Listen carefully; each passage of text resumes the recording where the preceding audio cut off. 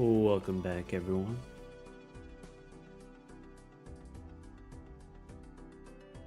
Welcome back, Super Crow. Welcome back, Pugman.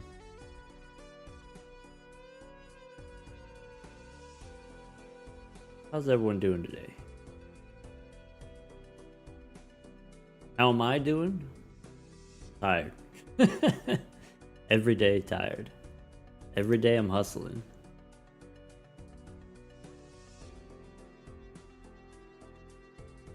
Gotta love those early streams. I mean, that's a thing. You know, different people tuning in from different parts of the world. So different times are gonna be better for different people. I guess you always have the option to watch it back later as a VOD, but you know, it's not the same. It's not the same as being live. I get it. Here's the thing. All right, if you want me to do more like mid-afternoon or like early day streams or whatever, just harass other people. Just tell them like, hey, I want you to collab with the doc, and then that way, you know, I'll play on their time instead of on my time.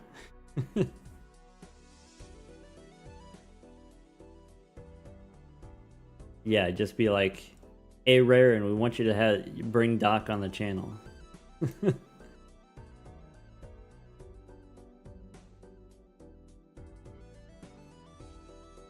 Alright.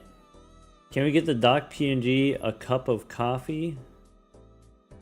We don't have that power. No.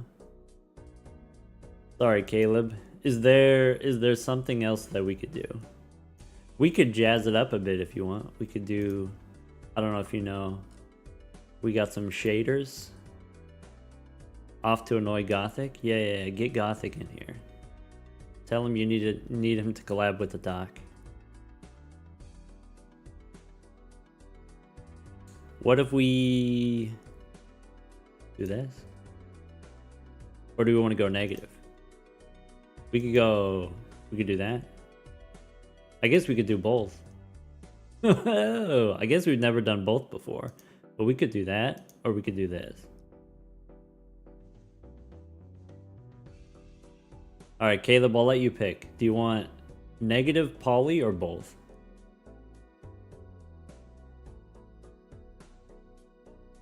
Negative poly. Okay. We'll do it like that then.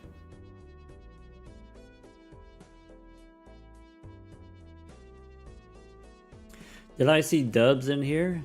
Welcome in, Dubs. Overdue for a Gothic collab? Exactly. That's how I got started. I got inspired by Gothic.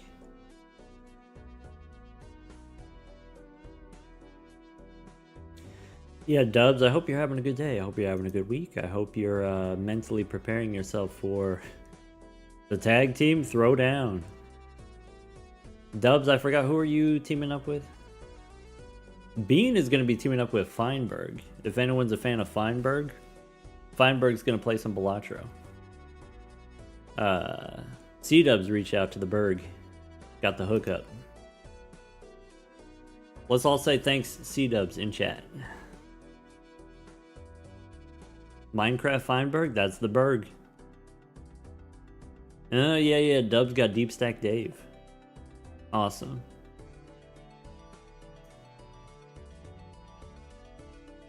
If you're a fan of the Berg, gotta shout out C-Dubs.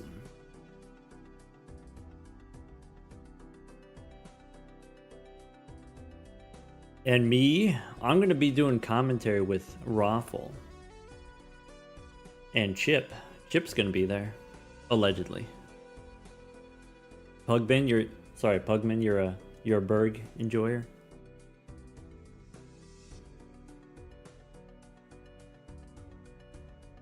Makes sense.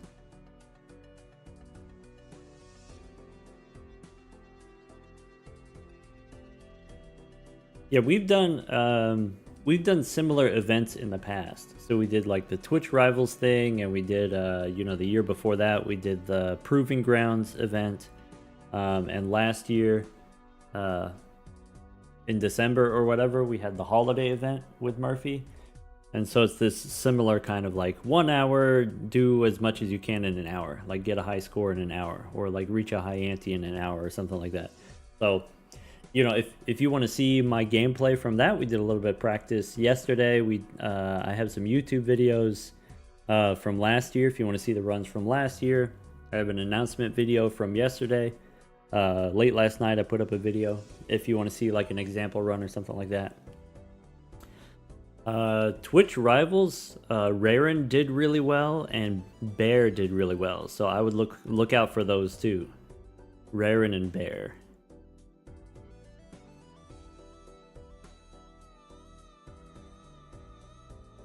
Is the doc doing more multiplayer stuff? We're gonna do multiplayer stuff today, but this is not gonna be like a recurring thing forever. All right. We got the green light from Bean. I'm gonna call him up.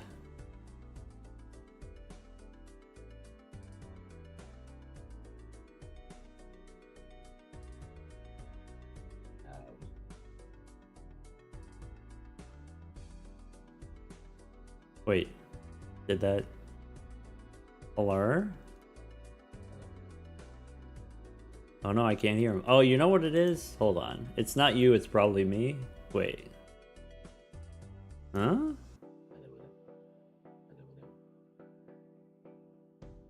It was me. Oh, okay. Sometimes I feel it's like once a week, my Discord will randomly use my mic as an output device. That happened to me yesterday, so. And today it was using my camera as an input device, so that's cool. Oh. We're getting creative with the ways we can mess it up. But how we doing? You ready for some good old-fashioned gold stake? Good old-fashioned, he says. Well, here's what I was thinking. You know me, I've got a little bit of experience on Gold Stake. I've played it a little bit, and I largely regard you as the best multiplayer player. Shout out Vagabond. Wow. And so I was thinking we could team up. And I feel like if you combine Gold Stake with multiplayer, there's a lot of meat on that bone as far as like new stuff that we can investigate and discover and theory craft about. Yeah, I'm happy to take it slow, talk things over. We'll see. I'm curious to hear your thoughts in each shop and how you approach some things, because we see some small divergences in the way we play White Stake, but like Gold Stake, there's so many more options and there's a lot more RNG in my opinion. So yeah, for sure. Yeah. I was saying this all season long, that like if you play on Gold Stake, anyone can lose to the blinds or whatever, and then that means anyone can win. Right.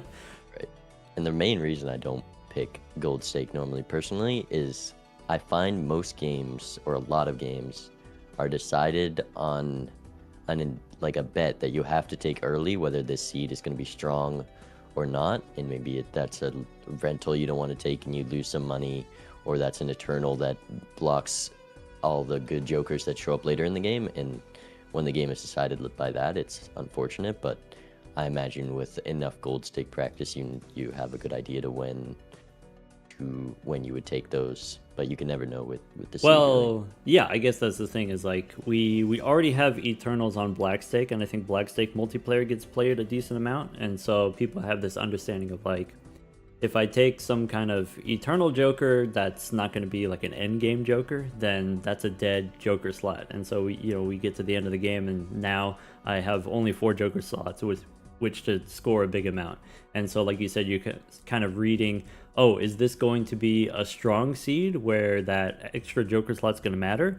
Or is it going to be a weak seed where I would rather have that Eternal, let's say, Golden Joker or something like that? And, that's the way that I win before we get to the end game or something like that.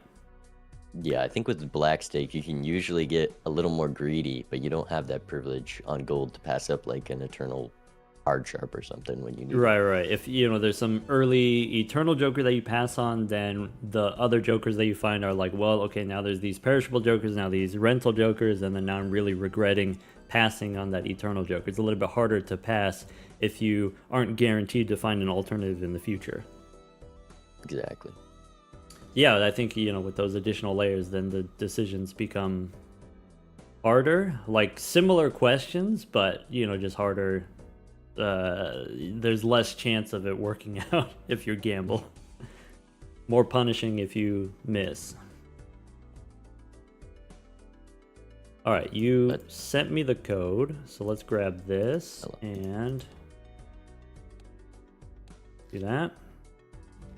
All right, and you said you want to like do open mic, talk through the shops and everything. Do you want to do first game we just play a normal MLB style 1v1 and then we talk about it after, and then maybe the next game we talk things through, or you want to start off with the more open mic? I guess I would say think up so? to you, but you just asked me, so maybe you mean it's up to me. Yeah, why don't we do no comms on the first one, maybe? And then we'll talk about it. We can talk during PvP rounds, maybe, if Right. we can remember what the decisions were. Okay, that works for me. And then, maybe for the second game, we can be a little bit more communicative, let's say. Sounds good.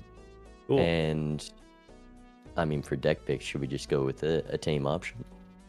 Yeah, let's just go down the line. Baseline. So start on, red deck gold stake, and then work our way towards, I guess, green and black before we get to ghost deck. Fun. Okay. All right, then I suppose I'm ready to go. All right. I'll talk to you in a minute. Yeah, talk to you in a bit. Good luck. Or maybe I'll talk to you now. What do you think about Well, this rare tag? okay, so on white stake, for sure you take it. Well, maybe not 100%, but probably you take it on white stake. I probably take it 90% of the time on white stake, yeah. Okay, well, on black stake, in that case, I with- would ask you, if you don't take it all the time, when is the situation you don't take it on white stake? Like, does it matter what deck? Does it matter what the boss is? Does it, what other information are you looking for? it's take my it. opponent, really. If they don't take it and they're like a low-rated player, I won't take it because I know if I'm playing the same circumstances as them, I can win most of those matches. So I try to just copy their decisions, and maybe there's something like a really good spectral pack or something in the first shop that I could miss, and it puts me in the same position. But otherwise, Okay. I want that So chance what- for rare. What you're saying is you only take it if you feel you are at a disadvantage and you need to gamble to close that gap, is what you're saying. Because you're like, oh, if we're even or if I'm better, then I don't take it, right? Because I can just win through Well, some other means. even if just yeah, I think the chance to just have an easy match is usually worth it, but on gold stake when that can be very costly, I'm not too sure about a anti-1 rare skip. Okay. I guess, like, you made it sound like maybe most of the time you don't take it on white stake. I mean, with it, if it's in the big blind, 100% I don't. Small blind with no payout, and if it's just not a rental or eternal, it could be just worth it. It's $4. You are missing a shop though. Yeah, I guess you could think about, okay, if you get a rare joker, there's other ways to get rare jokers. And so you could think about, okay, well, how many shop rerolls does it take to find a rare joker? Like, how much money does it take to find a rare joker? But you mentioned, like, okay, well, if I skip, not only am I missing out on that opportunity to find jokers, but I'm also missing out on potentially booster packs like spectral packs. You get a spectral pack every 5 shops on average. You're missing out on a standard pack potentially if that's something that you want to open early, or maybe that's something that you wouldn't open early anyway. You're missing out on potentially if there's a voucher like overstock. Maybe I need 2 rounds worth of money in order to buy the overstock. Like those types of considerations. And if it's just me and you 1v1ing in the finals or on gold stake, there's this rare skip, I'm copying your move, and that's not for the same reasons I would on white stake where I think I have that advantage. It's more so it's a much higher risk to take this rare tag, and it's not just gonna at least give me something usable. There's a chance of a rental or perishable or something that I don't want at all. Okay, okay. So you're I saying would like just copy whatever you did. if you skip, there's like a chance that you're throwing. There's like a chance that you're behind. And if your opponent skips, then you also skip to just maintain parity. So like reduce the risk of Even though if he skips and you don't, he has the same risk of throwing that you would have if you skipped and he doesn't. But then you want to maintain that parity anyway, and sort of like, regardless of whatever the chance of either instantly winning or instantly losing or whatever, you want to close that variance and then win through some other variance. Right. I think just there's too high of a downside to instantly take this. So Yeah. And then like, okay, well, in Gold Stake in general, if we were playing single player, then you just wouldn't do it because there's just too much risk associated with it. Not just what Joker you get, but additional modifiers, like you said, perishable and rental and stuff like that. So I guess I'm not gonna do it. And then yeah, I think that was the same way. if you did it, I still wouldn't do it. Because I think like if you did it, there's maybe less than 1% that it's profitable for you. And so I wouldn't do it. Like I think if you skip and I don't, I'm ahead of you 99% of the time. Is why I wouldn't take it ever. On Gold Stake specifically. I think a shop is not that valuable that I'd take that risk of not taking it, but I'm just gonna go in the small blind and we'll see. I am curious what this rare tag is. I'd like to just see a stickerless blueprint and tell you you made the bad choice, but I guess we'll never know. Just not the play I'm gonna make. All right, see you soon. Then I will see you in a bit. Oh, I guess we got the awkward thing where, you know, now that the mic's muted, then the character's not going to animate. Oh, well.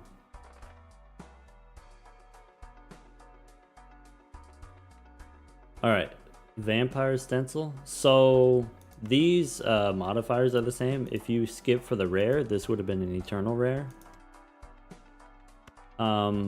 Probably here I look inside the Buffoon pack. Rather than taking Vampire. Can't afford the stencil. These are not great hits. Maybe Walkie Talkie is useful, but it's a rental. So I think I'm going to take the Hiker. I think we can survive without the Walkie Talkie, and then, you know, potentially we get some value from the Hiker. And I think here it just makes sense to go for some kind of flush. Maybe an option is I can keep the ace. If I play this flush, it's a little bit weaker, but I get to hold the ace for something else. I don't think going for the straight is usually a good idea, but we do have maybe an extra discard on the red deck. So maybe the straight is not that bad. Maybe you throw away the diamonds and we can keep spades, we can keep clubs. And so we have a couple different outs. Alright, so probably we want to do hearts maybe. So I want to play these. This boss says spades are debuffed, so we will discard to try to get maybe I'll play diamonds since we previously played diamonds, and that way we stack the chips on the same suit. Maybe.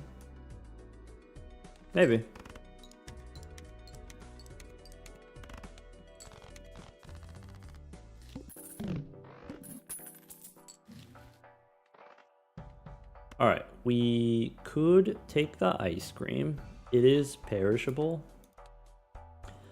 On Gold Stake, I would say it's a great pickup for sort of survivability purposes.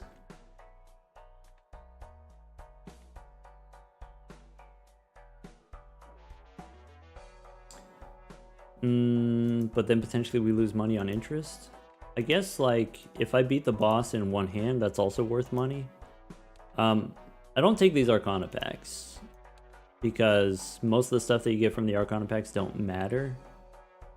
So I think I'd take the ice cream. I could sell the Hiker and then get interest. Maybe the interest from the Hiker is more important than the extra chips. That's probably true. Maybe we should have sold the Hiker already by now. Rather now what I'm looking to do I guess I could play clubs as a flush.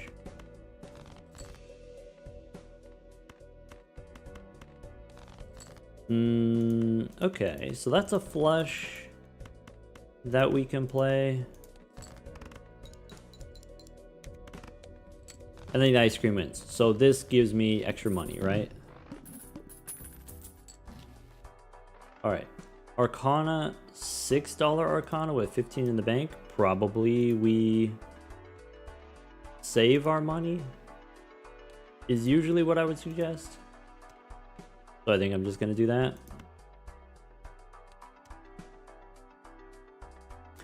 We take a Hungman for $3. Usually that's something that we want, but maybe on Gold Stake it matters not as much as having the money. So I'm just gonna go next.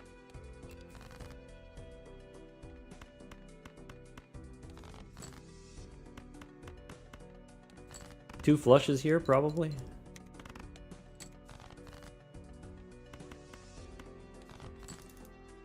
And diamonds.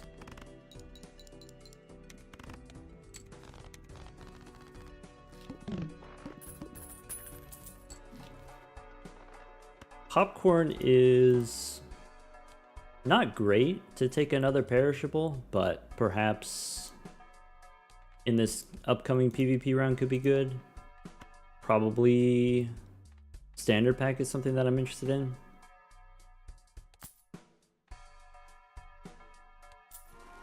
I value standard packs more highly in multiplayer than I would in single player.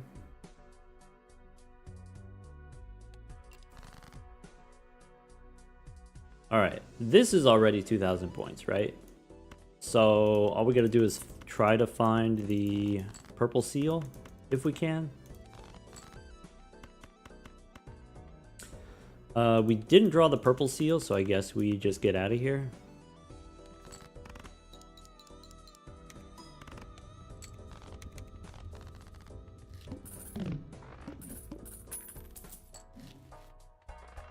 And then there's another standard pack. So we could take the reroll surplus. Probably we don't take it. Probably interest is just better. I don't think we will be rerolling very much. I can get a gold ace is good for us. Also happens to be a purple seal. Empress could be useful in PvP, but maybe doesn't matter so much if we already have popcorn. So I think I'm just going to save the money here. Go next.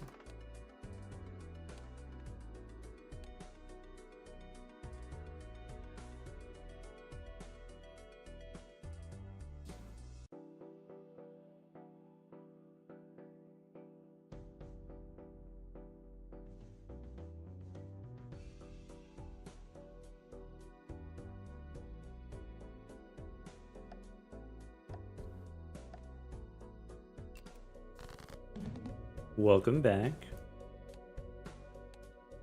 Those antes weren't the smoothest situation for me. Based on the jokers that show up, assuming I didn't reroll, so based on the jokers that show up, I could see that. I was jokerless for quite a while. Yeah, I guess I took the ice cream. So if you don't take the ice cream, what are you doing instead? Maybe nothing, and then maybe that's why you you lose a life. I took a full house level and assumed I could get out of the small blind, and that was not the case. Yeah, I guess like with the early full house level, it costs money to do that, and so usually I'm against doing that. And so maybe if I take the ice cream, it allows me to one-shot the boss, and then I can win in fewer hands. That generates money for me, and then I don't have to like play the full house level, the full house, which even if you get it, doesn't even win necessarily. How much money are you at right now? I'm on 14, but I have the ice cream and the popcorn. I see. Opening both standard packs. If you open both you standard also packs. open both. So like pretty close. I'm down $1, but I'm up a joker, which I can sell for $2. Yeah, I think that's definitely the better situation to be in. Maybe taking that safety. I honestly I was a bit greedy. I had all all the money and assume there'd be something, but that's maybe not a bet you can normally make. Yeah, right. So usually what you do with your money is you re-roll for jokers, and then, you know, if you're playing on gold stake, the jokers are just bad, and so if you're re-rolling, then you're getting nothing from re-rolling. Obviously you didn't re-roll here, but, you know, if you're spending money on, let's say, celestial packs, maybe that matters not a whole lot. Because I have the ice cream and the popcorn, I could do this, and then that's a pair for 2,000.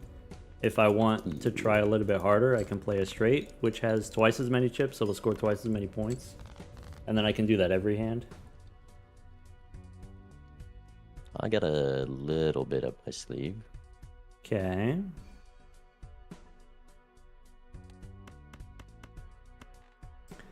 Okay, so...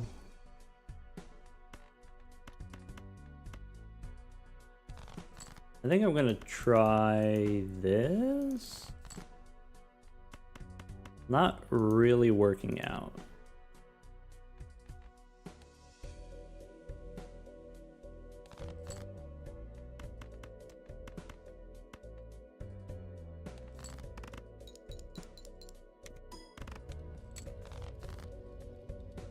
All right, so you do have 2 hands to beat that.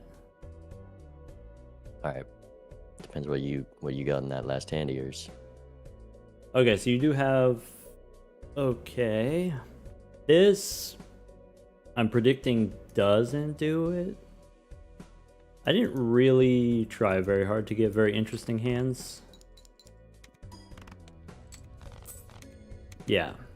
I So just that was got like a pair, world card and then from 2 that. pair is like not very strong. So with the full house level plus the popcorn, that makes sense. If you're able to get multiple was- full houses.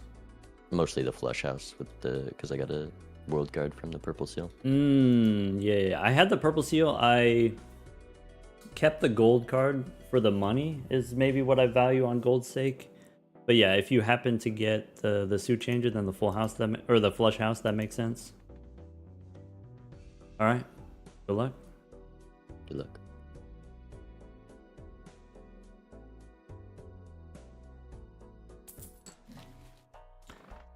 All right. We probably take Crafty Joker. We can take the Arcana pack first. Mostly we're looking for money. So we go Hermit first or Emperor first. Maybe Hermit first.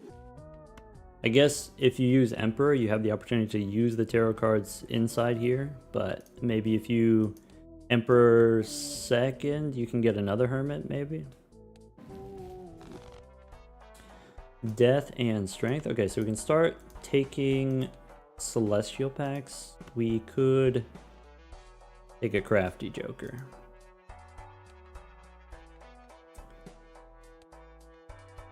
I mean, for sure we're taking Crafty Joker.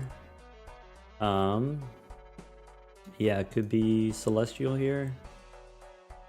Before re-rolling? Yeah.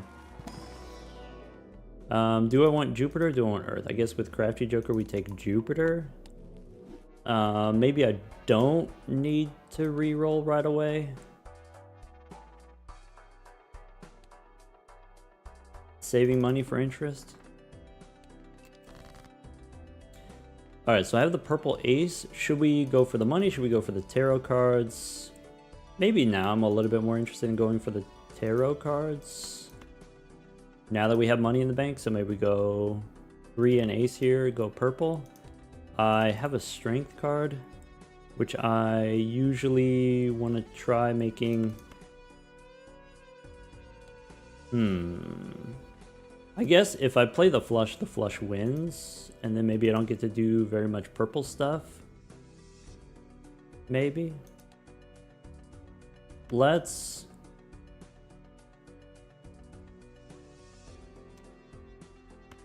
I guess the purple seals, I can discard them one at a time. So maybe purple 1, try to get another death card. We get devil instead. I can strengthen the 2 jacks. And then probably I want to use a devil on a jack. Yeah, the moon. All right, so Could make clubs. Since we have the crafty joker, since we have the hearts, maybe we don't do clubs. But I think devil on the jack is fine. Maybe devil on diamonds is better. Maybe we go gold, jack of diamonds. Maybe something like that.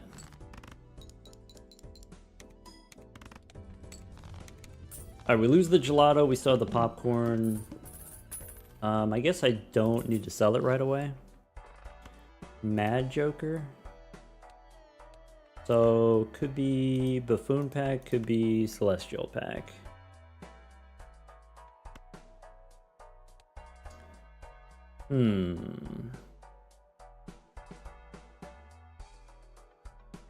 Buffoon Pack first.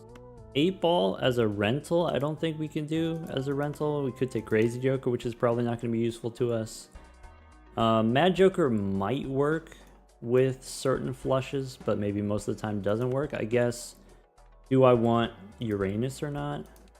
Maybe I have enough money where I'm okay doing that. And then take Mad Joker. Alright, and then here maybe full house is better long term, maybe 2 pair is better short term.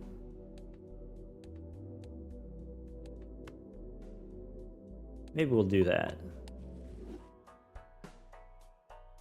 And then not reroll yet. Alright, so here it's probably 2 flushes if I had to guess. So let's go for spades first. So presumably this doesn't win. The next flush also probably doesn't win. We can play probably diamonds from here instead of hearts. Get a fool. Okay. I do have more purple in the deck, so I could play a pair here.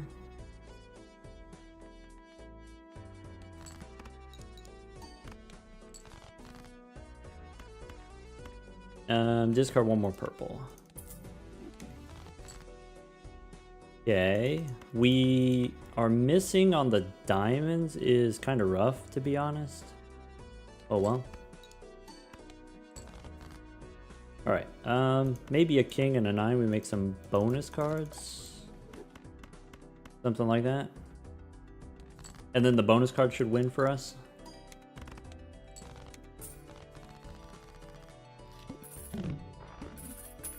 Alright, popcorn's done. We can sell it, so I don't forget later to sell it. Probably we're supposed to take Dusk as like a multiplayer situation. Maybe we go Celestial Pack here. Maybe these two take me down to 29. Maybe I reroll first. Do I want this splash? Probably not. Todd could be good with Mad Joker. Maybe I take Todd. Todd could be good with Dusk, actually. Maybe we want to do that.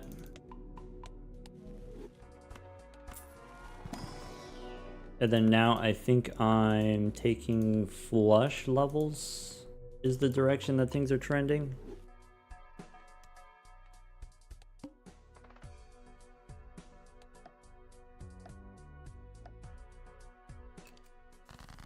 Welcome back. Well, hello. How many rentals do you have at the moment? Was that? How many rentals do you have at the moment? None rentals. I saw a rental 8 ball. I saw 2 rental 8 balls, and I passed both. I also passed the 8 ball. Let me get that guy. Let's do this. Yeah, I guess I do want to do that.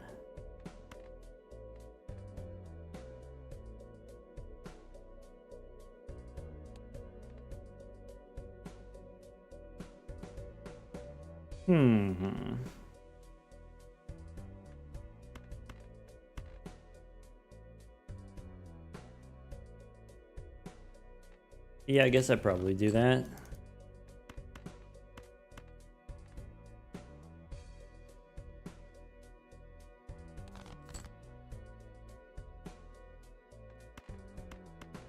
Okay. I guess my move depends on what your move is. I guess it does. I'm trying to figure that out. I have a safe route and a less safe route. Let's take the safe route. Or could do that.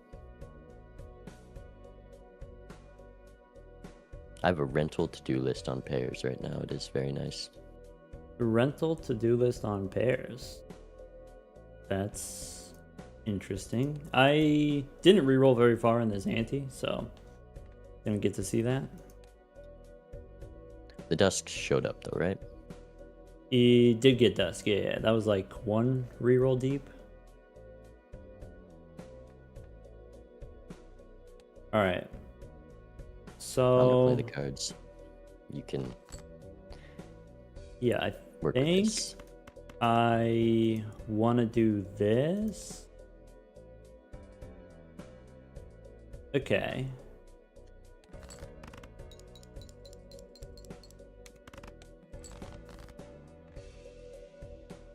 Yeah, I'm guessing. Let's see here.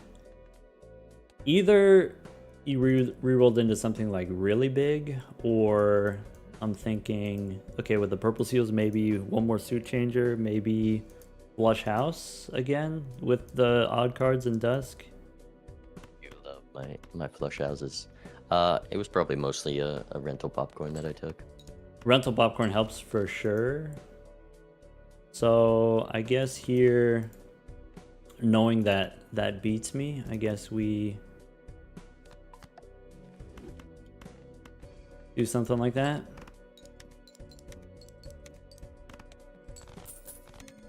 Give you plenty of time to sell the rentals if you want. I did sell them. I was considering keeping the to-do list though. Okay, yeah.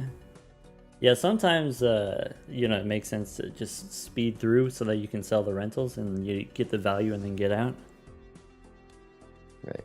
I think All selling right, it so was you're the up play. on lives as far as like PvP rounds. That's like, okay, you can score one very big hand for one round. And I guess the question is like, how are you feeling as far as the small and big blinds? Like, how's your stability long term? I'm probably gonna have to play them like a PvP blind if I want to get out. Okay, Is the so spot. you have a good hand in your deck that you can draw. I guess the question is like, how are you feeling as far as being able to draw it? I got a solid chance. I don't think I actually need the flush house. I think with Odd Todd. I have Yeah, enough, Todd and maybe Dust not. definitely pulls a lot of weight. All right, good luck. Good luck.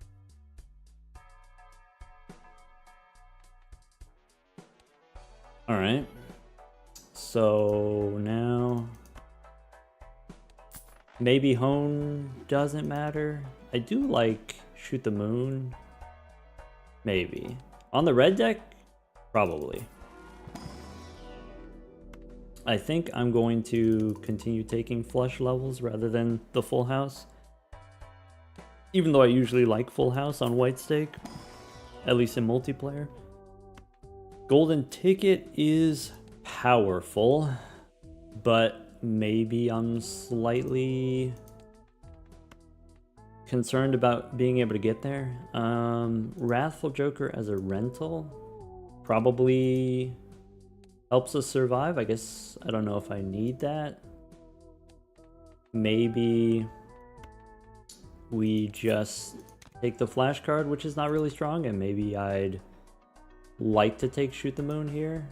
Shoot the Moon is tough to do with flushes. It seems like we're kind of bound to flushes. We don't really have... Todd is not the best Chips Joker. I do want faces. Could take faces instead of Mad Joker. What I like about Mad Joker is it gives us mults. And maybe if we play the flushes without Mad Joker, then that's kind of bad. There we scored 10,000 with the 2 flushes. Just 2 flushes. Is it too greedy to take Faceless? Maybe I'm supposed to get rid of Crafty? One benefit of taking Faceless, we can afford to reroll here, and then we can get a misprint instead of Flashcard. We could take Half Joker, but it's another perishable. I guess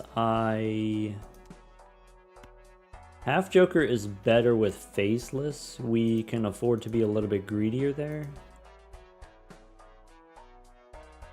Maybe. Maybe I actually drop Crafty Joker here and not play flushes at all. That's an option. And then just do pairs of odd cards. Is that going to be enough? Maybe not. All right.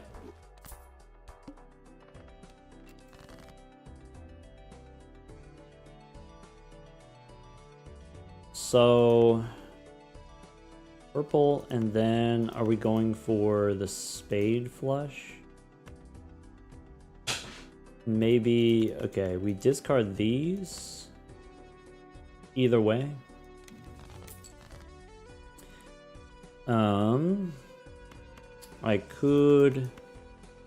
I don't think I care as much about Faceless Joker as much as I care about just surviving here. Maybe holding this Fool is greedy, but I'm gonna keep holding it. Maybe Mars is something useful long term. Strength could be good. All right, we should play our first flush. Next flush we can win. We could discard for Faceless Joker.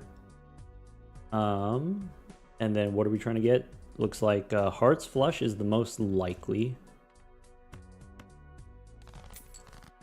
Probably I want to use the Fool on my 9s and maybe a 10. Here we're going for the Hearts flush.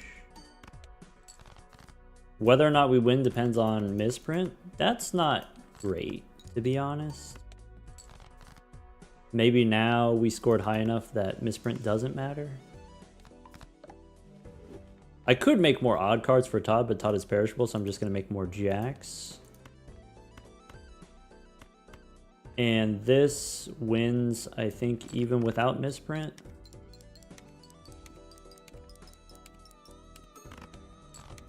There we go.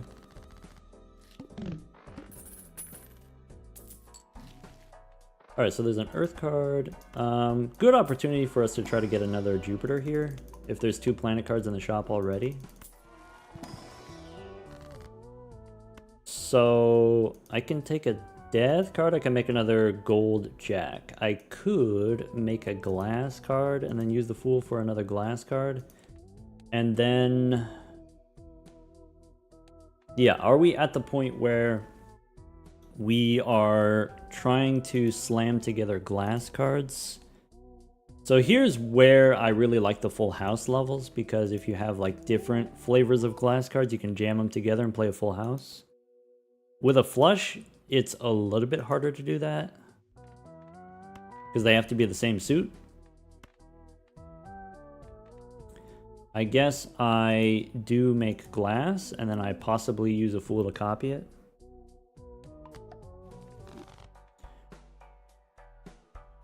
Alright, I don't feel super confident in the money to where I think we just go next.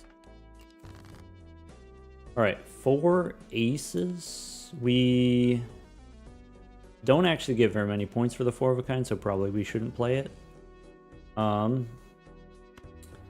can use the Fool for Justice, but I don't have a Jack to put it on. I guess you could put it on an ace.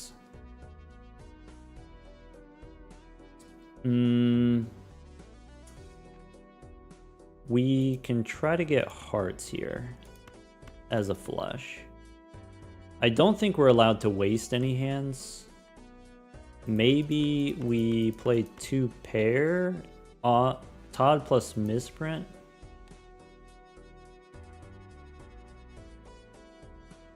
I guess it depends on the misprint.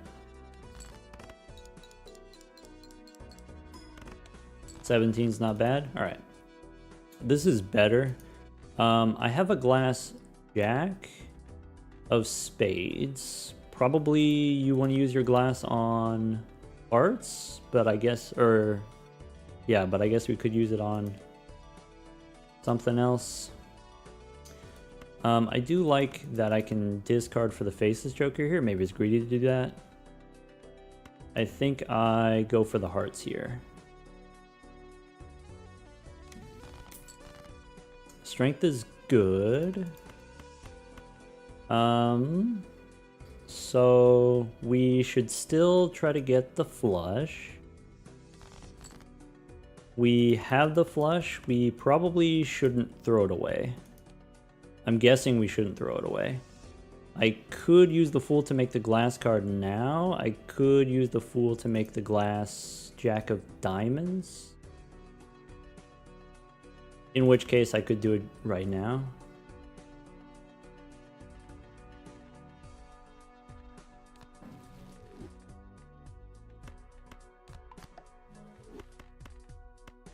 Something like that.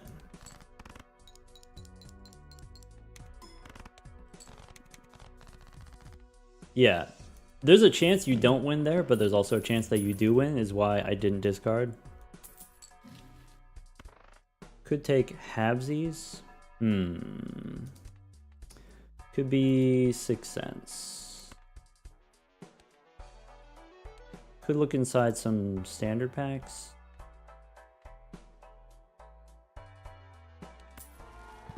I'm kind of attached to flushes, but my glass cards are on different suits is not good for me. Lucky 6 I probably don't want. All right, do we want 6 cents? Because we could drop Crafty Joker, we could even drop Faceless Joker, and then gamble on 6 cents.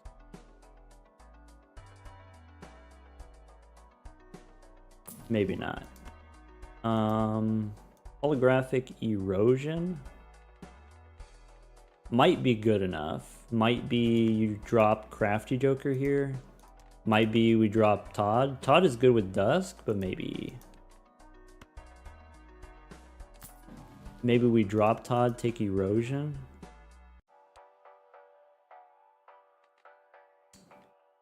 I would like to avoid it if possible. Maybe it's unavoidable.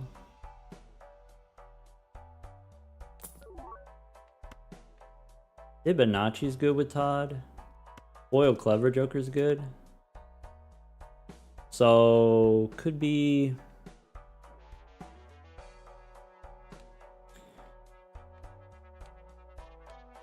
Could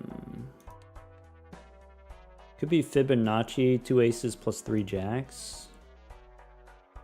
You drop Crafty Joker. I think I gotta do that. Alright.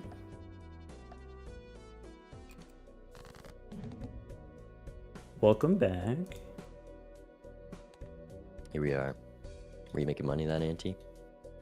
I was not really. I guess we had Faceless Joker, but that was it. I took Troubadour with the Faceless, and it worked out. Oh, for sure. Yeah. I guess I didn't really miss with the Faceless Joker. Like, I got to do it. So you found this blue guy, right? I did not get a blue Joker, no. Oh. That's a tough spot to be. Yeah, that's rough, buddy. All right, pack it up.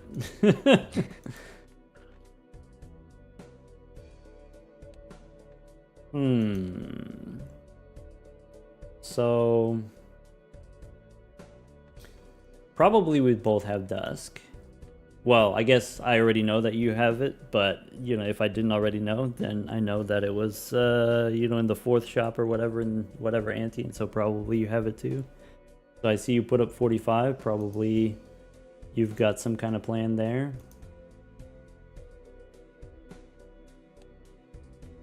Which makes me wonder, like, what is the best hand that I can put up here?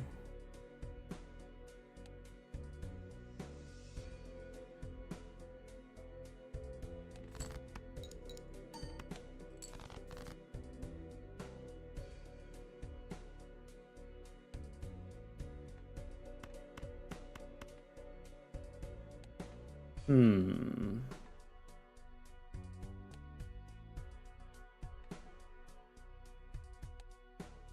Got my cards. I will say it's not the best hand. Definitely could be beatable even down blueprint.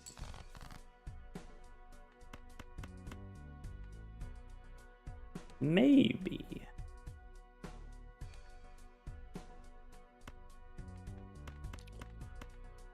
Well, I gotta play it, so we'll see.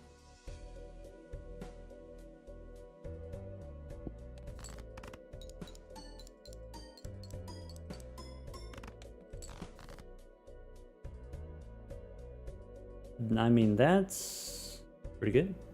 So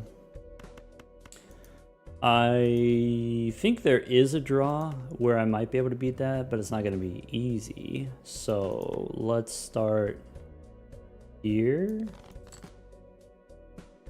And maybe we can do a little of this, and maybe...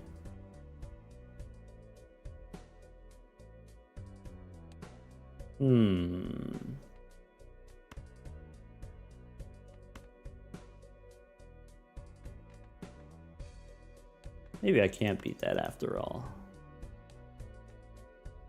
It's with a lucky proc as well, if it matters. Yeah. So I could do that. Cost me $5 to do that. I don't know if that was worth it. Could do...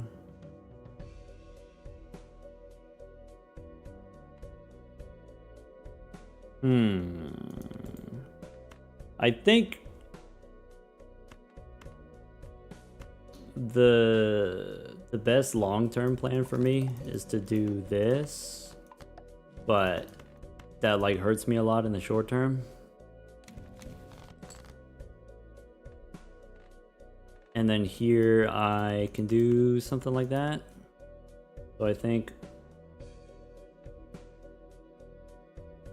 Knowing you're down a blueprint right now, do you really want to get this life just to prolong your time to maybe find something that could beat that out? Or you think you should try to get the max value from this round and hope there's something in the next ante? Yeah, so I'm thinking about... I mean, I've already played my cards and like set up my hand or whatever, so like this is probably where we're gonna be for now. Maybe I do that and then I do one of these.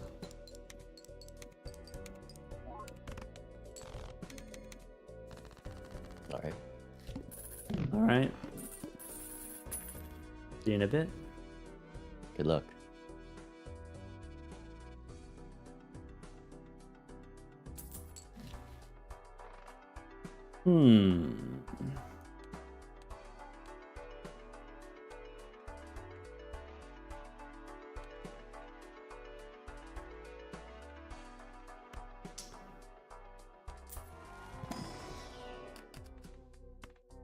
Red Seal 5. That's not great. Alright, so we could take a Celestial pack. We could take an extra hand. Extra hand is like an extra discard. Celestial pack doesn't really help us that much. I think the plan now is to play Fibonacci plus Todd. Maybe. So could be we play a full house, which is not leveled up as much as the flush, but we do have Todd here, which is maybe useful.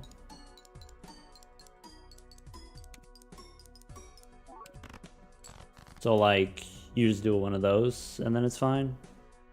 So maybe now something that I'm thinking about is maybe getting the lucky value here, maybe finding more gold or more purple seals, more face cards.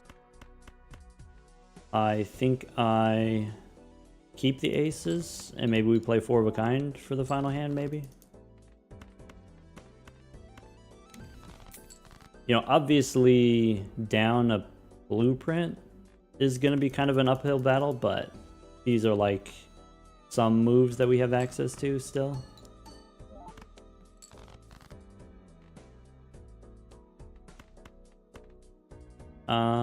Okay, so I could discard the ace, and then a pair of aces probably wins.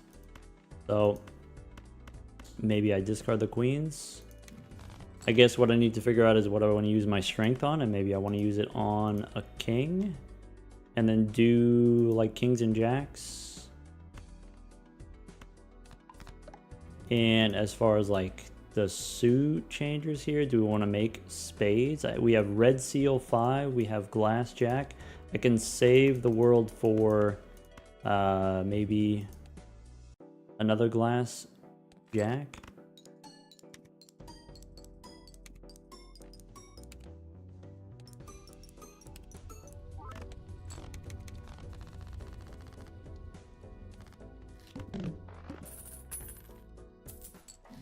Maybe you're supposed to sell Todd and then try to get another one. Vagabond, that's going to be sort of unbeatable probably, in the sense that if he's got a blueprint, then that's it.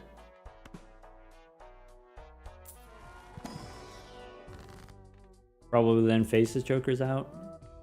Alright, so like you could go Hermie here for 20 bucks. We could start making glass aces.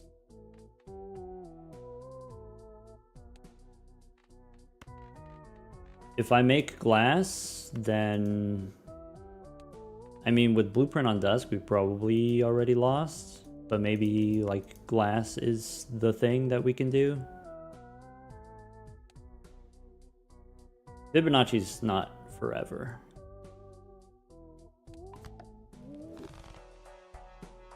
All right. We lost Todd, so we actually, our full house is very weak, is something to keep in mind. Mime maybe matters with all the gold cards.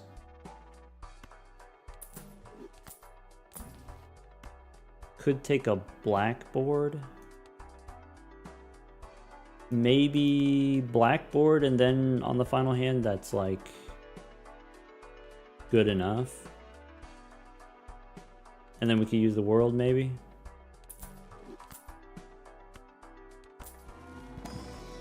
Obviously, it's not strong. I guess the question is it good enough? Maybe 4 of a kind levels?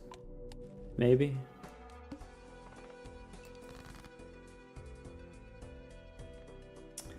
So, I think we don't need the jacks. Maybe that's wrong, but I think we don't need the jacks. I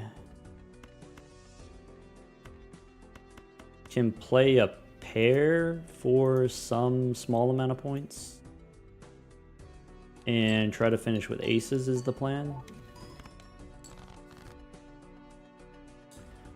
Okay, we don't have faces joker anymore, so I should have just discarded these. Purple seal we don't care about, or maybe we do. So I could try to use the world to turn my jacks into spades, or maybe we just care about aces into spades. I want to discard so that I can use this magician on some aces. This full house scores nothing. Cool for a magician.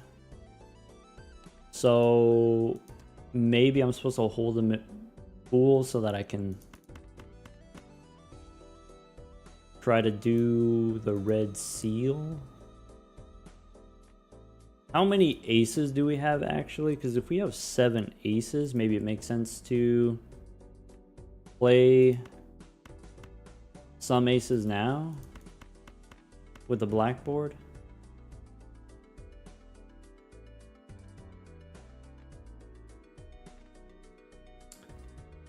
Yeah, I guess I'm gonna use the world here. So maybe we could unlock the flush house.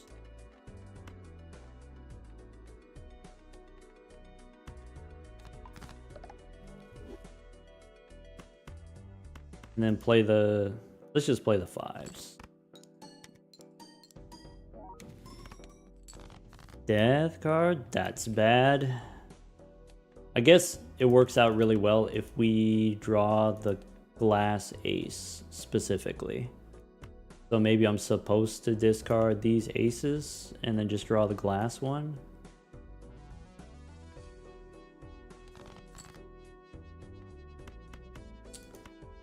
I kind of need the jack for the money.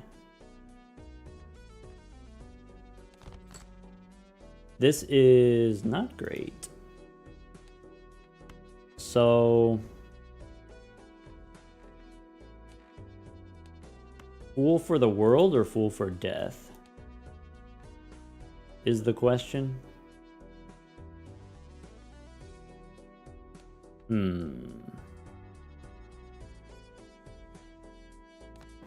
I guess we go world here. And then play a flush 5 with aces. That should clear. So... But then we have this king, and so we're forced to play 4 of a kind, throwing away the king. And then with blackboard, that should work.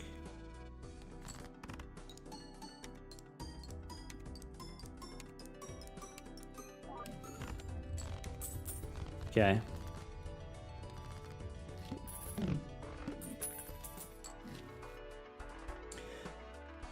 All right. PvP ready, I guess. Let's open a Celestial pack.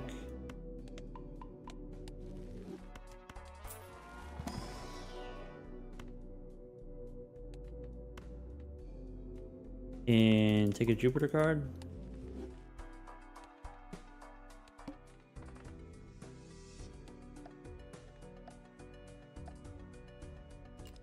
Welcome back.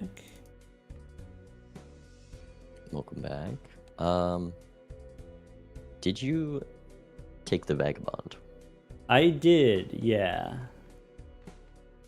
Okay. I guess for me, I kind of have to.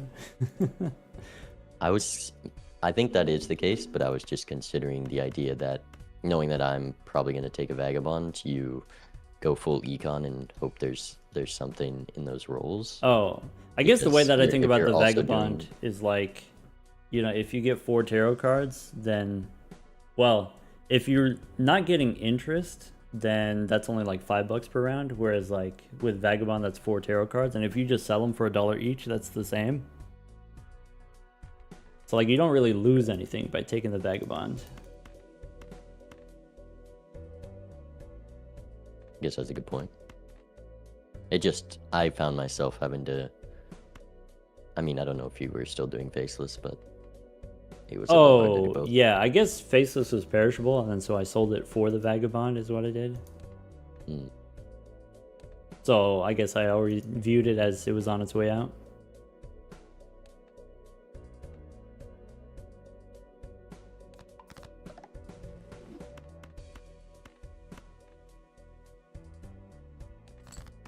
Yeah, I guess knowing that I'm down a blueprint, the one chance that I have is like turning the red seals into glass, which I haven't done yet. And then maybe if you have blueprint, then maybe you get enough tarot cards that you have already done that. And then so it's kind of like a losing proposition either way. Yeah, you're in a tough spot here. Yeah, like I think with these Jokers that we've had in the seed or whatever, I don't think you're beating Blueprint ever. Blueprint both has a value generator and then also has a scoring joker, being able to copy Dusk.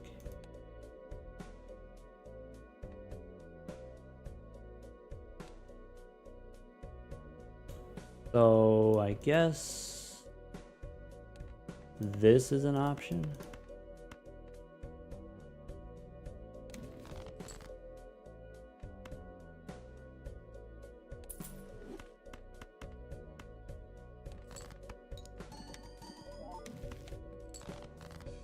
Okay.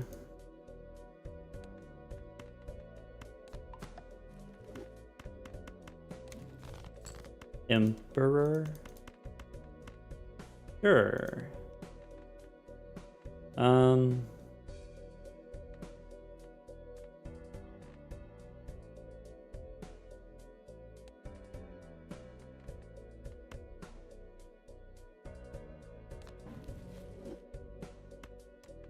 Oh. Or gave a lot of money, didn't it?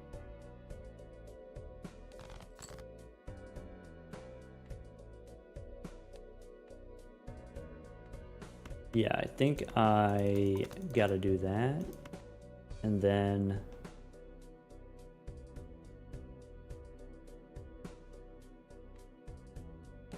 one of those.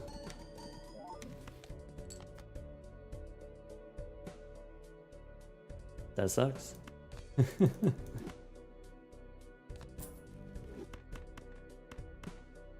Alright, so I guess this is the hand that I'm able to play. You got your hand? It's on its way. Alright. 2.3. Did you get a justice to that round? This round I didn't know. But I'm like, you know, if I'm not blueprinting Vagabond, then I'm like much further behind in the queue, right? Yeah, I had 3 red seal glass there, Yeah. which is...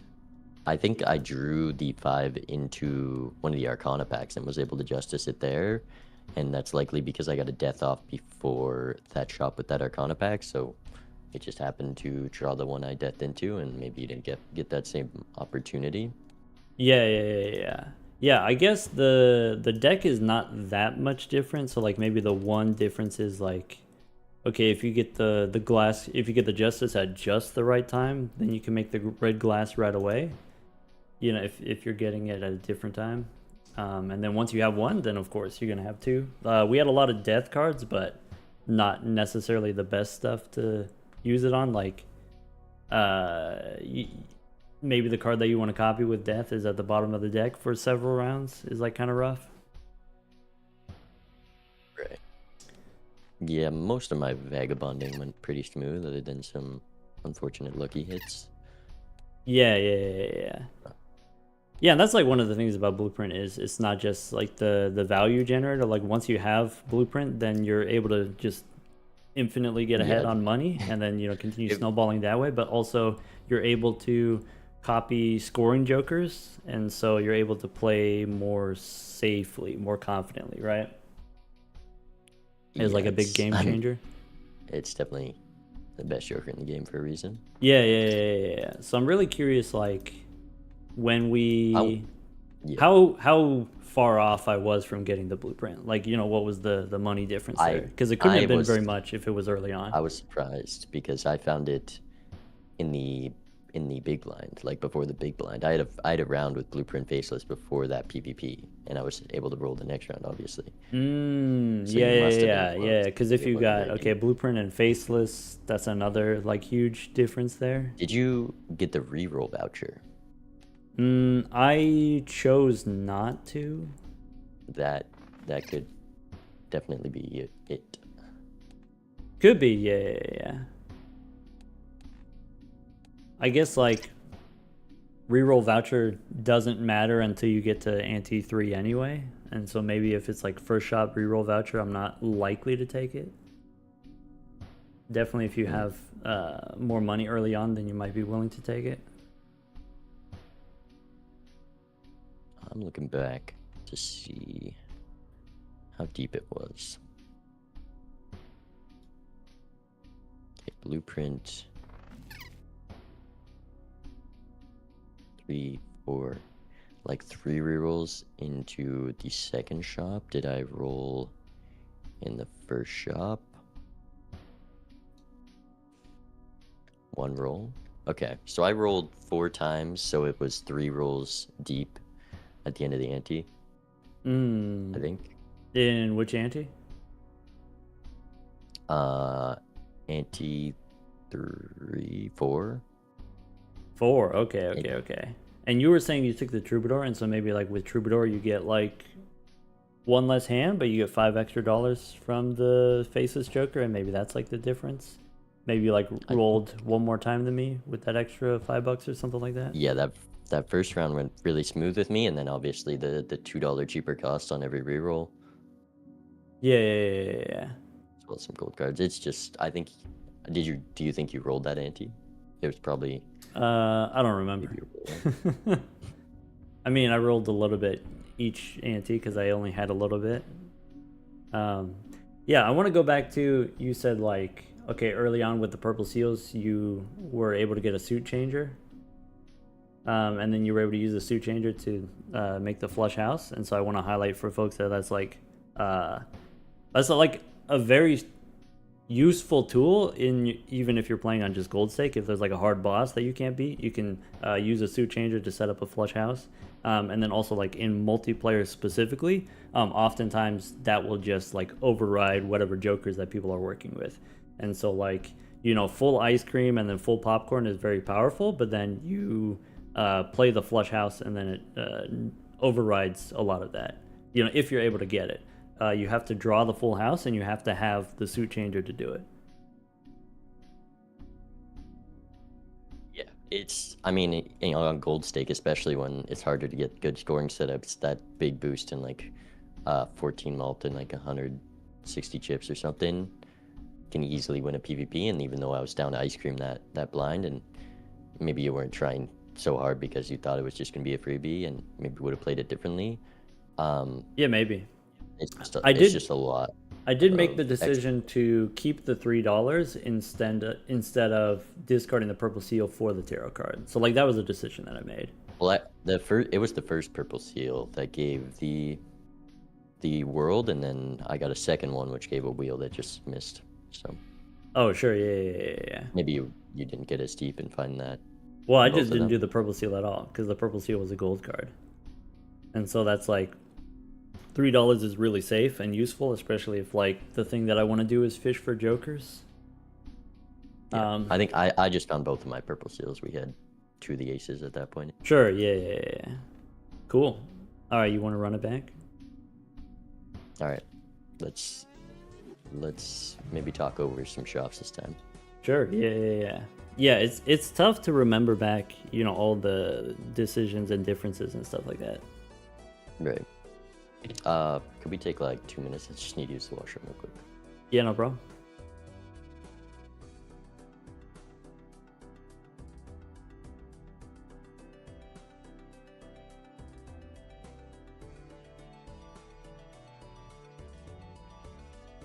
Yeah, I wonder. Definitely there was a difference. We talked about like taking early full house levels as like, that's the thing that I like to do in multiplayer because of how, you know, we saw how easy it is to get the full house with the glass jacks. Do the jacks and the aces if you get Fibonacci, or, you know, it could be jacks and fours if you get walkie-talkie or something like that. But here I decided to go for the flush levels, which are much weaker. But maybe on gold stake it's just easier to draw a flush.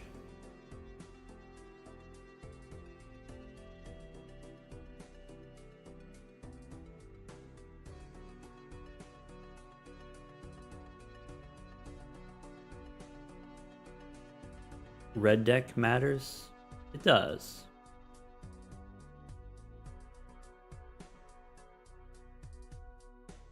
Yeah, I guess like on gold stake when you have access to limited resources, maybe I want to build around the jokers that I have rather than taking too many speculative picks. Like if I'm buying a lot of extra planet cards in the shop, then I'm not re-rolling as much.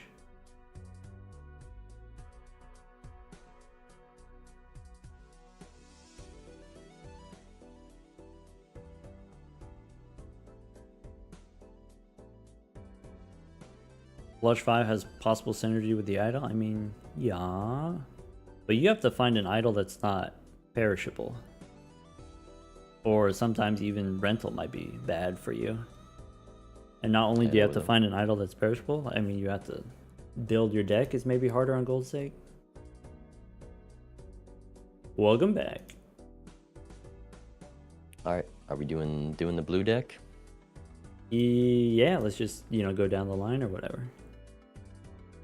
Maybe not blue deck, blue stake. It defaults to that, I think, from my. I don't know. I think I played one blue deck blue game, but let's run it. Cool.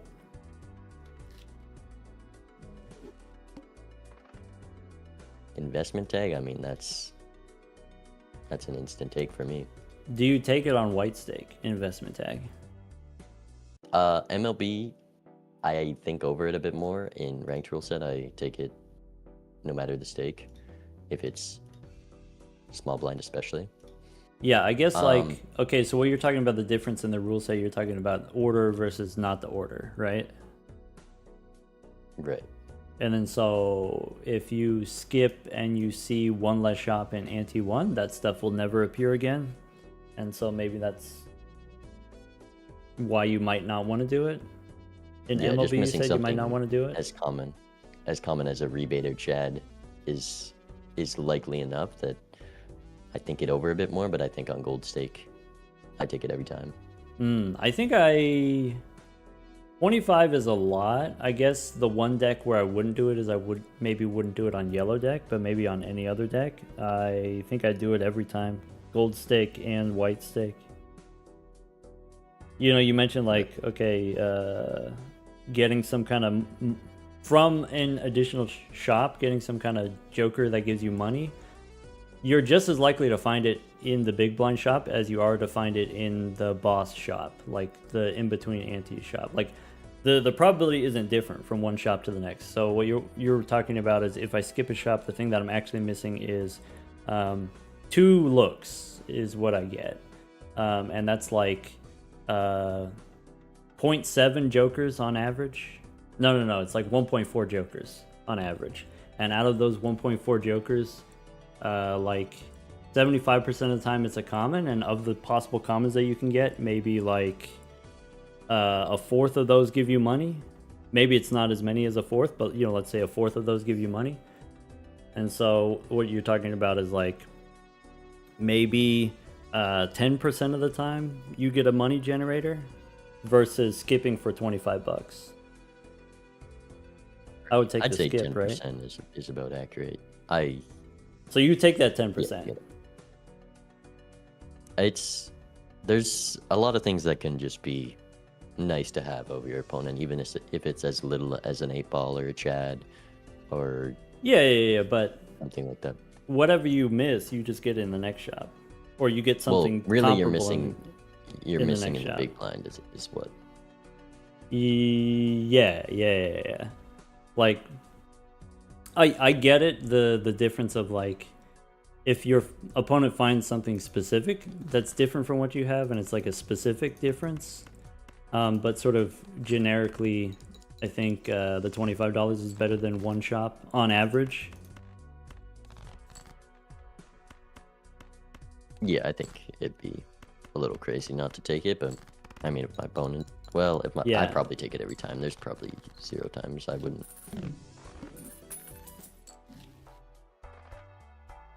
All right, I've made it to the first shop after skipping, of course. All right, I'm in there.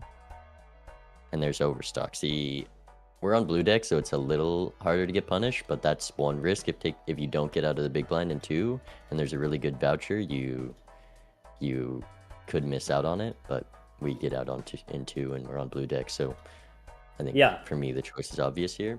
Yeah, so we talked about like jokers, right? You know, potentially value generating jokers, and you know, maybe there's only like 10% of that happening. You lose 10% of the time, but you win 90% of the time if you take the skip. But additional consideration, okay, what if there's 1/5 of the time there's a spectral pack, or how often do various vouchers show up? So like, what vouchers are you looking for to take an ante 1? And so for me, like the reroll voucher is maybe not something that I take an ante 1, or you know, maybe could be different on different stakes, but maybe overstock is something that you would take an ante 1. Like what vouchers would you be looking for? Overstock is an instant take. On MLB, Tarot Merchant's a tough one. I think with this shop with 2 buffoon packs, Overstock might be the only one I actually take. Because there is just 2 buffoon packs that I really want to look in. Okay, well there's always one buffoon pack, and then sometimes there's a second one.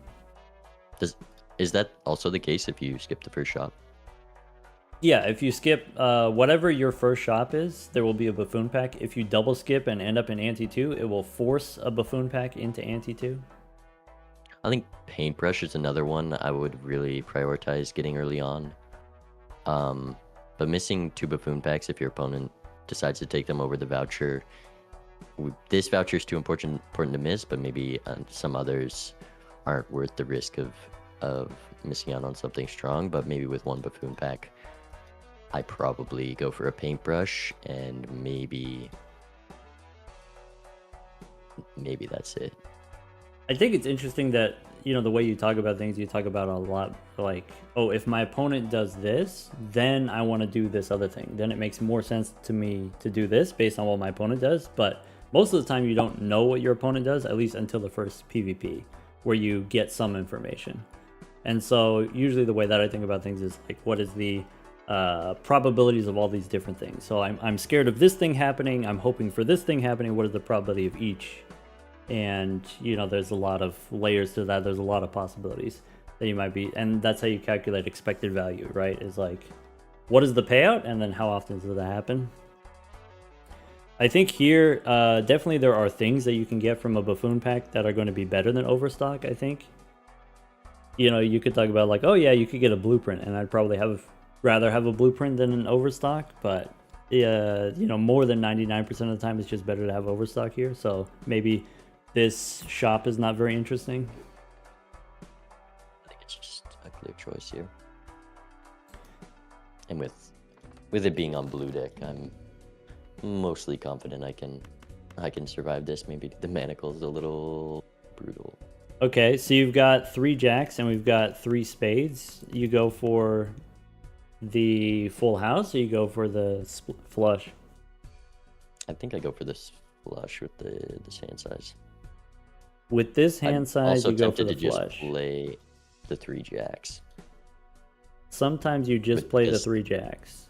With 5 hands, if you just get this hand off in a 5-card hand, your throwaways are likely going to be enough to get out. All right, let me make a case for playing 3 jacks. If it's in the big blind, maybe this is something that like you don't think about a lot on white stake, but if you go into the big blind with no jokers, then if I play 3 face cards for 180, then I'm less than 300 points away from getting the 450. And then so like if I have 3 jacks in the opening hand, it's probably best to just play it, since I have to play 2 hands anyway. You just play it, and then you can fill the gap. And then maybe against the boss it's a little bit less clear, because even if you do play the 180, you're still going to need like 2 5-card hands, and maybe throwing away the jacks keeps you from getting the 5-card hand. It keeps you from getting the full house, maybe. You said against this particular boss with the -1 hand size, you know, how does that factor in? Am I expecting to be able to get 2 5-card hands, or am I trying to play like 3 of a kind once, 2 pair once, and then 1 5-card hand? That combination also works.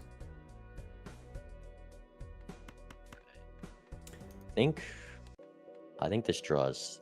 I'm gonna play the jacks and a 5 and a 3. Let's see how that goes. I played the 5 and the 2, keeping the spades. I kept the diamond. Seems like keeping the spades was the smarter play.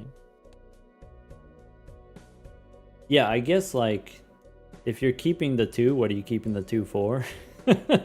Like, what are you hoping to draw? Hopefully go for a diamond flush next, because we haven't seen any other diamonds, but... Okay. I went for the spade flush and then got a full house anyway, or instead. It's not looking good for me. You know, just playing the odds, man.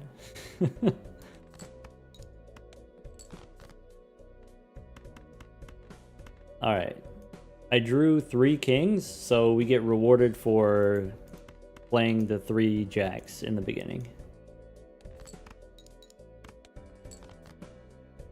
Oh, whoops. I miscounted. That 1 card difference is making a big difference at the moment. I'm in a tough spot. I looked away for a second. I looked at chat.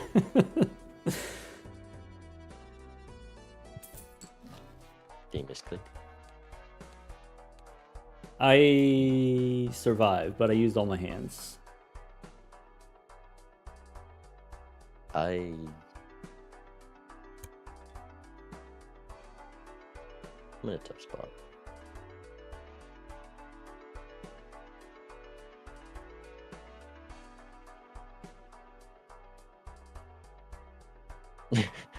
I guess, like, do Okay, you want me so to we're pull gonna up your see what stream? Do you this want me to look at what what's this going on? $4 influx.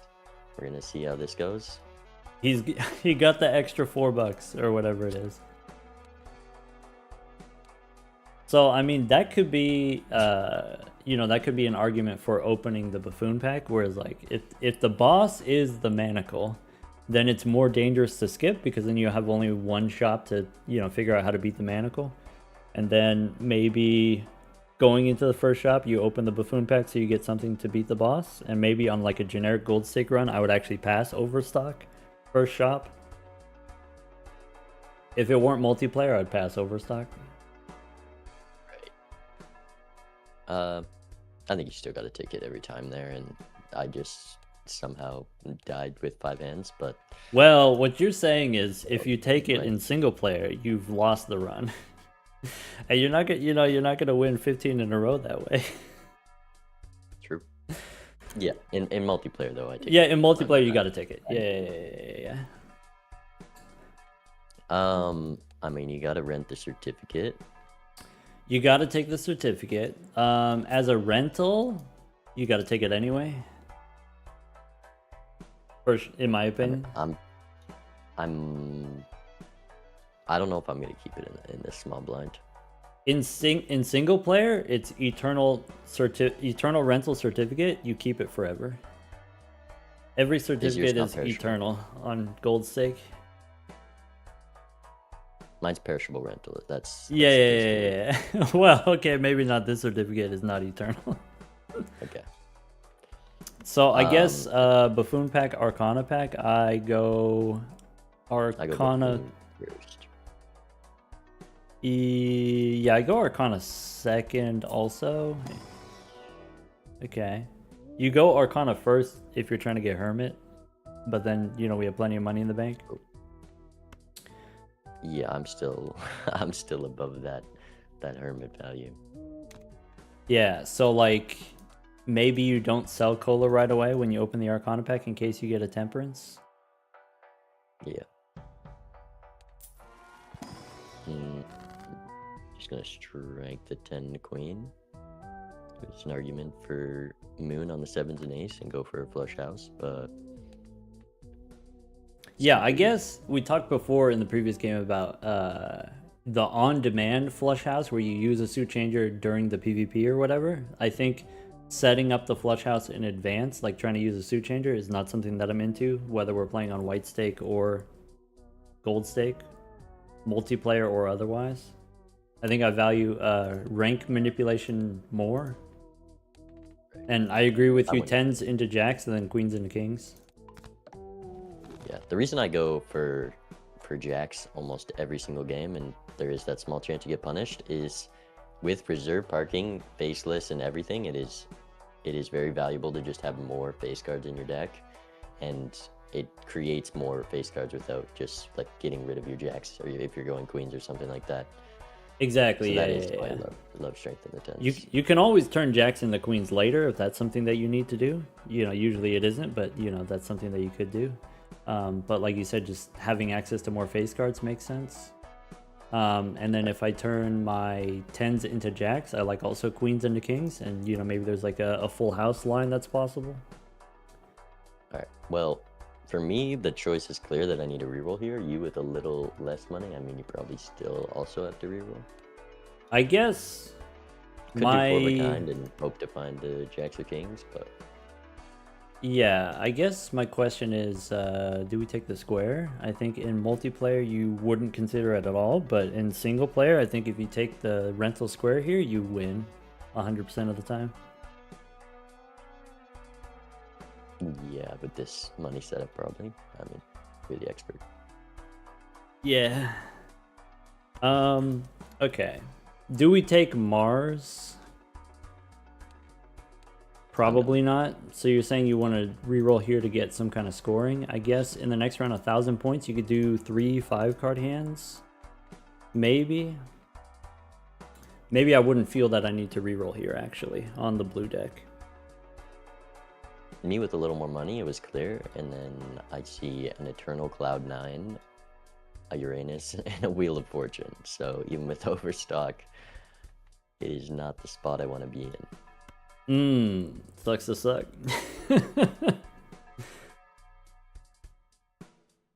$24 right now. Do I want to roll again? After that last round and already being down a life, I think I have to roll. Okay. So I have confidence I can hit 9,000 points with 3 5-card hands. That's like a big gamble. And you're thinking you roll instead. Yeah, but now I'm down to... I got a strength, so I could very easily draw the 4-of-a-kind jacks.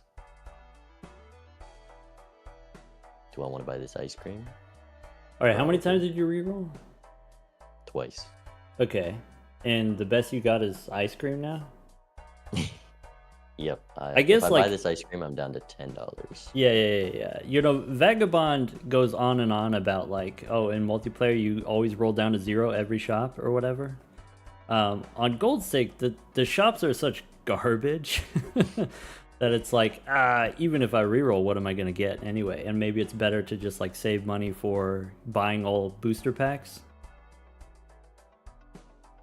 Yeah. I'm gonna go to the next round. Wish me luck. I'm gonna take this ice cream. I definitely would 100% take the ice cream. Yeah, I mean, double spectral skip a little tempting for me, not gonna lie. Right, because we do got the cola. I guess if you skip, then you have to figure out how do you score 1,500 points. I mean, I can get there with the strength and probably drawing a 5-of-a-kind, but I don't think it's worthwhile enough this early.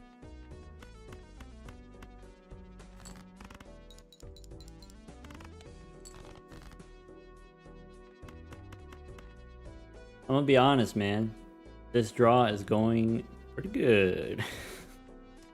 Yeah, the instant straight does help. I'm trying to make sure this straight doesn't win so I can use my strength. Oh. Alright, bust out the calculator. I think I'm good. Yeah, so that's like one argument for rolling is like, if I get a Joker and I can one-shot, that's plus $4, right? You potentially lose interest, but then, you know, you can one-shot. I guess I haven't sold my cola yet. I don't have to if I don't want to. Oh, I have the rental? I gotta sell it. Yeah, I kept the rental by accident, and I'm Nah, certificates forever, man. Right, I'm going. What was it? It was like game 3 we played in the finals. That's how you beat me, is with a certificate. True, you gotta shake it now. Yeah, and I think on Gold Stake the certificate's even more important, and you know, perhaps even less punishing on Gold Stake. So I got $31 going into the second shop. I'm gonna buy all of the booster packs. Yeah, that would be nice. Currently I have 7 jacks, and I'm almost definitely taking Hit the Road. Gonna hit that road. I think on Gold Stake single player, I'm taking the square. But in multiplayer, there was a square. Yeah, I'm looking at Hit the Road and then square in the Buffoon pack. I guess maybe for me, I should have opened the standard pack first, and that might influence my decision. But I think, you know, in multiplayer, I think I agree with the Hit the Road pick. Well, I don't know how many jacks you have, but with 5, I'm a little more hesitant. I look at the Drunkard, second most in that pack. Okay. But I think with all these jacks, you know, clear. Speaking of jacks in the standard pack, I might take another jack here. Could be a good jack. Yeah, I don't think I have the luxury of opening that standard pack. I guess on White Stake you do, right? You open it for sure. With $9 right now, probably with no econ generation, probably not. So you didn't take the Eternal Cloud9. I did not. I think I do. I think in single player I take it for sure.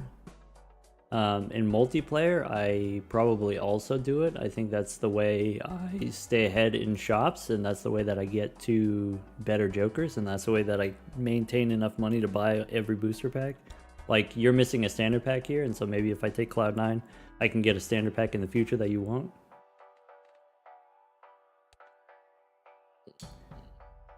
I guess Telescope is something that usually doesn't matter in multiplayer.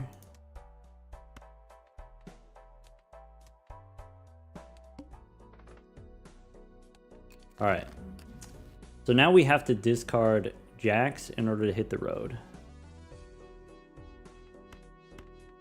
You also want to hit the road? I took it, yeah.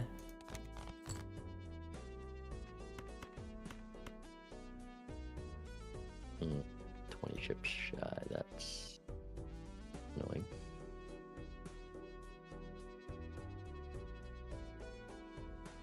I should have sold certificate. Should have sold certificate? It gave me a second gold seal, man. I mean, it is paying for itself, but It's literally paying for itself. What more do you want?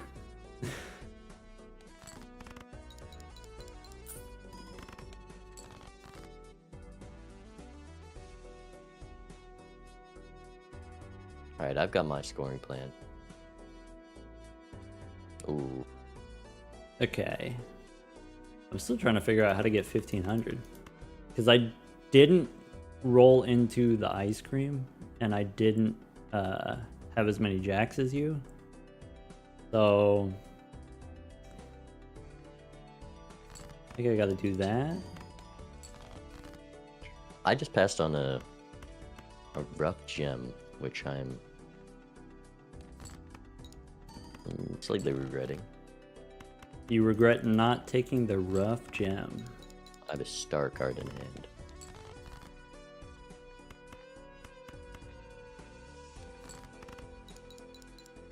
Maybe normally I wouldn't be, but I am low on econ at the moment. Oh, that's wild. I got 1486, so I did lose a life there. Ooh. From not rolling into some jokers, probably. I think with the money that I had, I probably should have rolled. Like, I think we were safe in the small blind, but maybe in the big blind I should have rolled for something. Right. Alright, but now I see... Okay, you're ready for PvP. I'm a shot behind you, so I do see the Fool for the strength, and then so that's how you have so many jacks. I do see the ice cream.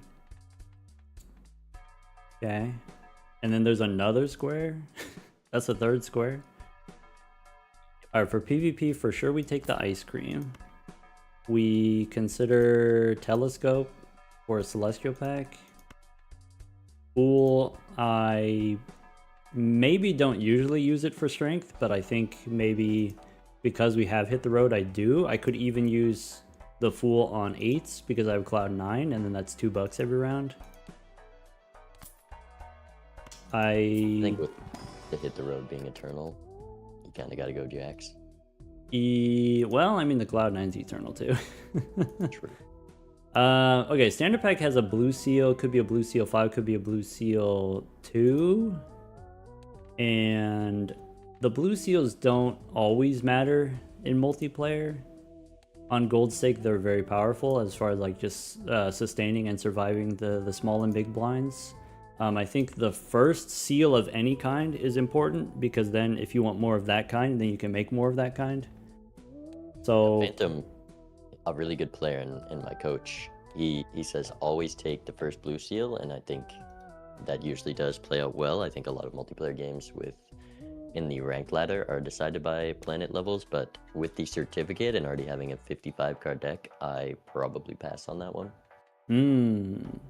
I would say because I have more cards in the deck, I'm even more likely to take the blue seal and get less punished for taking it. Because you're not playing for just those few cards. You're just looking for Yeah. anything you can play. And that's just kind of like the nature of Gold Stake is very rarely do you get under 48 cards anyway. It's just like tough to get those resources. All right. I think I don't take the Celestial pack here, and maybe I don't know if that puts me at a disadvantage, but I'm expecting maybe. We got 3 more rounds on the certificate. Well, the certificate just got sold by me. Okay, so now I'm seeing a red seal queen, and as far as like multiplayer, then you're like jumping up and down, I guess.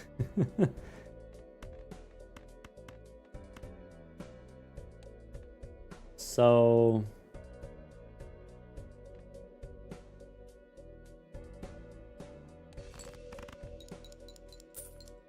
start with one of those, which is not very strong.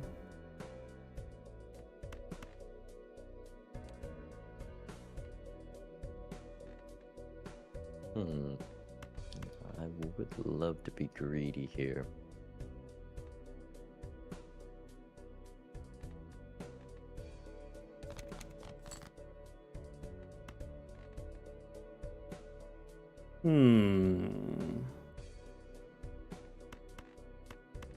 So I guess the expectation is use all hands. Go for one big one.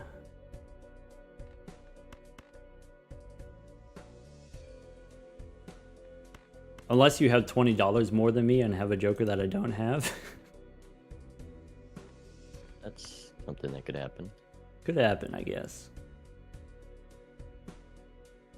So I think I'm wanting to do that.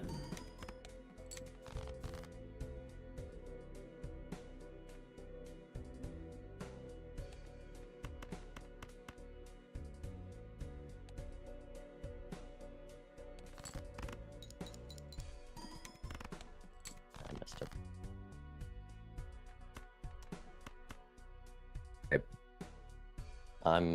I think I got you here. I hope. Okay, I mean, that's a decent bit. So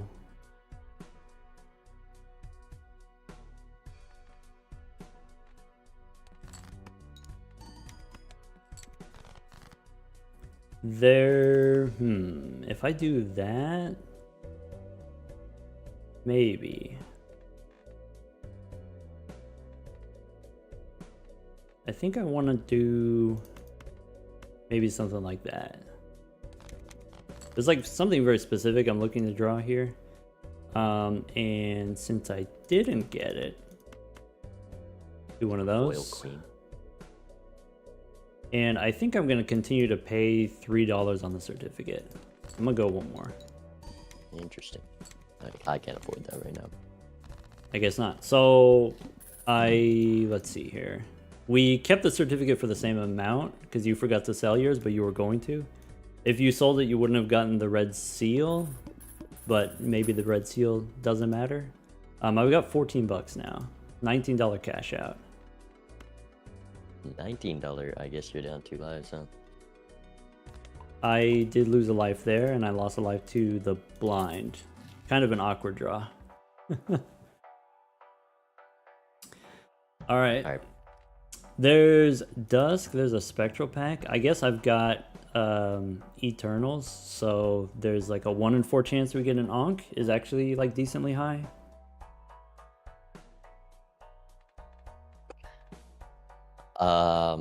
With Gold Stake, I don't necessarily go down to 0 before the Spectral, and with how little money I have in any Econ GN. Okay, so you're talking about the Wraith. I opened the pack. You're talking about the Wraith? I have no $9 Wraith. looking at this Wraith right now, so I am tempted still. Oh, okay. You got $9 and you're saying, okay, I can probably do that. Like you're probably not that much worse off than where you already are. And you, okay. I guess I've got $27, so I'm probably not going to Wraith here. Yeah, I think with that much money, it's clear. There was a Dusk in the shop. Do you buy the Dusk or you don't buy the Dusk before opening the pack? I bought the Dusk before the pack. I would never hit the road. I guess like what's the sorry, what's the motivation taking the Dusk before opening the pack? Well, that's because of the Wraith. Like, I'm not going to spend down to 0, but if I know that's something I'm going to buy. Okay, so you're I'll saying take like a quarter of the time I see a Wraith and then I get rewarded for having bought the Dusk first. I guess from my position, even if there's a Wraith, I'm not going to do the Wraith anyway, so I'm thinking about Hex. Like a quarter of the time I hit Hex and I get rewarded for opening instead of buying the Dusk. Okay, so if I'm not going to Wraith, what are we doing instead? I think maybe Ectoplasm is something that I'm a little bit reluctant to do. Like, we do have Eternals, and so you just make them negative. It's, like, not a big deal, but maybe -1 hand size is something I'm not super willing to do. It's punishing. You could rip a Familiar if you are just going for a big deck. I think with the Red Seal 9, you probably don't want to do that. Or Red Seal Queen, sorry. Yeah, and we have Dusk now. I guess Familiar could be a way of getting glass cards. It's not super likely, but it's like a third of the time you get a glass card. I kind of like Familiar. We get 1 Jack on average. Maybe. I'm willing to do it, especially on Gold Stake. I'm willing to do it. So I'm gonna do Familiar, and I guess you're gonna do Wraith. I get a Jack and 2 Kings. So maybe I try to turn my Queen into a King. Is like not that hard for me to do. I got something. Okay.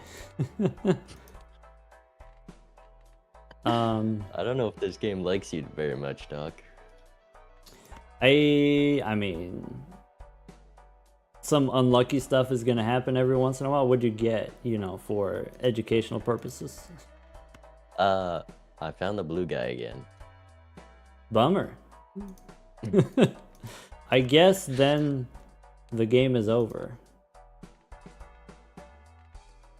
I mean, you are up on money, but I do have okay enough. Yeah, you're not gonna. I'm not gonna be up on money for very long, especially if you use Blueprint to copy Dusk on the gold seals. That's gonna close the gap very quickly.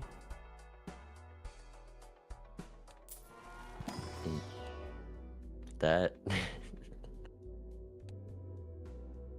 Bummer. That's why I always like to copy my opponent's moves when possible. Okay.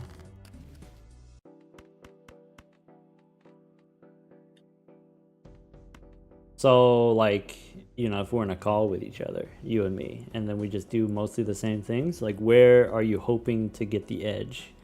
And well, I think... I'm not talking about that situation. I think I would have done the exact same thing. Yeah, but, like, obviously, we are actually, like, talking over our moves, but, you try to figure out, to the best of your ability, what your opponent's moves were. Like, when you get to PvP, you figure out what their moves were, or what they might be. I don't know. Like, how would you know to copy your opponent's moves? Just in those chances where I know I can, like a rare skip or something. You can see if they skip or not, and then so like. Right. Okay. And I do really hate passing on wraiths.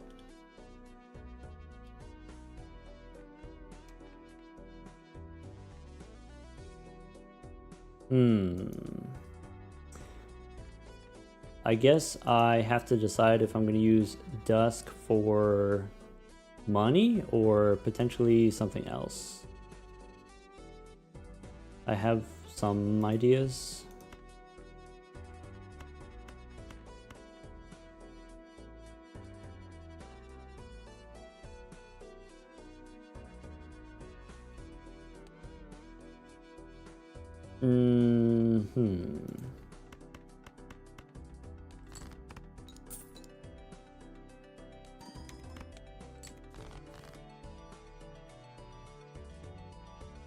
Okay.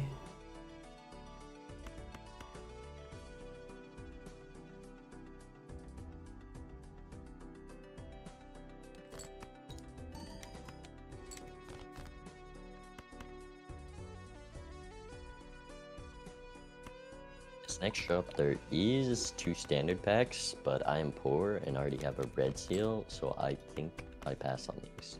He's poor. Why is he poor? I get 13 bucks after buying a star card.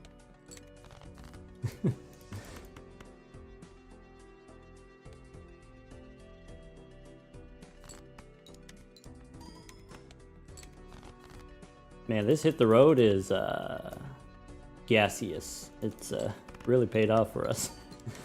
Yeah, what'd you get it up to in that small blind? ×4, but I was holding on to like a lot of cards.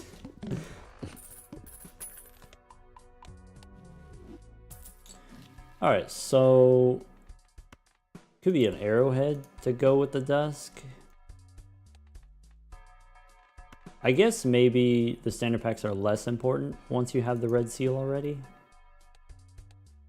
I'm still gonna look.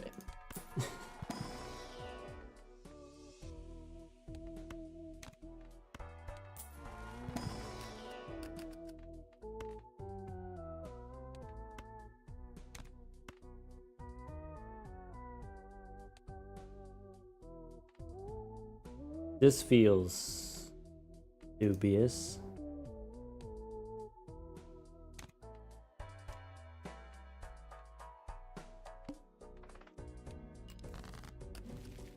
All right.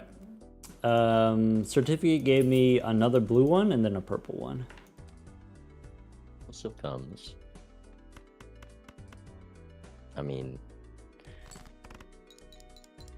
I guess there's some things that could help. I do still need one of those, but I still, even knowing that comes like 3 blinds after, I probably don't keep it.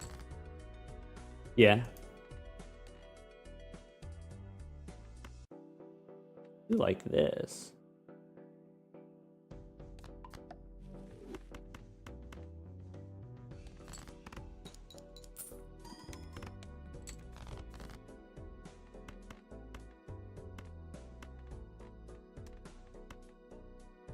Ooh.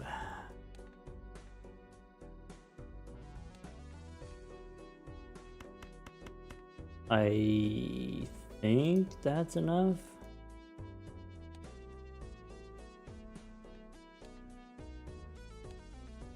Because that's like...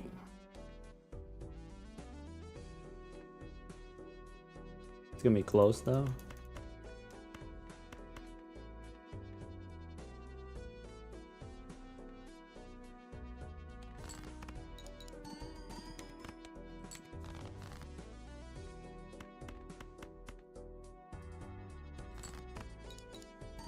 What do you have for scoring to get at these blinds right now? I've got Hit the Road and Dusk. Ooh. That's it. But I guess I can draw 4 of a kind every once in a while. Do you have the foil queen? Foil Queen? There was one in a card pack. I think you said you took like a jack from that pack. Oh, no, I didn't take the Foil Queen. I think I saw it as I had to hit the road, so my plan was to... I also had a star card and it was a diamond, so my plan was to discard all my jacks and then play queens in a flush house, is why I took that early on. Sure, yeah. Right now I'm looking at an Arcana pack with a Justice, a Hangman, and a Fool for a Temperance. Fool for Temperance is, for me, 12 bucks. I guess if you've got a blueprint, maybe it's a little bit more. It's also $12 for me, but there's a blue Joker in shop that I was probably going to buy, so about $15 Temperance. I think I probably want to use this. Temperance. I guess... I don't use the Justice. I guess with Dusk. Maybe I'm more likely to take Justice here. I didn't draw a card good enough that I want to incorporate it in this hand, so I think I go Fool for the Temperance and buy the blue Joker and use it. Okay. I mean, if you're looking for the line to win, it's Justice. Could be. I guess I don't have a blueprint. Yeah, that's a tough one. I'm looking at it from a different angle than you, I think, maybe. Okay, okay.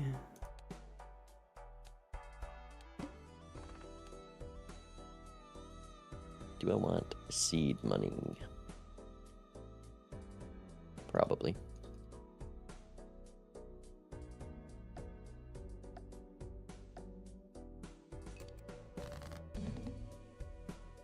All right.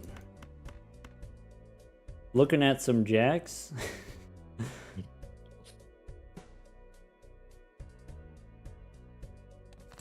I did not. Maybe I didn't have as much money if I'm not blueprinting Dusk, and so I did not see. You said blue Joker. I didn't see. Yeah, I got a rental popcorn with the blue Joker, which is kind of nice. Yeah. Popcorn, good. Better with blue Joker.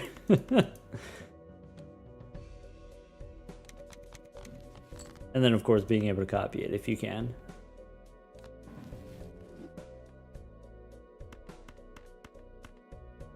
Okay.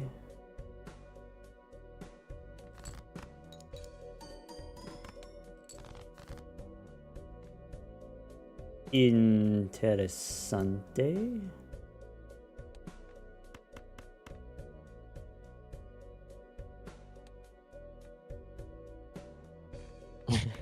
How's your hit the road looking?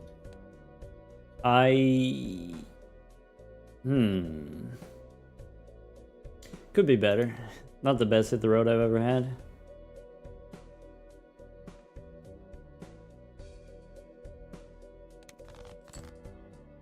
Maybe not the worst. I played my hand early there because I wanted to make sure to get the popcorn out of my roster. All right, so you took Temperance. I've got... Here's what I'm thinking. We go make one of those.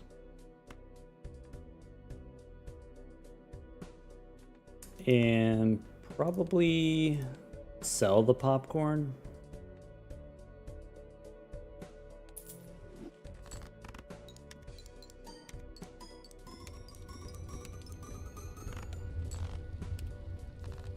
Wow, he's got the glass card, I see. 62 cards? I drew the one glass card, I guess.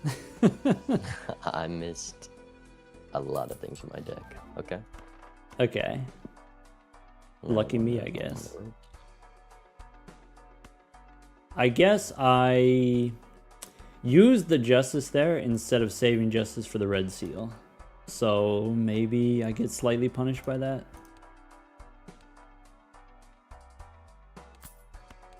This negative Odd Todd is expensive, but I still buy it. I do as well.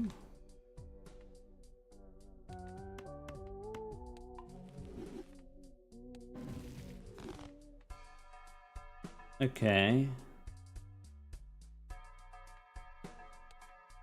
Fool for Emperor? Probably not. Fool for Temperance? Maybe. Maybe I'm supposed to hold the Fool. I'm thinking I hold the Fool. I think I don't need the 16 bucks that bad. Same boat. Oh, that's bad news for you. Maybe you can't see it yet.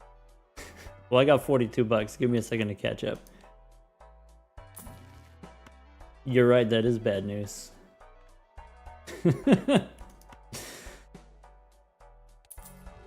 I mean, Me not knowing that you have a blueprint, I'm thinking like, oh yeah, this is fine. I got the red seal, you know? I got the red seal from the certificate. I don't know if he held the certificate long enough to get the red seal. It could be fine.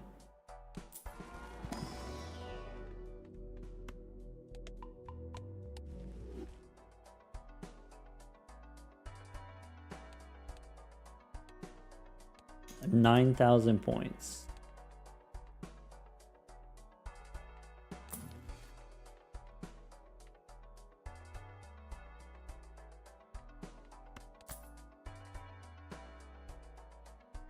Wish I had a blue Joker. Either one. Pretty nice.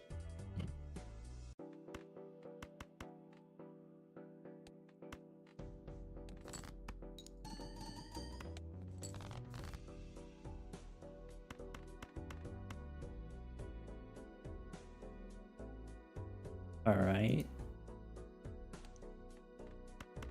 I would prefer not to play the glass card.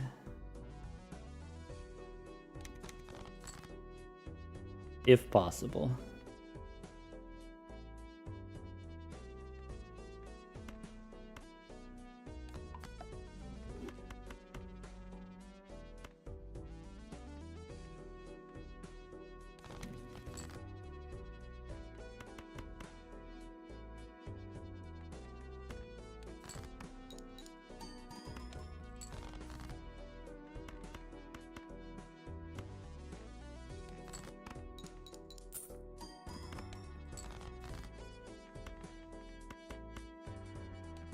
That's not good.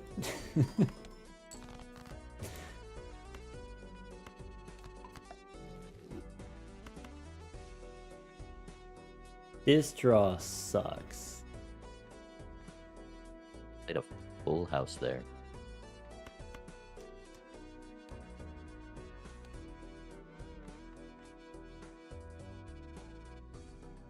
Pretty sure this works.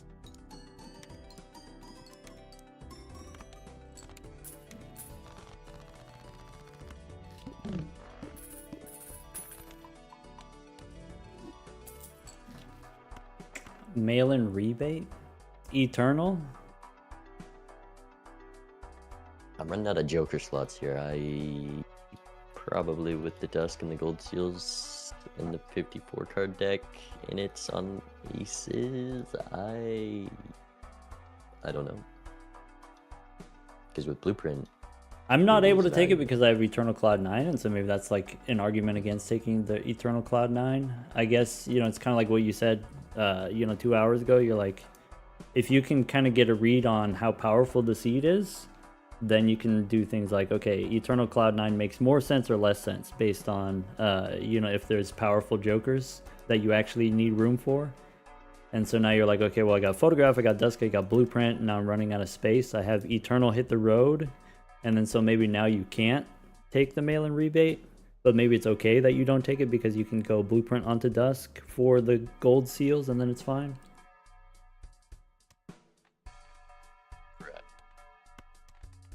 I don't have room, so I don't take it. Take a hung man though. That is nice. I think I'm gonna pass on it. Okay. Standard pack, I think we stopped taking jacks now.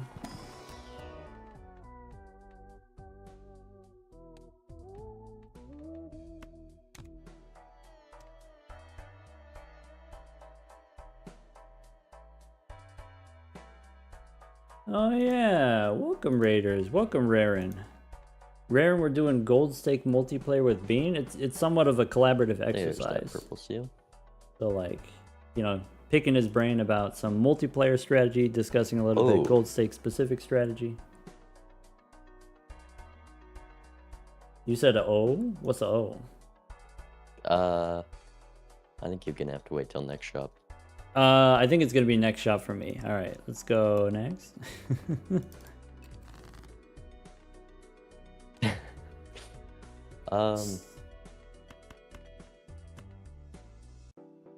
Maybe I don't want a next shop.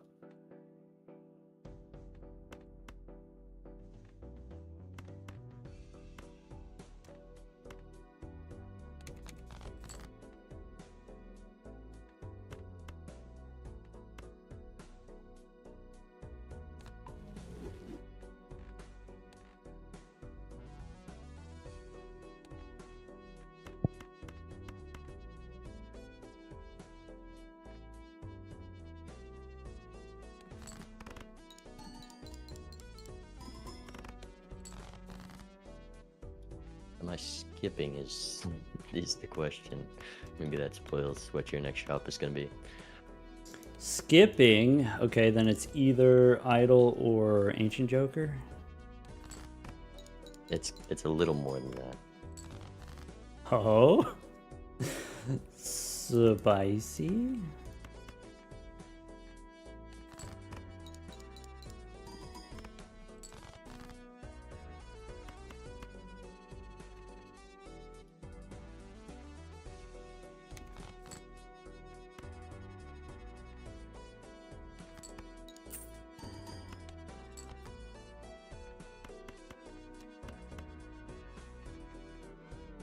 Okay, I think I'm obviously doing this.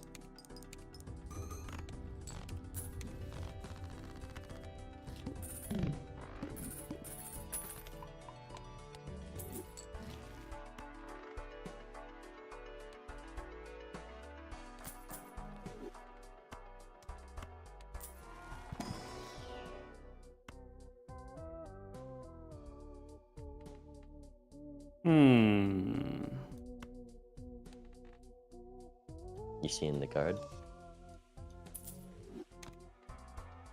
I got a bean. You got a bean? I did get a bean. Let's go blank here, maybe. I think there's enough time for that to work. Well, that's not good. I guess I don't. I wouldn't know that you have a blueprint, but knowing that you have a blueprint, the idols, that's not good. That's not good. Yeah.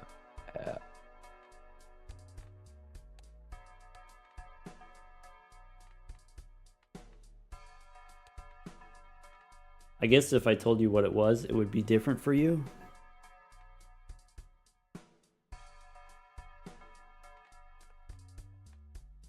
What was? The idol. What card it is different for me compared to you. Right. Mine, I mean, it hits something.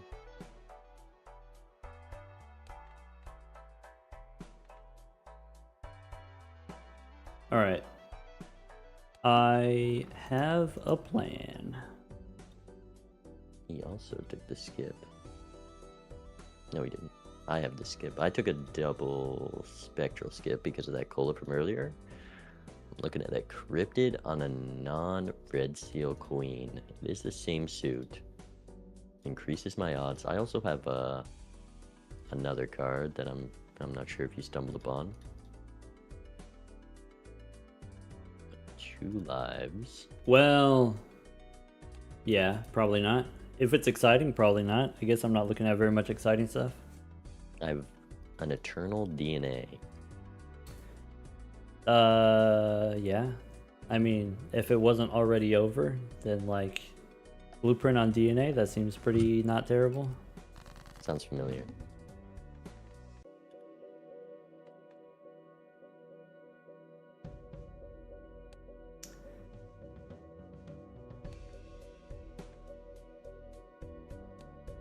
Okay.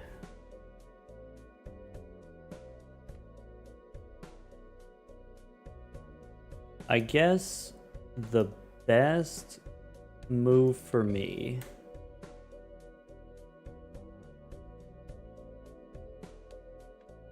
gonna be that.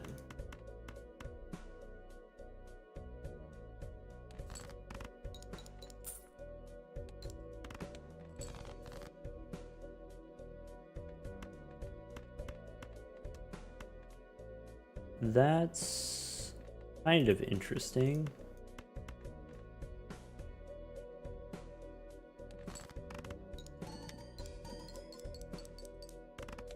I guess one thing you should consider, and generally you do consider, is how to force your opponent to play before you. Force your opponent to play instead of you. It's more so when I'm scared to play the cards I've got. Yeah, I guess there's certain scenarios where it's like, well, I'm gonna play it anyway, so I might as well just play it. And if I can finagle something and it's like a small cost to get that off, I try to. Yeah. But here I don't have much value to gain, and I'm greeting for the same hand no matter what, so. And I guess you have me in a position I need to play, so I guess I'll ship it.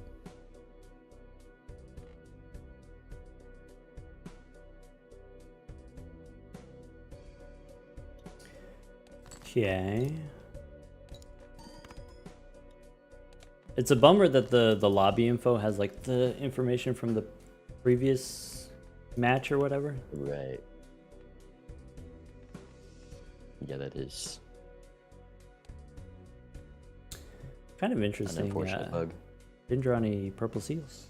Bummer. Do you have the purple stone? I did, yeah. So I got a purple seal from the certificate, and I took the purple stone also. I see. Yeah, so now I ask the question, which of these is bigger? And then maybe do something like that.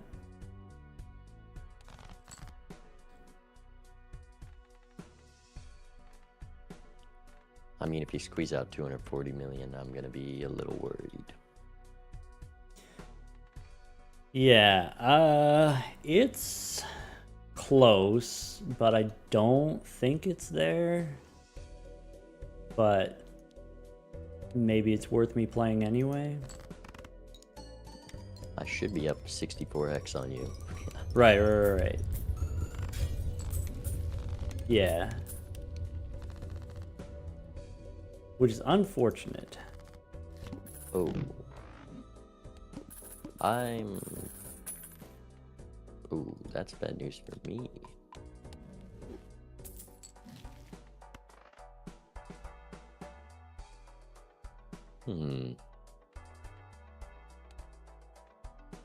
Okay. I can't take this invisible joker. You can't take an invisible joker? I would have to sell photograph, and I don't want it to hit the road or DNA. I guess I maybe can't afford not to take it, you know? I think so.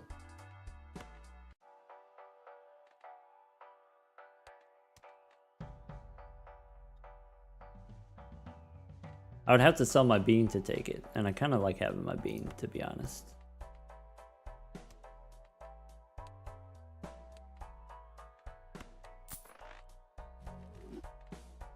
How much we got to do here? 25,000? Nah.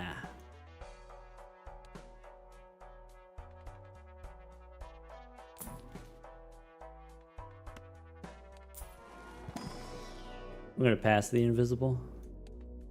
Really? What were you gonna have to sell for? I guess I got too many Eternals. Right, that Cloud9 is definitely getting in the way. Yeah.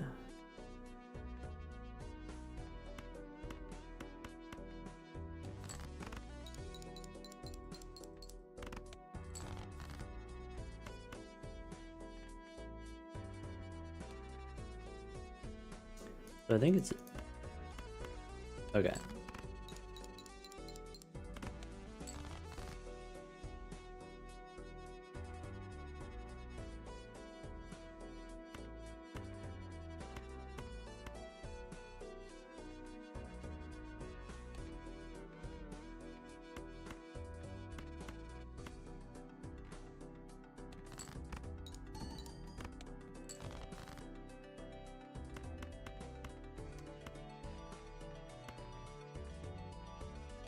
A lot of jacks.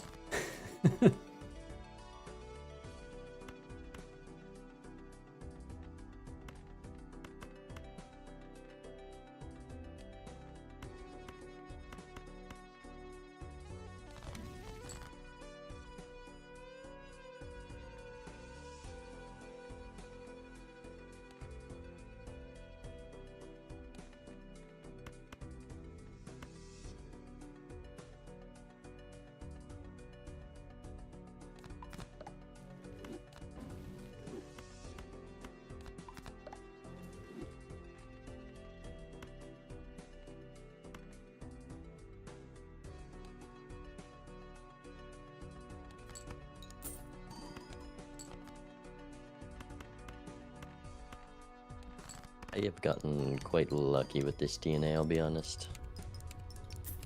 Got how many red seal queens? Well, I've got 15, 14 queen of diamonds. That's a lot of queens of diamonds. That's an easy flush 5.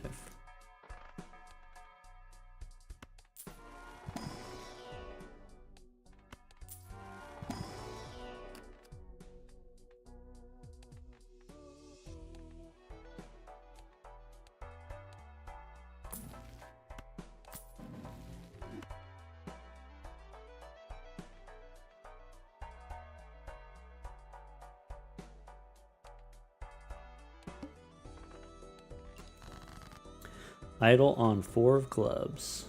Classic. I mean, we got the gold seal. Oh yeah, we do get the gold seal, 4 of clubs.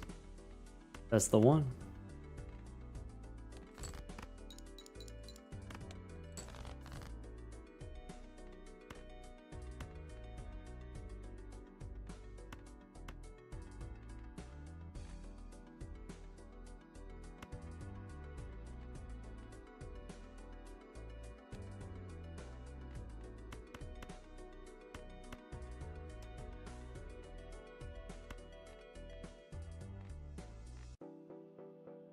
Ooh.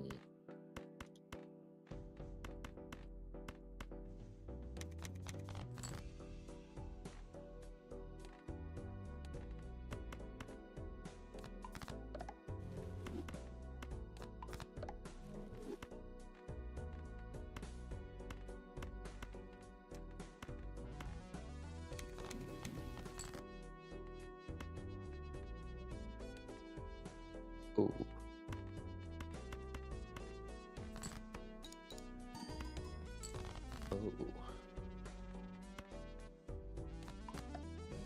A lot to think about. A lot to think about in this shop.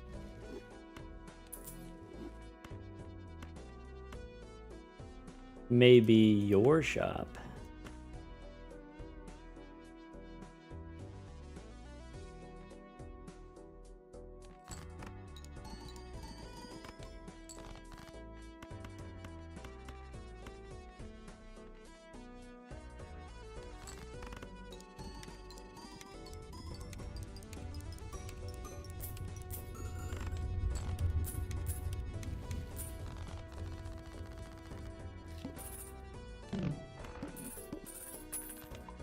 I will say this bean has done a lot of work for me as far as like being able to do hit the road and being able to do the purple seals at the same time and being able to do the blue seals at the same time and still do 4 of a kind at the same time. I don't know how you found that bean. I would love to have a bean right now. What you wouldn't give for a bean. But it was before the idol, right? Was it in a buffoon pack? I think. Because I had no uncommon. Maybe no, because it couldn't have been. Well, I guess it's on 2 right now, which means I've only had it for 3 rounds. Whatever that means.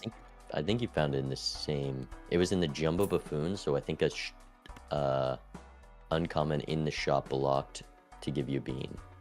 Oh, okay. Could be. Ancient Joker on hearts is not good. I just got rid of hearts. Yeah, I'm also looking at this ancient. I think I'm taking it over photograph. I guess if you're on 2 lives, you take it, because if you lose a life, then you have it for later. Well, what I'm going to do is play for hearts this PvP as well. Right. I'll tell you my idol hit. 4 of spades, it's not doing much here. Yeah, mine's on 6 of spades. I think with blueprint, just going for a flush is probably my strongest hand.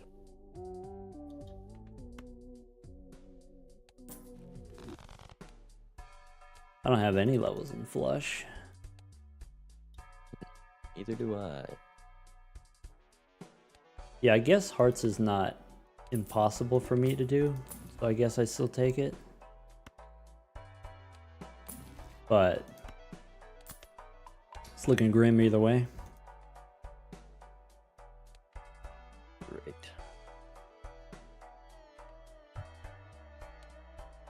So need to do that. 2 stars in the shop. Bummer. That's it.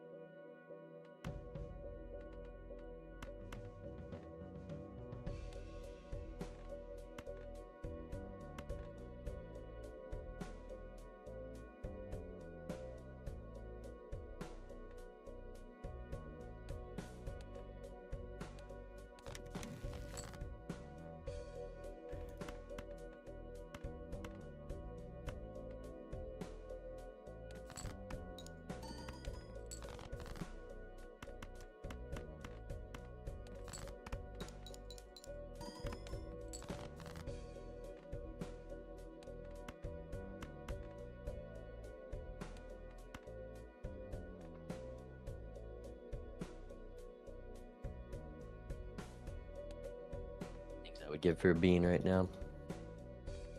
Yeah.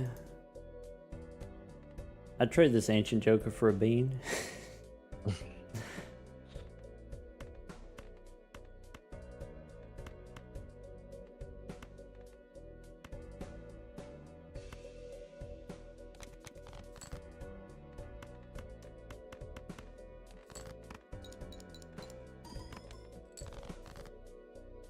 Okay, so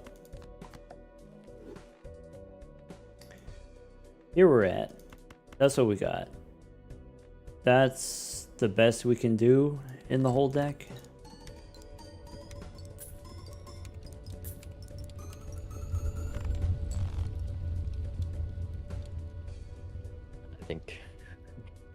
I think the game is gonna end up how we expected it to.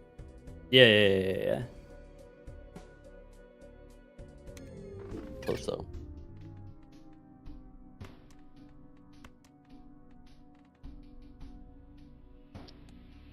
I mean, Yeah, like we there's said, not much. you know, it's not just Blueprint. Well, it's Blueprint plus Dusk is how you get more money, and then once you have more money, then now you have Blueprint DNA, Right. and then it's downhill from there. I mean, DNA didn't end up mattering too much, but Yeah. Yeah, I guess like you made a bunch of Red Seal Queens. I don't know if I would make that many like just regular Queens of Diamonds and the foil Queens. I don't know if I would use DNA if it's not a Red Seal. the foil was actually a cryptid. That was Oh, the first thing I did. okay. And at that point, I didn't have that many. And I think because you only need to hit 5 red seals, if you just Yeah. have so many of that card, I just want to give Idol the highest chance of a hit. And I know I can, if I'll probably hit the flush 5 of the red seals. Sure, I'm just taking yeah. as good time as I can. I think it's interesting. It was like I had $27, you had 9, and so like that was the difference between using the Wraith or not. Yeah, And then you said if you had $27, you might not use the Wraith. I wouldn't on a gold stake game, no. Yeah, if you got $9, probably you do it. No matter what you get, you sell it for $4, right? So you actually it costs you nothing. You got to do it. Bummer. Yeah, with stickerless, it's just a bit too strong. Yeah, definitely. That's- On Gold Stake, it's going to be those early rounds that matter the most. That early survivability, and you know, trying to be as conservative as you can with your money while still surviving. Can we make a new lobby, and then that way we can like refresh the what is it, the score report.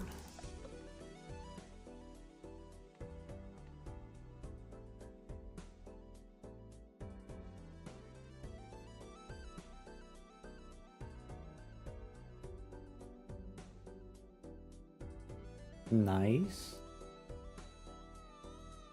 All right.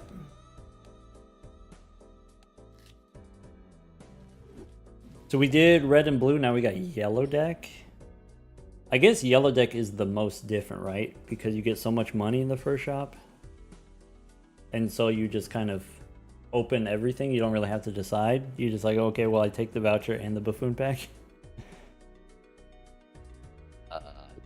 Yeah. I mean, I still like having that money just as an econ joker, the interest.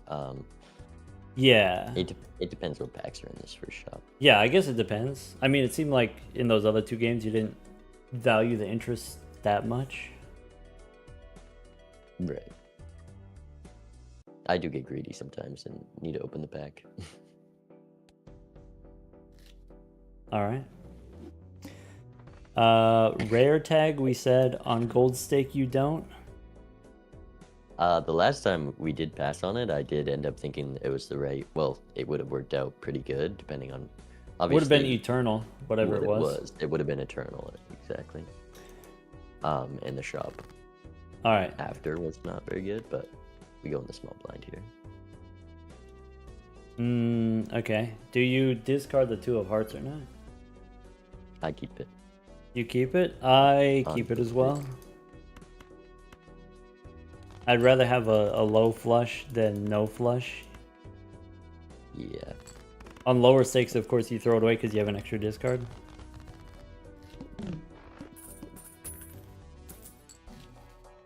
All right. Well, look who it is.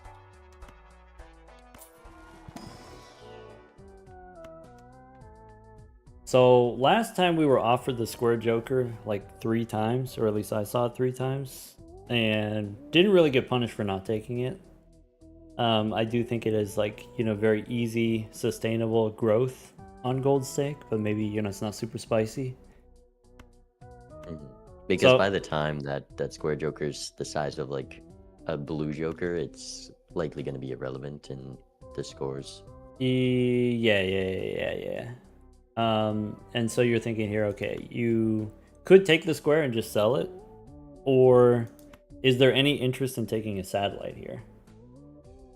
I never. Maybe in the context of yellow deck where you have extra interest, maybe you don't take it.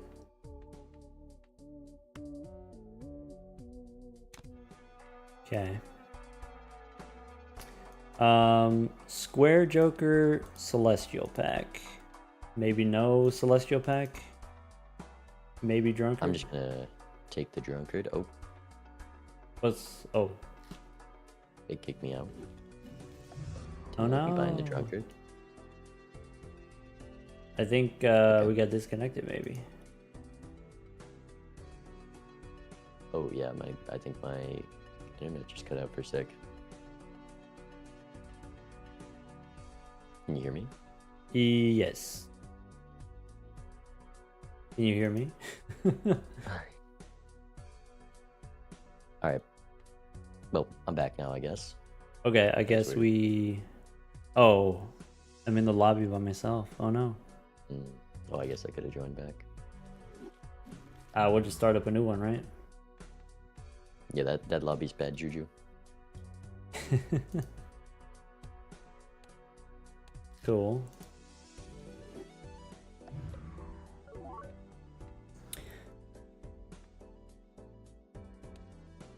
There we go.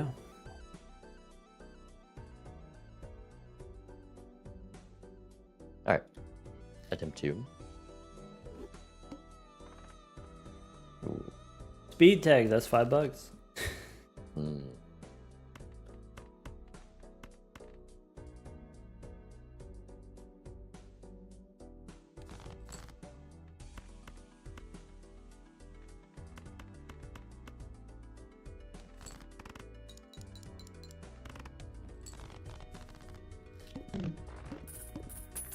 Hear me out. Throwback into rare skip.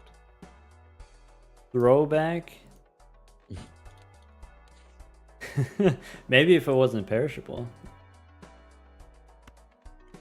I went Arcana first. Seemed to Okay. go pretty well. So 1 out of 7 times you hit Hermit. What if it's not Hermit? What else are you hoping to hit? Um, Strength, Hangman, Magician. Okay.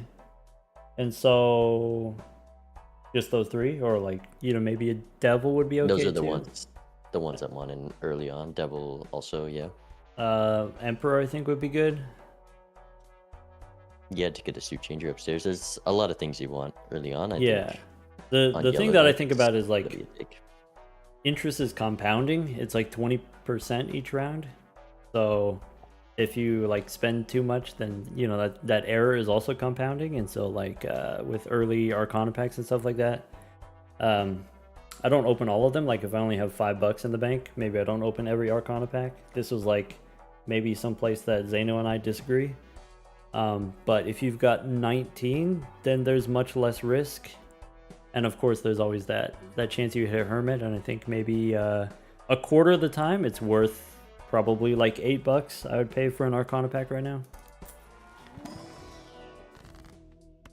It pays off. All right, Buffoon pack, we got 2 perishables. I mean, it's a tough choice for me, but I think there's an obvious choice and a one I want to take. So Burglar is you trade 2 discards for 3 hands, and the theory is, you know, if you can win in fewer hands, that's extra money. But I guess like you have to use your hands as discards anyway, right? Like you have to throw garbage in order to draw a 5-card hand anyway. So I don't know if the Burglar is actually profitable over like just having 2 discards. Except like the bean is perishable. So I guess if they weren't, or the bean is rental. If they weren't a rental, I think I would easy bean here. Yeah. Bummer. One thing you could do with the bean is like after you draw your hand, then you sell the bean, and maybe that's. Yeah, that's what you would do if maybe the Burglar was Eternal or something. Yeah, maybe that's worse than just the $3 sell value that you get from the Burglar, because you can sell the Burglar too. I think in that case, so taking the Burglar, I don't re-roll. Maybe. I guess the consideration is we said, okay, the Burglar converts your discards into hands, and hands could be money, but hands are also discards, and so maybe you don't actually realize that money. So the thing that makes the difference is if I re-roll into Popcorn, then now all of a sudden those extra hands are actually money. And so maybe there's some idea, maybe re-roll, try to get something that gives me Molt right now. What do you think?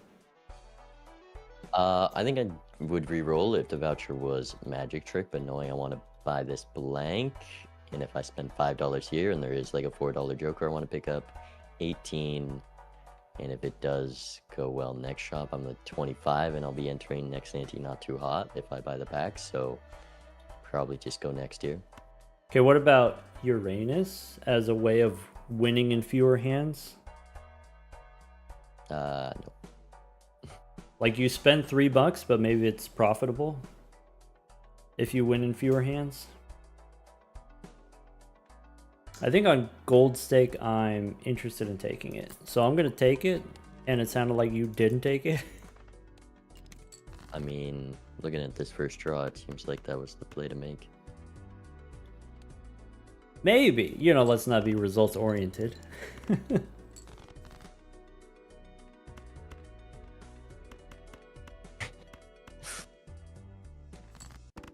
I'm not doing too hot on these early blinds.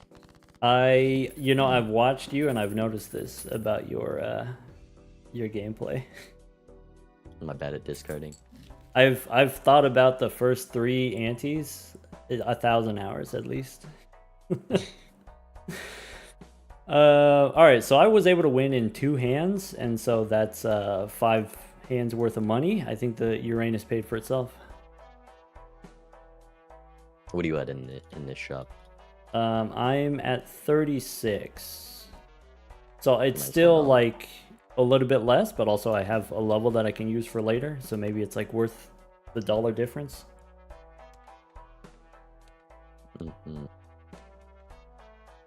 I'm shortcut is interesting. I'm tempted to just do ice cream voucher standard pack is what I'm thinking here. Yeah, probably. Same for me. The idea with the ice cream is that we can one-shot the boss. And again, that, you know, that generates money. But we go standard pack first, because that gives us information. That's why you can't be skipping anti-1. That's why you can't be skipping anti-1. Yeah. Well, you know, the probability of getting the red seal in this standard pack is the same as getting the red seal in, you know, the next shop or whatever. So, I still think it's worth it. Investment tag even on white stake. All right, we've opened the pack, presumably. We want the blank and probably also ice cream. Puts me on 17 bucks. The 2-pair level is not long term, probably not going to be a big difference between us, but it's definitely helping here. Yeah, I'm realizing that. Maybe knowing what the boss is, maybe the 2-pair level makes even more sense.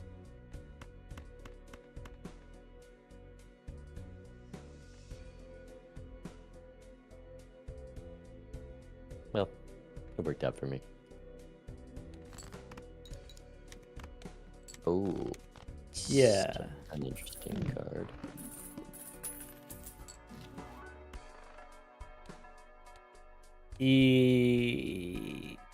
I am tempted to do it, especially if I've got the burglar. I think it makes more sense with the burglar. Though, obviously, if we have a red steel card, that's pretty powerful to where this might quickly not matter anymore. Talking about the red card, right? I guess I'm gonna open the buffoon pack before I take it because there's no way I'm skipping this buffoon pack. Yeah, so we can go Emperor first. We see the Temperance, and then we can go Buffoon That pack. also is another reason to take the red card. Okay, well, I guess if you take the red card first, you can skip the pack, and then that's, you know, +3 mult. But so I guess if you take the red card first, then you leave yourself the opportunity to potentially skip if there's like 2 rentals in the Buffoon pack. But I think not taking the red card and waiting for more information is better on average.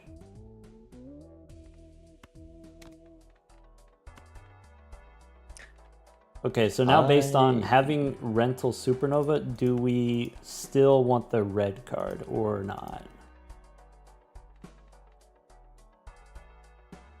I really don't know. I take it, and not necessarily, you know, thinking about the first PvP where it might be useful, but just like thinking about long term. If I'm not taking this, what am I taking instead?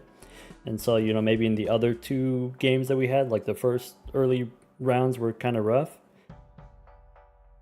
And I think about like something like having the red card makes it easier for me to be greedy in other ways. I think of red card here as like a golden joker. It's $4 per round is what it's giving me. I'm gonna take it, and then you could do different, and maybe we can, or yeah, that's you do what you would do, and then we'll see the difference. I'm like a 60-40 on this red card. I think I'd probably take it, but in the interest of some divergence, I'm gonna pass on it here. Okay. So you're like, you know, just slightly you would take it, but you know, maybe we'll see the difference.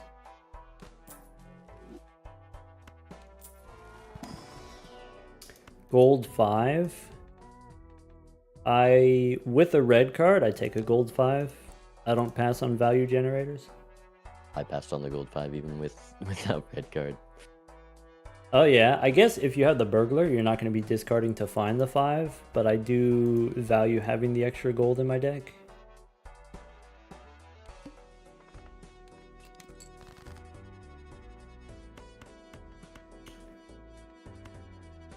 Probably I don't want this Supernova anymore.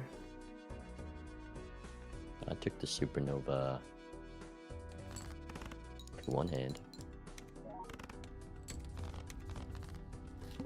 Well, okay, so the difference is I have the red card, and so I win in 1, and so that's +6 bucks. I got out in 2 there. Yeah, not that much different. All right, so I got 32 bucks now. I've used my temperance already though. I spent 8 bucks on the red card. I guess Ooh. if you don't What's take the- the red card, then maybe you don't use the temperance right away. Yeah, I'm still holding it. Okay. What's the third card for you in this buffoon pack? You didn't open the standard pack first? I did not. Well, hold on. Let me tell you. Standard pack is garbage, but you gotta look. I probably would look, so. Okay. Card number 3 is Todd as a rental. Maybe we don't take because we already have the ice cream. What's the other rental? Rental superposition. See, that's red card for me. Just Okay. curious. I mean, here because of the rentals, I think it ends up not mattering, but I think if I were you, I would take rental superposition and maybe use it. Well, I guess it'd be hard not to win with it. yeah, I like superposition. I don't take it as a rental. Not because I can't do it, but you know, maybe it like conflicts with other things that I want to do, other ways of generating value. So for me, it's kind of easy misprint here, or I can skip for the red card since the misprint is perishable. I think I actually just skip. We still have the big blind. Acrobat is bad there, but maybe good in PvP, and so maybe it's worth it. I'm keeping red card or acrobat. I mean, Yeah, I'm willing to pay the $3 for a chance at taking a life.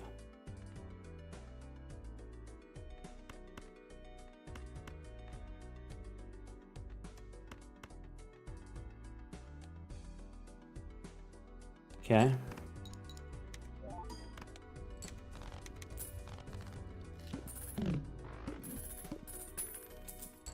Yeah, with misprint instead of red card, probably we win in one there. So about the same for both of us. 2 Arcana packs. There's a Fortune Teller. Is not super strong, but not necessarily irrelevant. I think a fortune teller is $4. I'd buy it. $6 is a bit too steep for me. 6 is a lot of money this early. My Arcana pack has the gold 5. I'm looking at Magician, Judgment, Priestess. I got the Red Seal King, which I am somewhat tempted to Magician here. I would do the same, yeah. Red Seal, make it lucky. I guess I don't have that free option. Joker slot. I do have a free Joker slot for this Judgment. Yeah. So I have to decide whether I'd rather have a random Joker, non-rental, non-eternal, just random Joker, clean, or skip for 3 on the red card.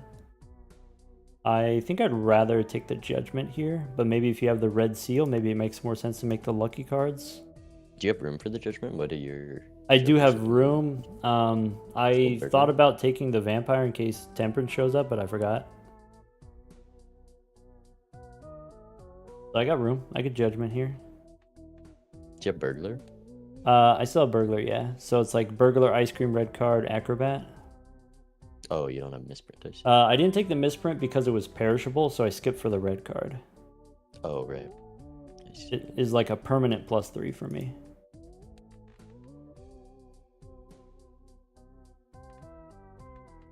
Yeah, so for me then, Judgment makes sense. I'm thinking about what I want to use this Sun on, and maybe I wait till PvP to use it, because I'm going to draw more cards during PvP. Yeah, I'm going to use the Magician, and the thing swaying me towards that, even though I am very tempted by this Judgment, is the second Arcana pack here, and I would like to Fool for a Magician. Fool for Magician would be viable, yeah, or Fool for Sun could be viable, depending on what the draw looks like. Instead, we get Wheel of Fortune World Chariot.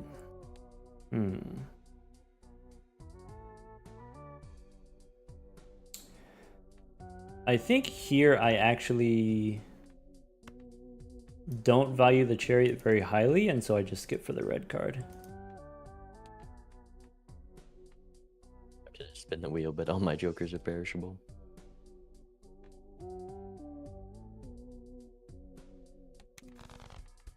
And voucher,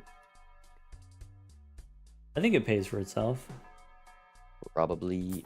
Even if it doesn't, I guess with the money from the burglar, we can afford it, you know? All right. So the judgment was golden ticket for me because I took the gold card. That was going to be Chad for me. Should have used judgment then. Could have got the Chad. All right, we have so many hands here. So we just... But a lot of hands. This ice cream is gonna perish. Probably. Get it while you can. All right, so with the sun card, we're thinking about what do we want to do with it.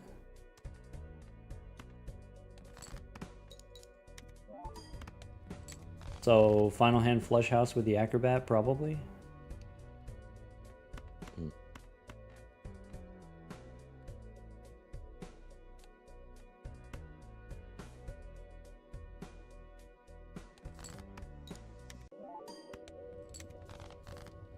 He's catching on to my flush house shenanigans. I mean, of course I know It was about that kinda already. kinda You don't always have handed the to suit changer to actually make it happen, though.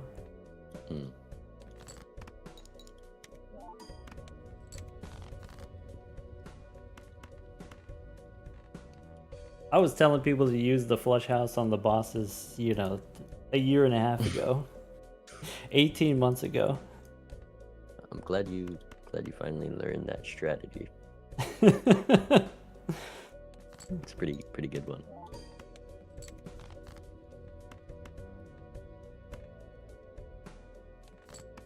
I'm feeling like my misprint needs to be perfect here for me to have a chance.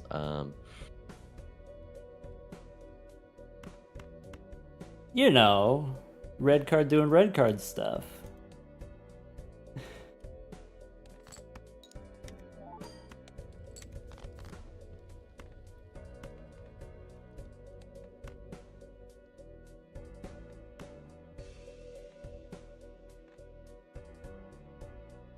Is that the move that I want to do? Or maybe I want to do this way?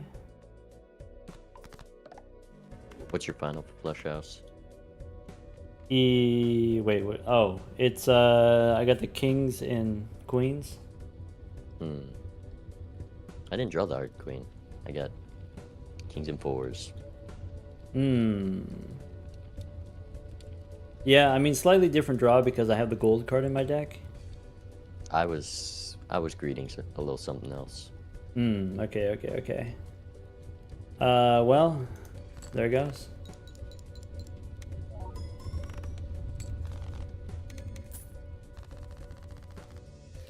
Shoot. I had the steel in hand, I think, is the difference there. Maybe. And a lucky proc, so No, I think it's okay, yeah, more so the lucky proc. You know, I did not draw the red seal card. So I didn't have the option to do like red steel. All right. okay. Riff Raff. Are we still holding this acrobat? So acrobat cost me $9 to use it in the next PvP. I think I sell out of the acrobat. I'm keeping acrobat. Even before you said that. Yeah. I do have an opportunity. Arcana Pack gives me justice for the red seal. Ooh. And so I think I got to do that from my position. There's something that makes me not want to do justice on my king. Oh yeah. What'd you get? Something from the buffoon pack. I've got Seeing Double Runner. Oh, wait, how? It was a lucky cat. Oh, I don't have lucky cards, that's why. So, like, I see, right, I right. got the golden ticket from the Judgment because I have a gold card in the deck. Yeah. You get the cat here because you have a lucky card in the deck. I chose, yeah, so that was the choice. It was Judgment or Magician. Judgment gives me golden ticket, Magician gives you lucky cat. I guess we'll see the difference. I mean, we saw the difference there. The plus 20 mult was good. And I was gonna keep Acrobat, but I think I'm selling out of it now that I need to make room for Riffraff, and I have this lucky cat. Yeah, I think since I got the glass, the red glass in the Arcana pack, like that's strong, but I think maybe in the short term, definitely having the red lucky and then having the cat is better. I'd rather be in the other situation. I forgot to skip for my red card, which I often forget.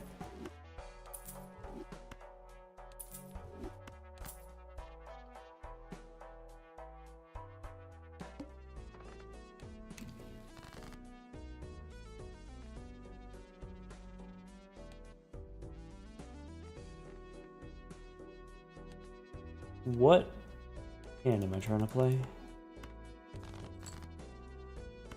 Not that one.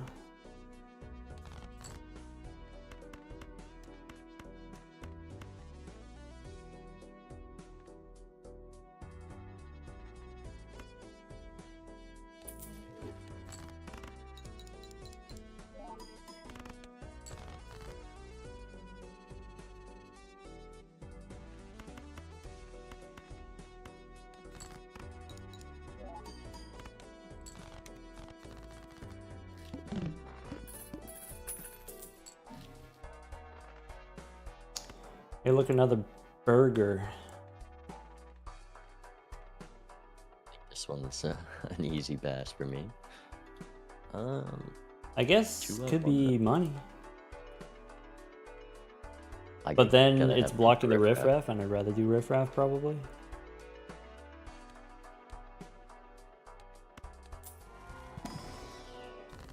Do I want this jumbo standard with a red seal king already? Purple would be nice.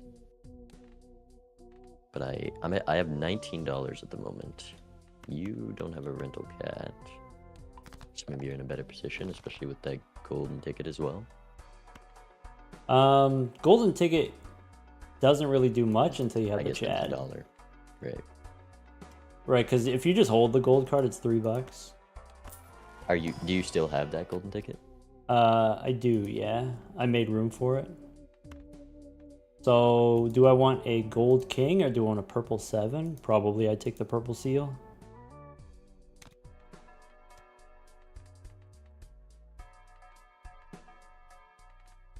And I guess if I'm going to keep the riffraff, if I'm going to try to high roll for Chad, probably I'm supposed to keep the ticket and sell the popcorn.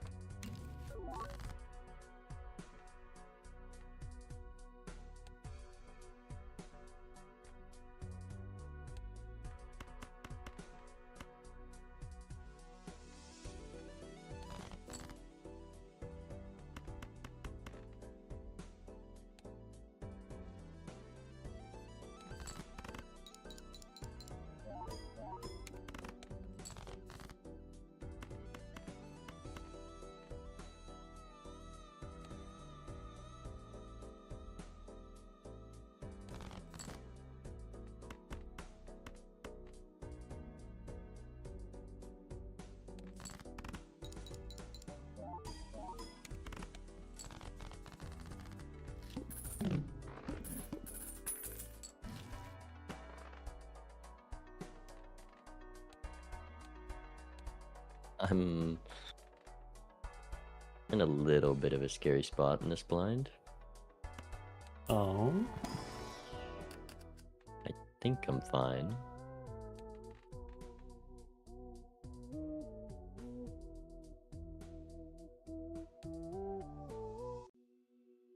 Just 100 over. I have to decide Do I want a glass 8? Seems not very useful to me. Do I want these gold seals? I'm also looking at those right now. First of its kind gold seal, probably something that you want.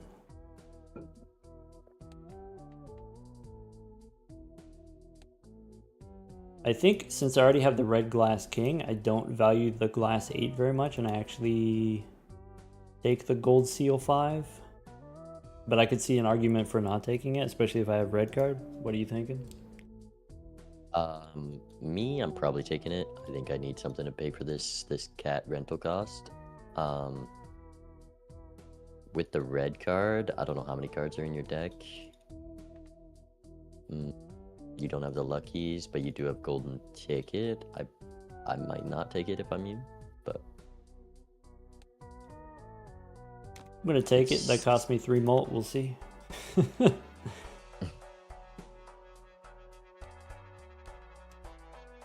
think I'm just going next here. This cat is costing me too much. I can't roll. I'm thinking about a celestial pack here. Right, Could be that flush house already unlocked. Flush house level, or we skip. Probably we take the flush house level. I don't think I'm going to be able to get the flush house here, but maybe it's possible.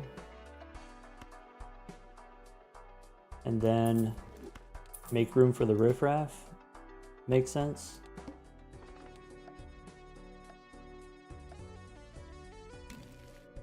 Wow. Well, that changes a lot, actually. I'm assuming you've gotten the maximum amount of riffraff, and so you're looking at mail and rebate and Faceless Joker. Yep. Yeah. Okay.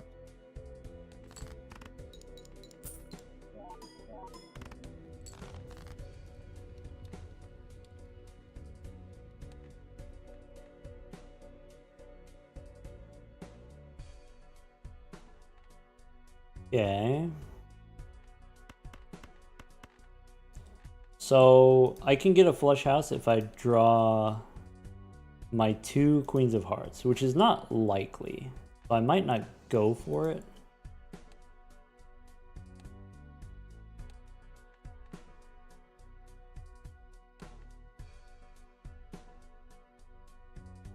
Maybe it makes sense to try to just go for the Faceless Joker value.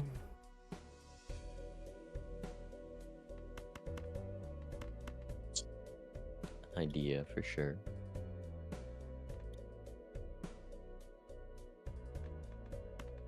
I guess I have one more draw to decide what I want to do.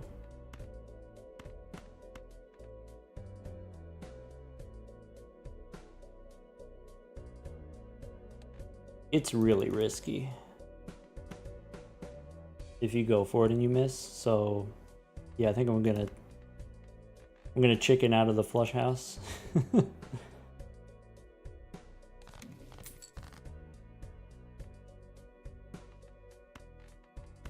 Right. I mean, I would have hit multiple flush houses, but I had my priorities elsewhere.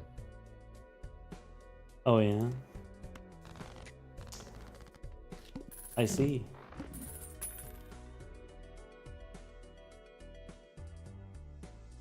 And I'm regretting this lucky cat. I wish I had Acrobat there. Okay, I'm on 43 bucks. We have the same, well, we both got the rebate, we both got the Faceless Joker. Our Jokers are not that different. I guess I have the red card difference. Right. Am I doing riffraff here? I need to score 9,000. I'm probably gonna sell Faceless. I think there are better I need things you those can cards get to win. from the riffraff, better than Faceless for sure. I guess because I have the red card, I kept the foil misprint off the riffraff. I don't have cat, I have foil, so Faceless is easier for me to do.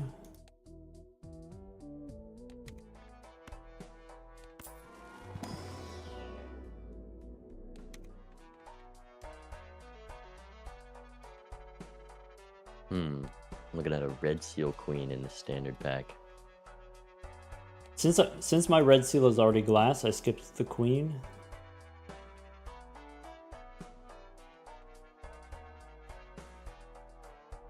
I think I'm done with the riffraff. Because I think I can do Faceless Joker, where you might not be able to.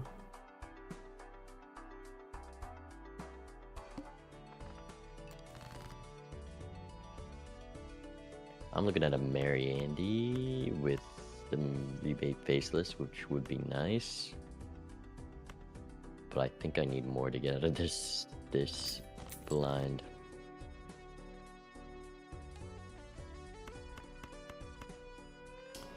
I might almost score too much.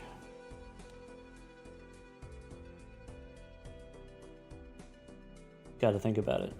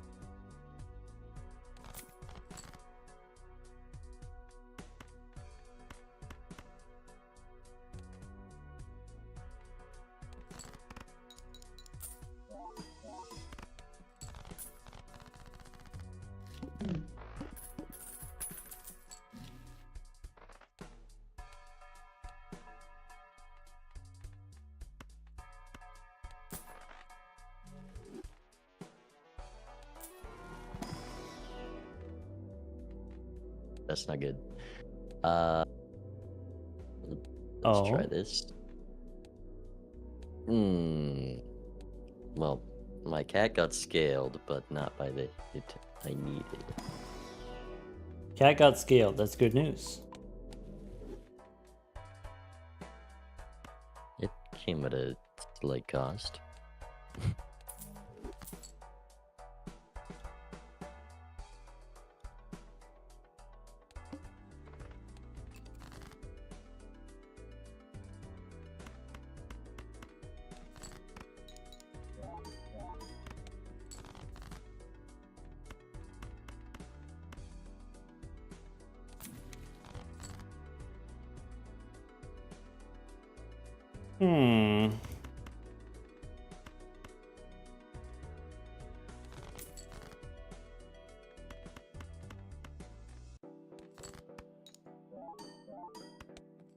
I got 28 molt red cards, so we're chilling.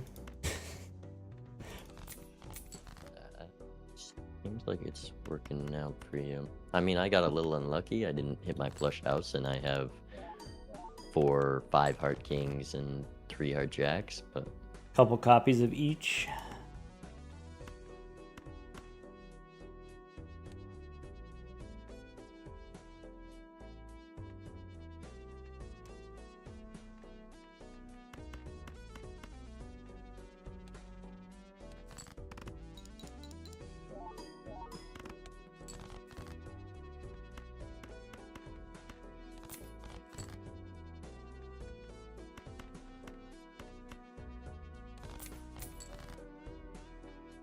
wow. Wow. 4 chips off the blind requirement has to hurt. That happened to me 4 last chips. game. Actually, 6 chips. 6 chips away. Okay, well, I'm in a bit of a dire situation. I wish I rolled once more. Alright, so I just finished the big blind. I'm starting the shop, 80 bucks, looking at Sock and Buskin. I see, I've had that one. Because I had the red card, I was able to take Mary Andy and then get maximum rebate value and a little bit of Faceless Joker value. I was able to do both. I sold the riffraff, but maybe the extra money is going to be better than having the riffraff.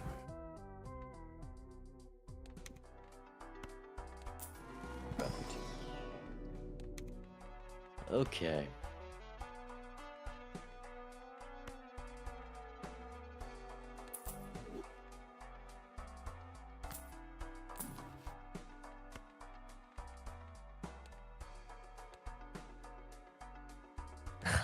I've got my cards. I'm on 1 life here. You're on 1 life. Okay. Well, I got money, so I have to reroll. It's obligatory. I like how neither of us have scored as much as we did in the first PvP. I guess this is an option.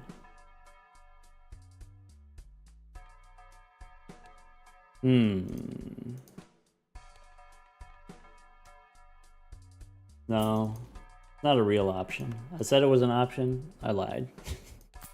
Hmm.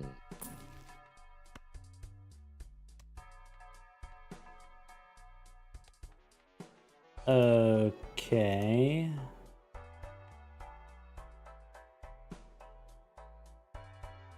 Probably I can go 1 more.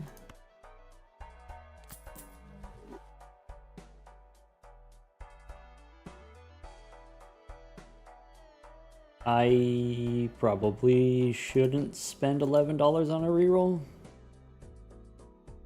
$11 rerolls. We got that money, We got that red card money. I did roll a lot. I was really hoping that thing I found would be my saving grace. I think you might have gotten it too. All right, let's hit him with one of those.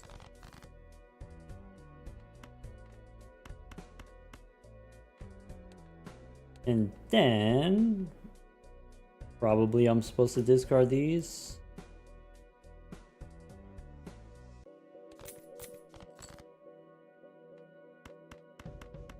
And then hit him with one of those.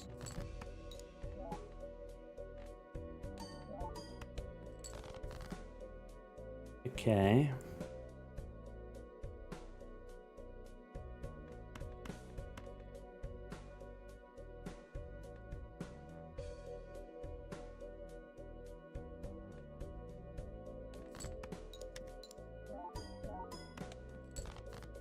Like my odds here.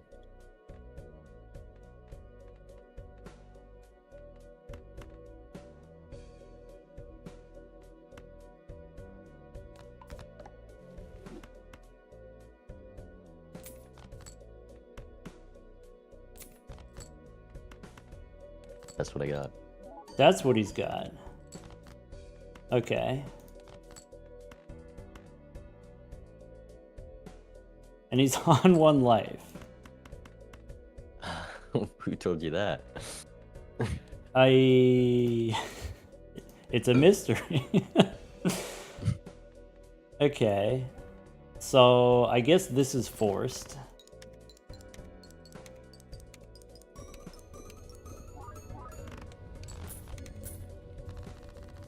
And he's still alive. Look at that. All right. 2 lives to take away. And you're not going to be losing the blinds with that red card.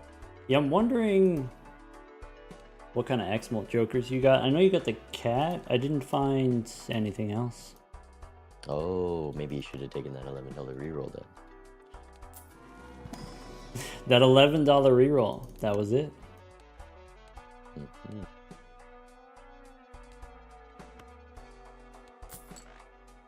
All right.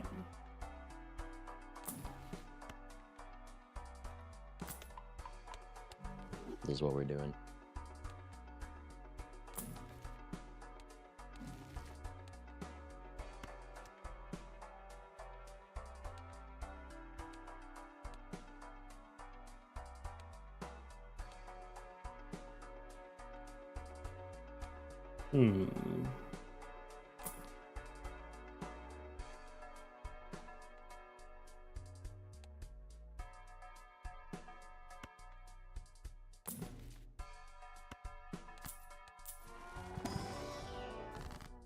I guess I did see a loyalty card, but it wasn't going to be relevant in this PvP. Right. Yeah, I didn't find that soon enough either.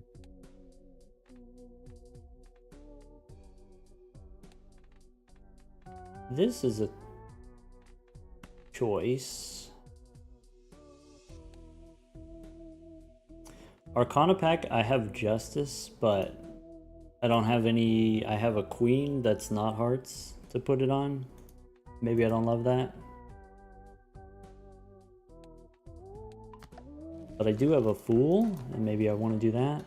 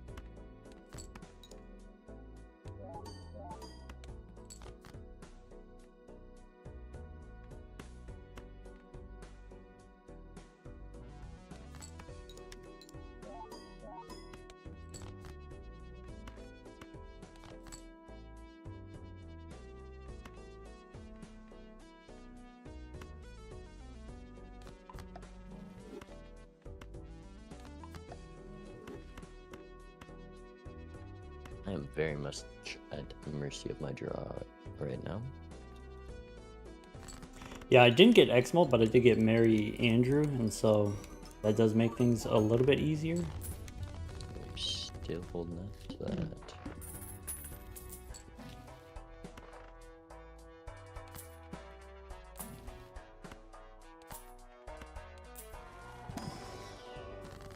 That is bad news. Maybe I'm probably dead. Do Oh. one of these and one of these and one of these, and then we pray to the cat. Oh no. Okay, I saw the cat scale and then I saw money hit, but I am alive. Yes.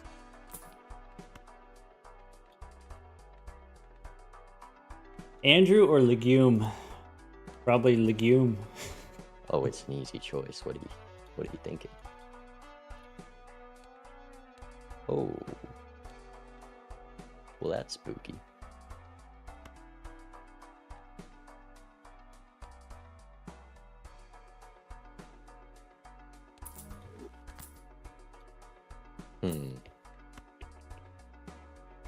Seven of Hearts Idol. Oh, yours hit a heart card? You lucky. Yeah. Ace of clubs did. Ace of clubs. Let's see here. Seven of Hearts Idol. That's skippable. That feels skippable to me. I think I just go PvP right now.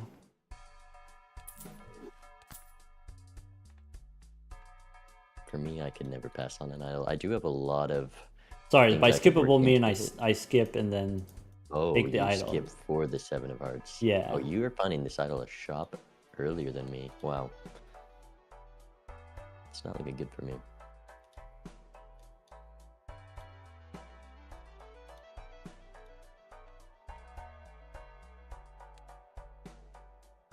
Maybe that's something I can do.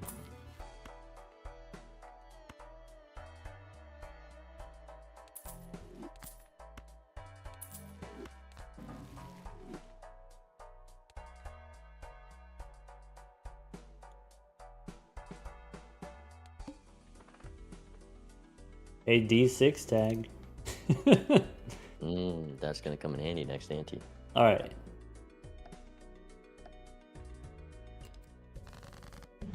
I have what feels like a strong hand, but you know, anything can happen.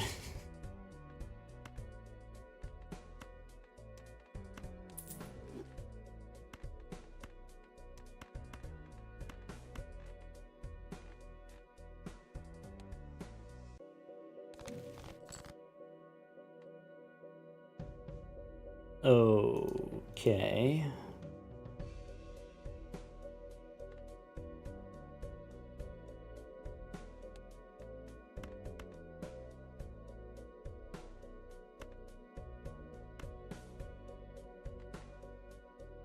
Yeah, I guess now we play the game of, do I want to try to force some information out of him? How much of a strong arm do you got? I think I'm okay discarding those.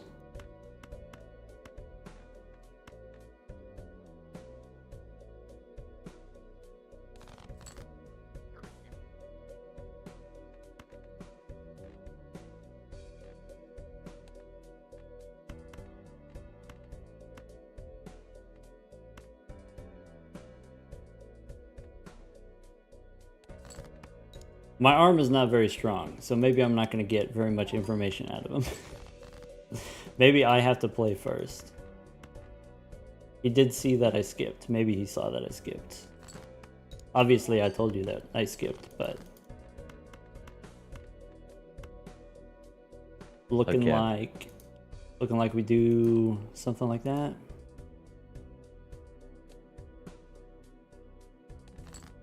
What level is your flush house at the moment? Flush house level 4. That's not good. I got a level 5, but I think I fooled for a flush house level twice. Oh. Oh, you use the Fool for that? I use Fool for Justice, so that's what we got. This is not good news.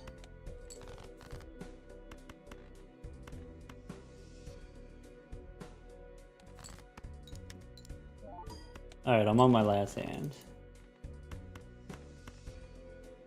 I'm just like kind of playing around right now, I guess. I got to touch all the cards.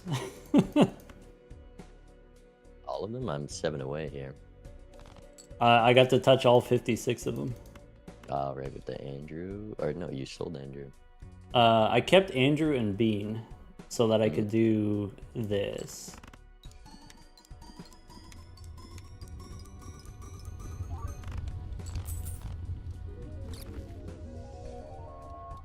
The glass would do that. Close. Close. Yeah, so I guess there's like... what was it? So I took the red card. The red card gave me a lot of survivability against the blinds where it didn't really matter what I drew. And then not only that, because you can play garbage hands, you get more money from rebate and faceless. So you could do both at the same time. Right. I think I was getting lucky with the $20 hits, and you still seem to be getting just as deep in the rerolls, which is not good for me because that's kind of the only advantage I might have had. But with that red card and the rebate, it was Yeah. enough to keep up.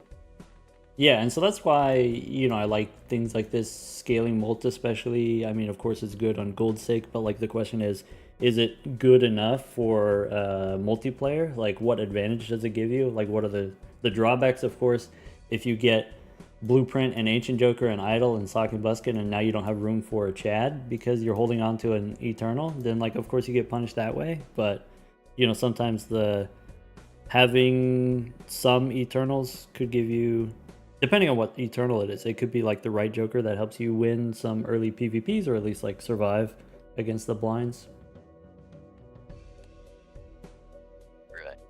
I'm honestly, if I see that, I still don't know if I take it. I think this game was still really close. I got unlucky on the life I lost to the blind, and ended up just coming down to glass anyways. Yeah. Definitely a lucky break for me. I open an Arcana pack, and then I have the red seal that I can turn into glass, and like you didn't have that opportunity at all, it sounded like.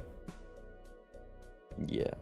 I guess I did use the Fools for Justice, use the Fools to make glass cards. I think there was one situation, maybe you mentioned like taking Temperance for 13 bucks instead of glass, or that was a different game, I think.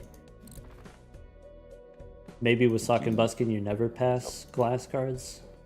every time there was a justice, it was going to be on a random card, and there was never a suit change or anything. I wouldn't, like, my flush house level is high enough that glass on a random jack wouldn't matter, and I never found the sun, so I never would have been able to play that glass. And I think the biggest fumble was I used a fool for a flush house level in that last PvP because I thought I needed every bit of scoring, which I pretty much did, but could have gotten Yeah, away yeah, without. yeah. I mean, you So using did. that fool, and that's the fool. You were did able take to- it, right? You did get that. No, wait. No, I Yeah, got the I previous did win one. that. Yeah. I took the last PvP, but the flush house level wasn't the difference. Oh yeah, yeah, yeah. You had like, okay, so you have acrobat and you have the cat, and so that was you. I played a flush house with one glass card, and then that was less than the acrobat and the cat combined, and so you used the sun card off of the fool in order to win that life.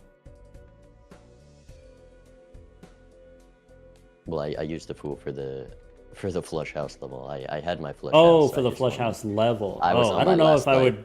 I don't know if Yeah, I I would was on ever my do it last for a life, flush and- house level.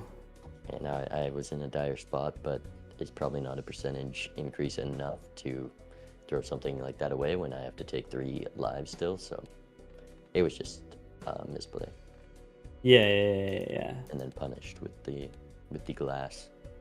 Yeah, I mean, when it comes to like randomness in Balatro or whatever, people talk about like, oh, you can overcome randomness with skill or whatever.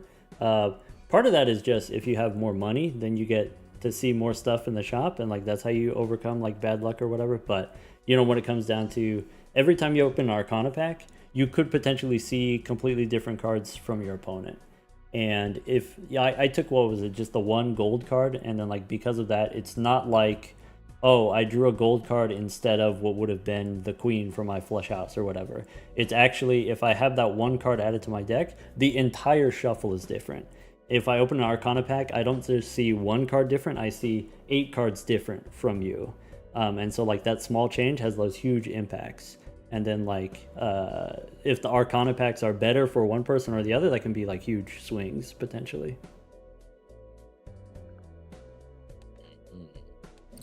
Yeah, I mean, the job of multiplayer is trying to have the same or better RNG and setting yourself up for those positions. Yeah. And so, it could be like, okay, well, I want to have fewer cards in my deck so that I have better RNG.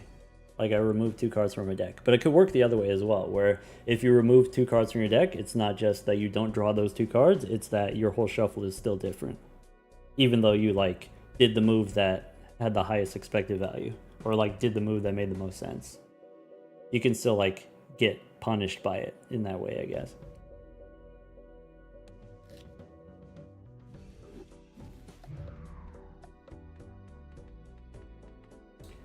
Are you, I don't know how much time you got. Are you interested in doing more? I'm good for one more game. I'm Cool. seeing the green deck is next in line. Green deck is highly educational. Sure, why not? Okay. All right, let's see how this goes. This Let's is where see. my poor discards are really gonna hurt me. Yeah, I guess like, okay, in the first round, we had the spades. Still go for the spade flush. That one's a gimme. All right. Same money. Shop 1. Ooh. Now this is an interesting shop. Well, this is going to be one of those, I guess. Photograph, or we can still come back and get overstock later.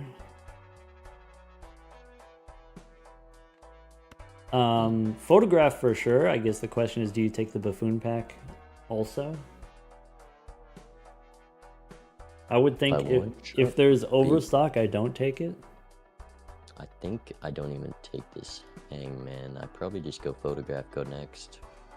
Photograph, go next. Hangman is powerful, but maybe overstock is stronger. Maybe the hangman is something that I can do later. I agree.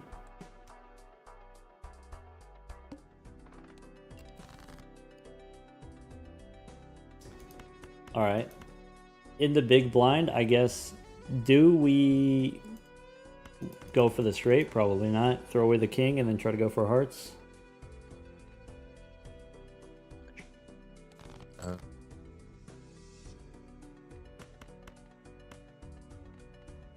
Bummer.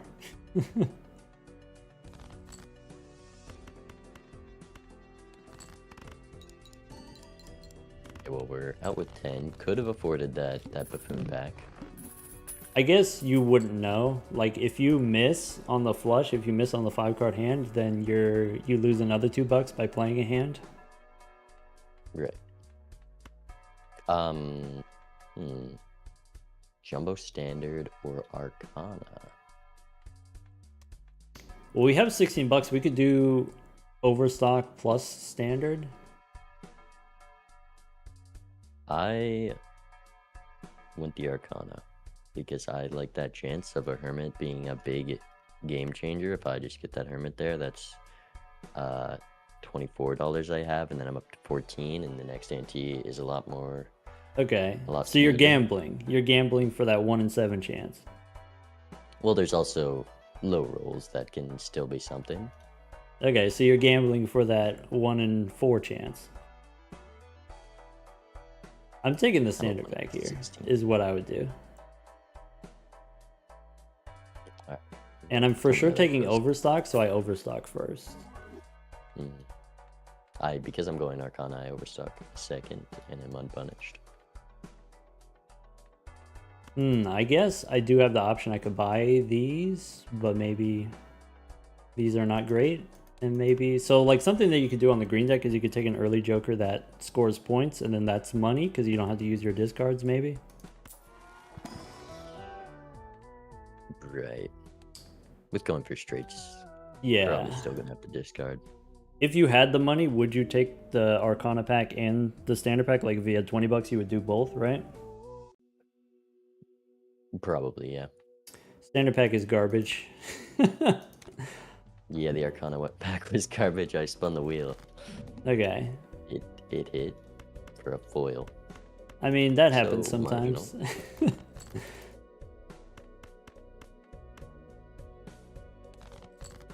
You hit the foil on the wheel? That's pretty good, actually. It helps.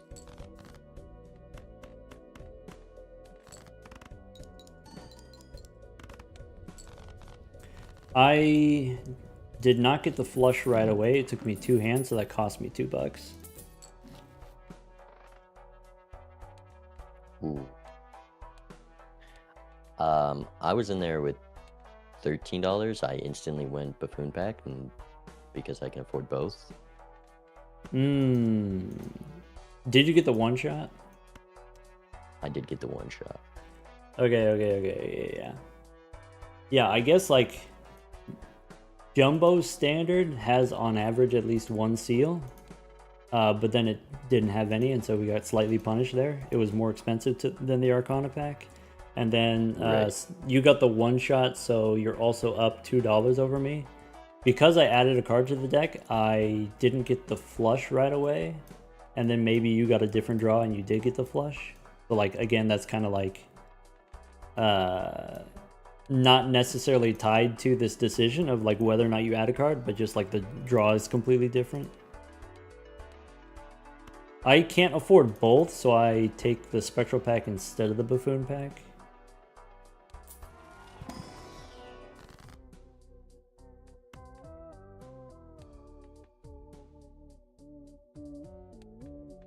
What cards did you draw for this Deja Vu? So I've got Ace, King, Queen, but it's King of Diamonds, Queen of Clubs. So since I picked up a glass 7 of clubs, I probably go Red Seal, Queen of Clubs. It leaves me open to potentially getting Shoot the Moon also. Like, not long term, but like temporarily. I was hoping for spades in this pack, but I didn't hit it, so... Hoping I for also drew a spades. queen. I got a Wrathful Joker from that Buffoon pack. Well, I'm going to make the Queen of Clubs into a Red Seal now, and if there's a future Buffoon pack, then I'll get the Wrathful Joker and then be sad. I could.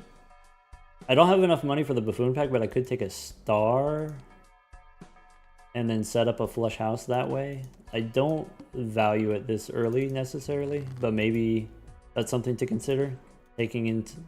Holding it for 3 rounds and using it in PvP.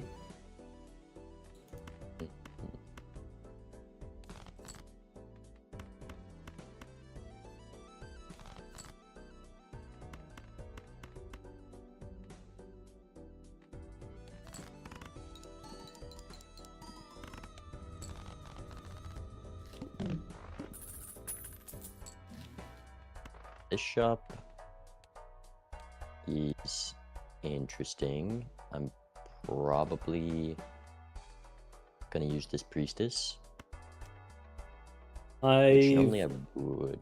Well, if I have the tarot card, I wouldn't. There is this blank, and I'm deciding is that something I'm buying next shop, and it's probably not. I don't think I would. Yeah.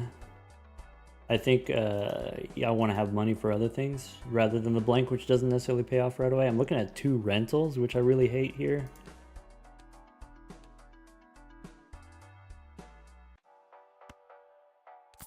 I go Priestess for sure, and then after using Priestess, I think about whether or not I want these Celestial packs, especially if I have the photograph. Maybe that saves me from having to buy these rentals.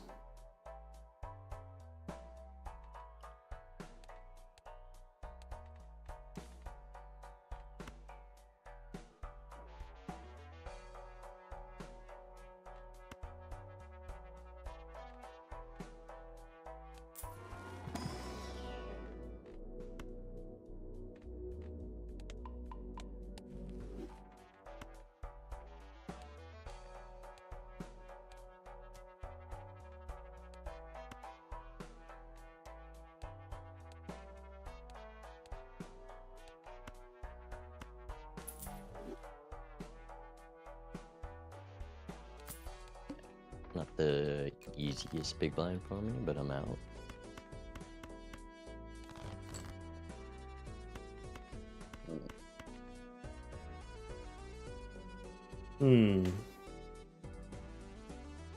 You just have the photograph right now, correct?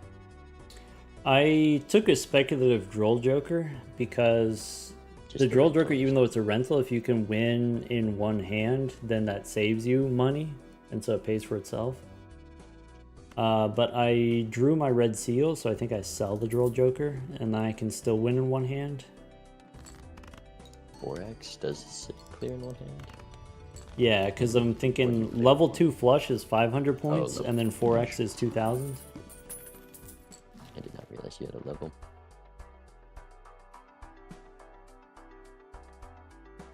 I'm staring down a showman. Showman? I don't think I can afford it. I think I just need money for other stuff. But I do Also take a broke. standard pack. Don't have the Chad yet and can't re-roll, but we do have Overstock. You take the standard pack here. Interesting.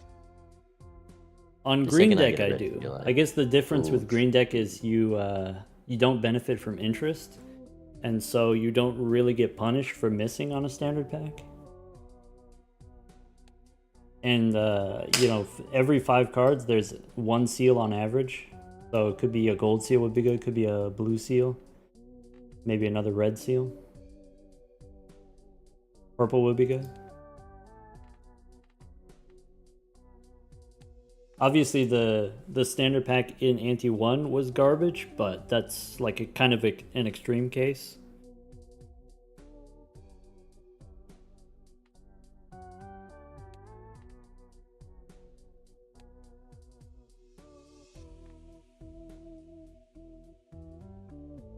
Let me know if you take the standard pack or not. We could talk about what the choice is.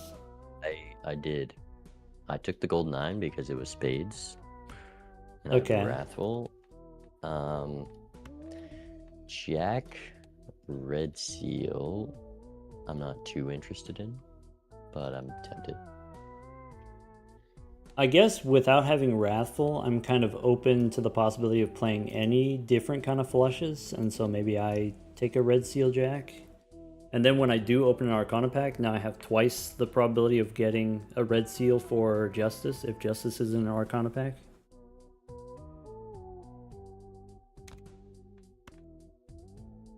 I think I take it here. Just red seals in general, you kind of can just take and then. Yeah, I don't know if I can steal or a lucky on it and get value out of it. Yeah, I don't know if I can take a gold 9. Maybe. I think I do take a gold 9.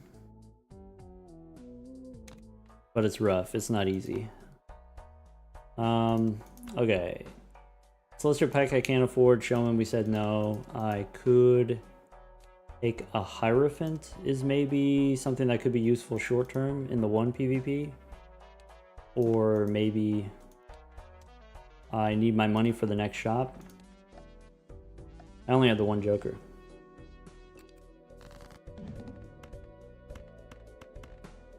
Yeah, we'll see that flush level can beat out the Wrathful. I'd be surprised, but maybe if you are able to play a lot of hands. It's not looking good.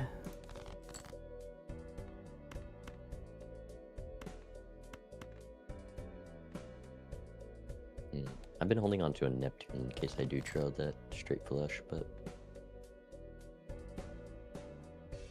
Got the classic 4 of each.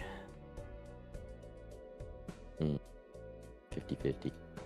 Yeah. Or maybe either way it works. Yeah, this draw is just garbage for me.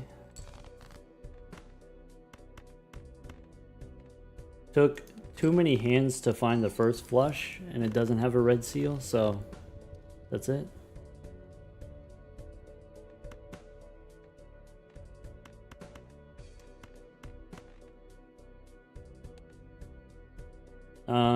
You're on 1 hand, so I guess I play this. Didn't draw any flushes. Or just like the one after using all of my hands. Yeah, definitely. It's kind of weird that the Wrathful Joker was like the one difference. Like, of course, if I see Wrathful Joker, I take it, and then I use it in exactly the same way. And being able to afford the Wrathful Joker came down to whether or not you get the 1 shot in the first boss. And then we just got a different draw. Well, the 1 shot in the first boss was also helped by me going Arcana pack and getting foil on the photo. Yeah.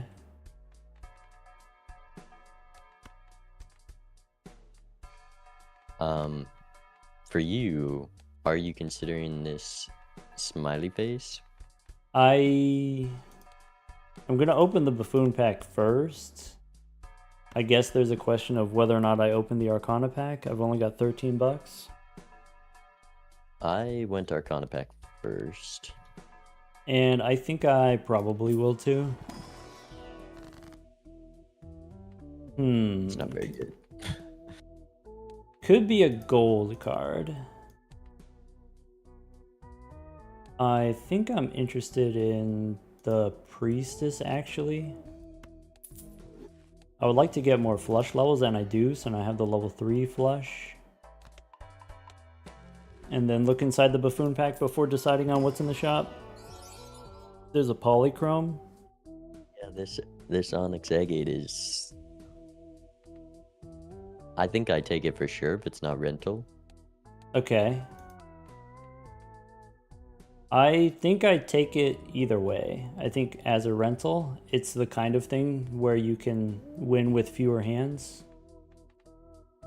You have that Red Seal Club Queen as well. I do not. My red seal is on clubs, yeah, which matters because of the photograph. If we didn't have the photograph, it wouldn't matter.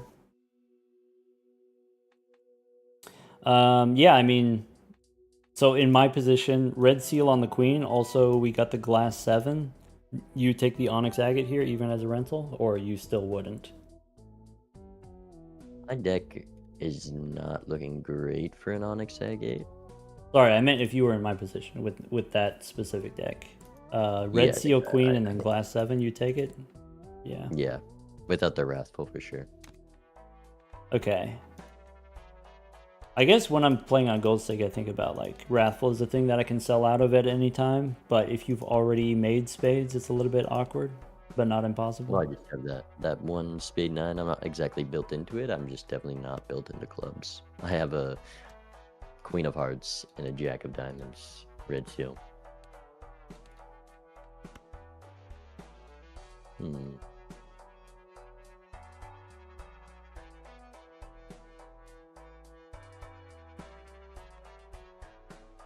I guess something to consider if you do have a foil, then Onyx Agate, maybe 2 pair plus the foil. You win in one hand, you don't have to discard. So that's like plus $2 on the green deck. Yeah, I think I'm taking it. I think Onyx Agate with the Polychrome is a bit too strong. It is polychrome So- too, yeah. I'm looking at a banner in the shop for kind of the same reason. So you got the foil off the wheel, but I'm considering banner for kind of the same purpose. Hmm. As a perishable, I don't know if I can afford it though.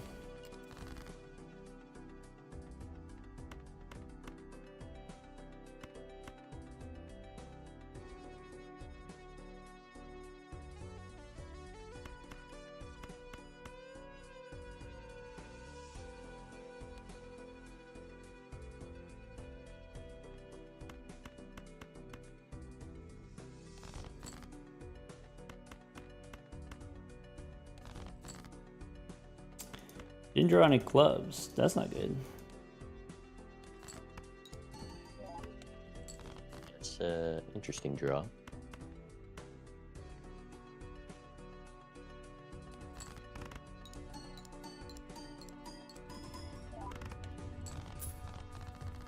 Ow.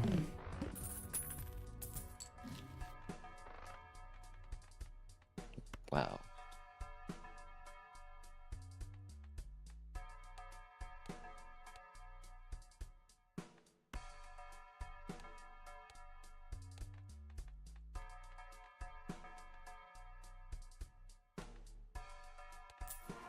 Playing the big blind.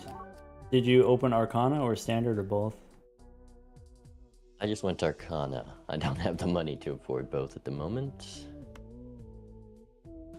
I am also short on money. I took Standard, again, you know, trying to get seals, and I get a gold ace.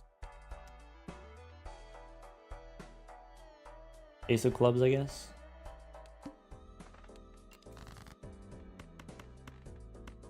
But we're gonna need to draw these clubs.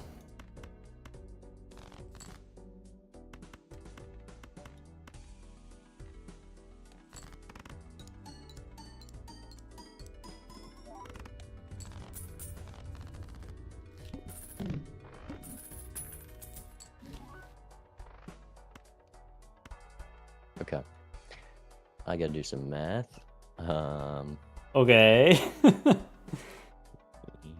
21, 23, 70, 90, 21. It's not enough. Do I want to play it anyways? Probably not.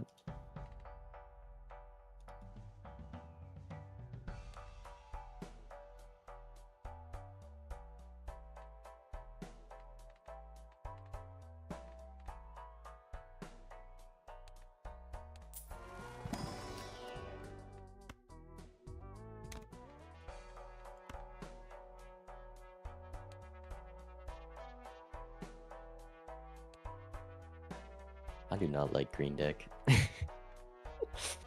Why? Because I like having a lot of money at all times, and it's making me go down to low money because that's just how the deck is making me play, and there's no econ in this seed. And the rentals, and every shop is a tough decision on where I gotta spend my money. I mean, we talked about like scoring is econ, right? Did you take the half joker to go with your foil so that you can win with pairs or high card, and then you know you I don't think- have to play as many hands? I'm beginning at a 1. Just spending all these Okay, cards. okay. But you gotta like discard to find a flush, right? Right. That's money on the table, man. But now I'm entering the shop with like $8 because we got this Onyx Agate.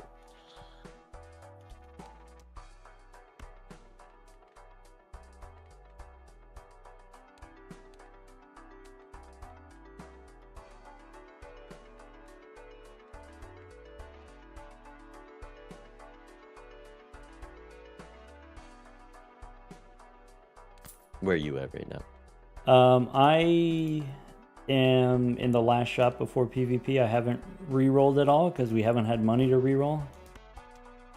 I'm also here. Driver's license, I think I'm way too far from, even though it's right next to this Hierophant. Okay. Hierophant, do we take it? It is not likely to matter, but it could. I don't know if we can afford the $3 here. $3 is a lot of money in this economy. Yeah, so I take the standard pack in addition to other standard packs that I picked up this ante. So the standard pack gave me a purple seal. I don't know if you're that deep. I wouldn't open the standard pack. Okay. I'd probably just go next year.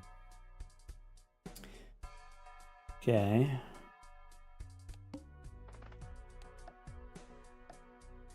And not knowing where my opponent is, I probably assume I win this if they didn't take Agate, and I probably am losing if they did. Okay, so you're like, I got the agate. And so either we both took it or we, maybe your opponent didn't take it. If your opponent didn't take it, you're crushing them for sure, I would think.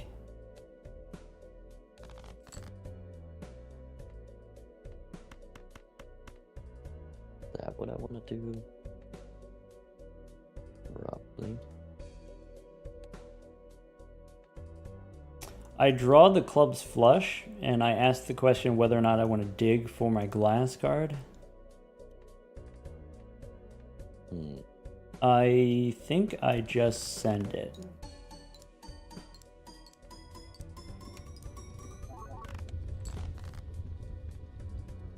Wow. That's without the glass card, okay. That's without the glass card, Right, yeah. the red seal, I see. That is with the red Double seal because I put it on clubs.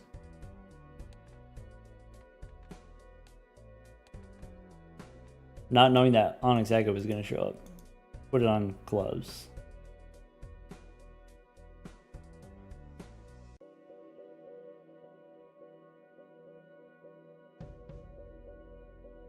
I think this is a get out. Okay.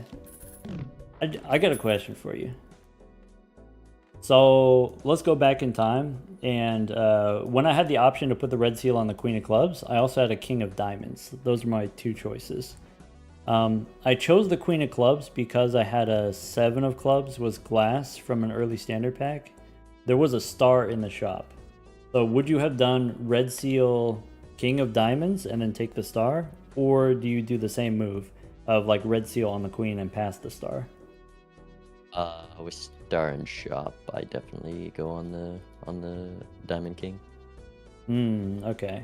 I think I agree. I think at the time I just didn't see the star, so I wasn't thinking about it. But, looking back, I would have done that differently. And then, of course, wouldn't have the red seal on the clubs.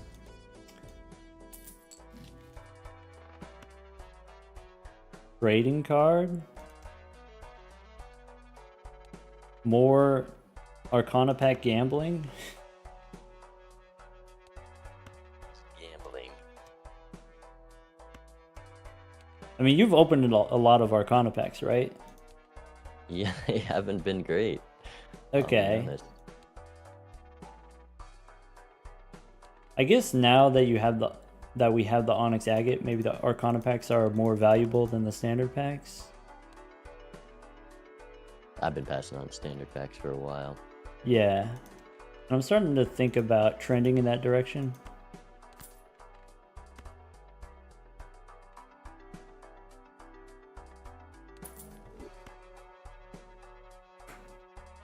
Let's think about this.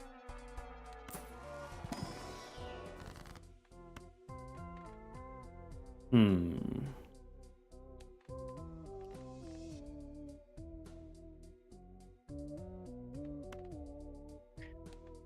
I imagine you're not gonna have the same question, but I'm wondering if I want to sell this trading card or not after using it. Oh. Pretty sure you're just gonna keep it. I And I guess actually, yeah, you gotta keep. I think that was stupid of me.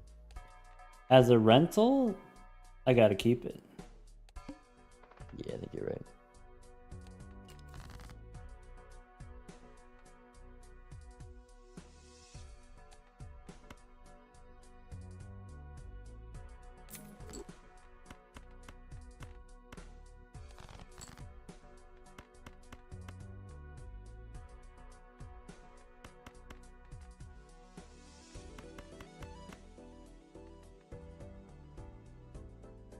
Just hearing those two rental sounds on the start of the shop does not feel good. Yeah. I mean, gotta play the hand you've been dealt, right? And I'm thinking selling it might have been the play I should have made.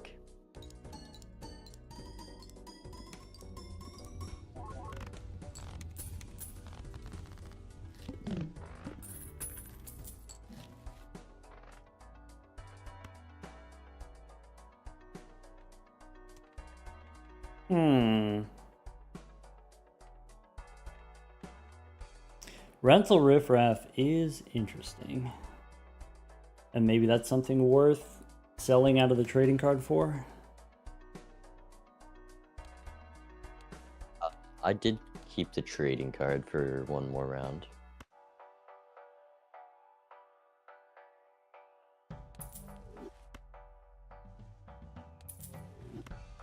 I think if I'm going to do rental riffraff, I got to do 2 jokers.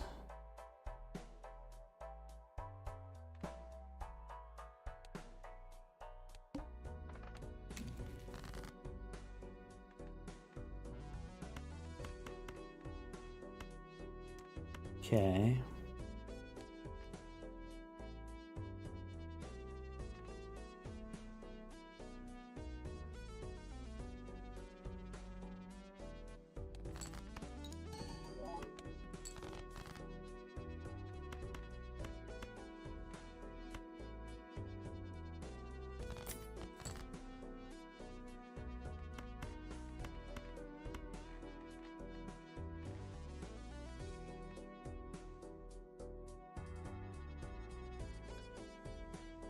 This is a hard game to play.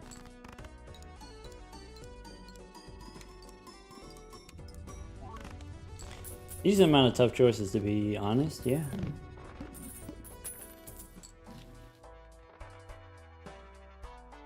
I imagine we're at a very similar spot right now. Do you also just have a riffraff agate photograph in the shop? Let's see here. Riffraff agate photograph. And maybe that joker I missed was worth it. Since I sold the trading card, I actually got 2 off the riffraff. I'll tell you later what it was. I don't want to influence your decision about whether or not to keep the riffraff. I'm definitely keeping it. I mean, I'm heading into the PvP with 2 free slots already, but yeah, I'll find out what it is. Clever Joker we can sell. Riffraff, the second one was the mail-in rebate. So I did get the rebate. Rebate is not great immediately. It only gave me like $5 there, only 1 draw. It's awkward with the Onyx Agate because it's hard to do 5-card hands at the same time as doing the rebate.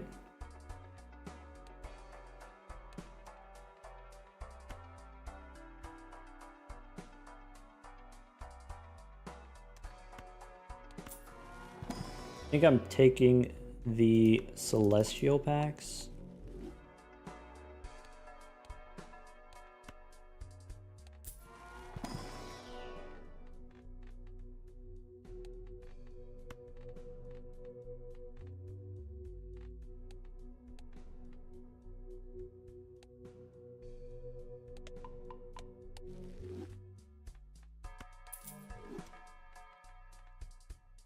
I forgot we both got Overstock.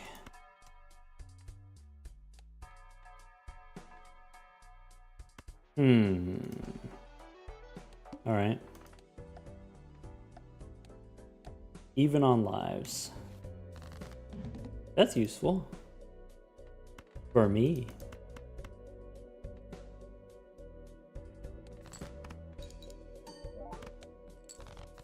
We should have the exact same amount of refresh slots at the moment. Yeah.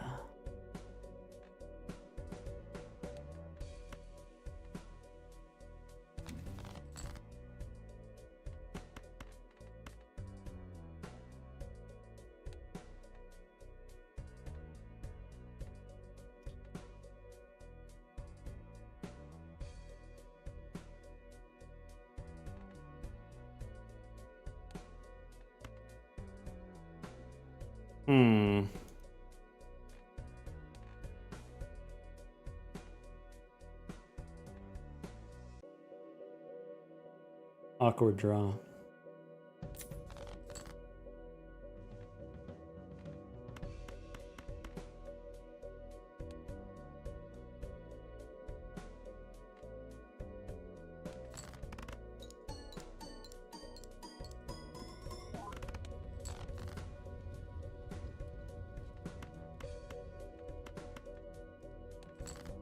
Those out there. Do you think you got a second one of those?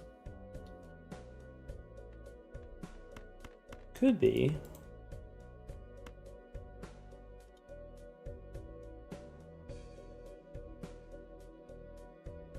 Oh no, I threw it all away. I threw it all away.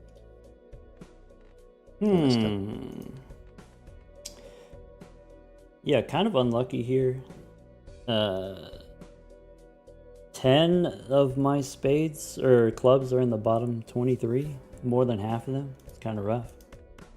So I guess we could do this, but I don't know if that matters. I don't think this is 9,000. Wow, it's close. I think the foil got me that one. Oh, for sure, yeah.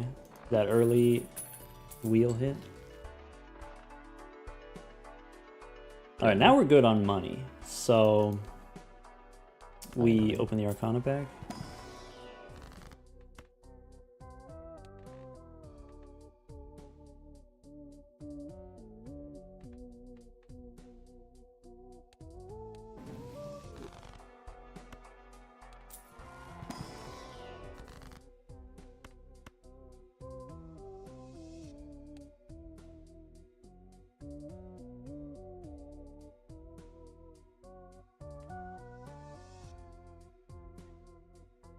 Out.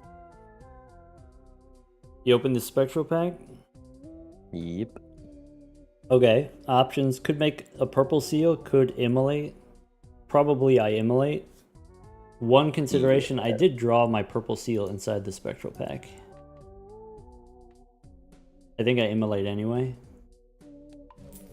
And then we lose the purple seal. I lost a lot of my rebate cards in that immolate, which hurt. Yeah, I guess that's a factor too.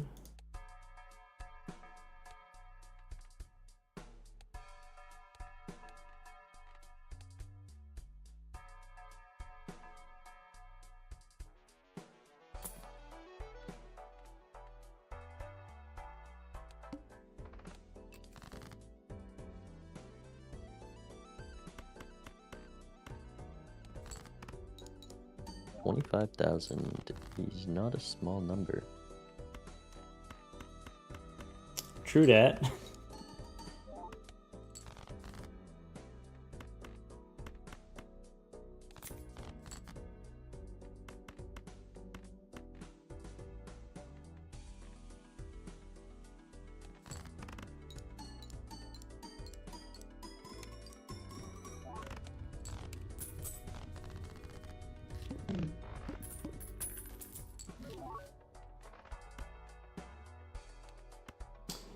Foil Slide Joker. For me, that's amazing. If you already have a foil, maybe that's less exciting. I also took that. It did help.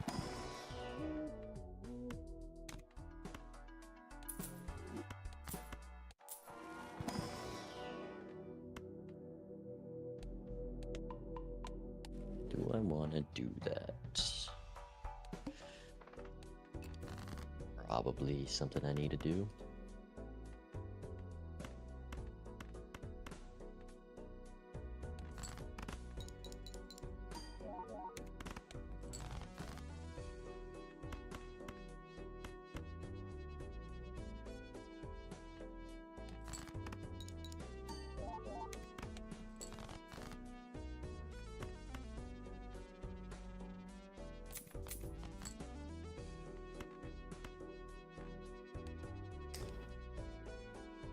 Wish I remembered what I scored the literal last round.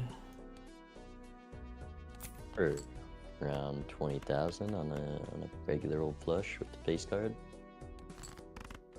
Well, you know for you.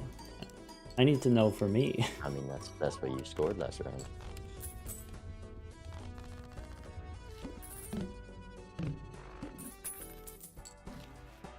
Alright. That's... Trio is interesting, but it's going to be very difficult to pull off.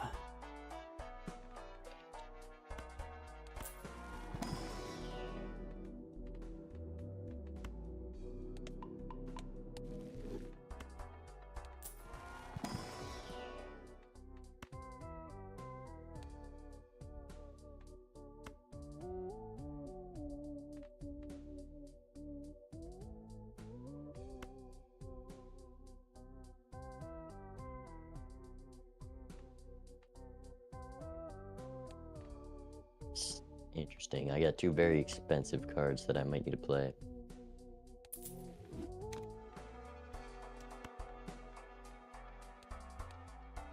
It's only one life, right? Like in PvP, if you don't want to play the red glass, you just don't and you give up the life. Right, but if I was in PvP right now, I'd probably play them, so... Okay. It's,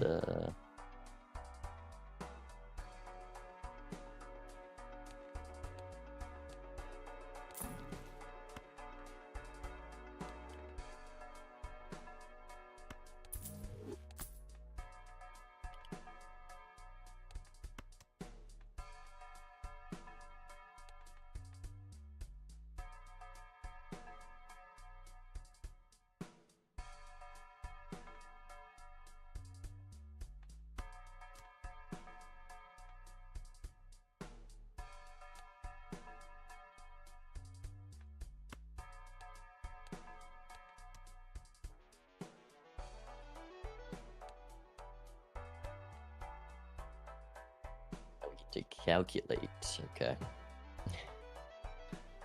11, 16, 160. We got this guy, 175. Like 270. 6, 8 by. Okay. Word for the timer on me. No, Clock 'em. that's perfect.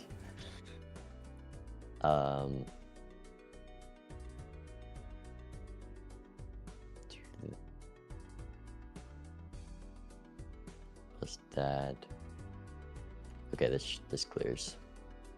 It's gotta. Oh, I Probably. messed up a little bit on my math, but it worked out. Whatever it is, it clears. It was a little close, a little bit.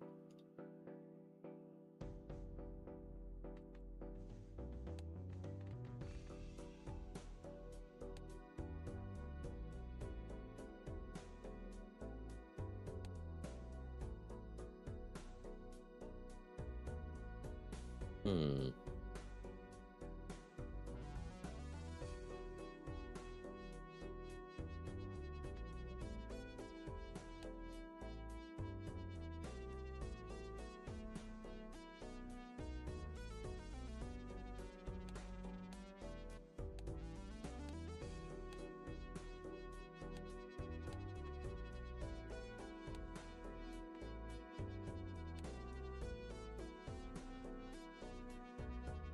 Really been passing on a lot of celestial packs.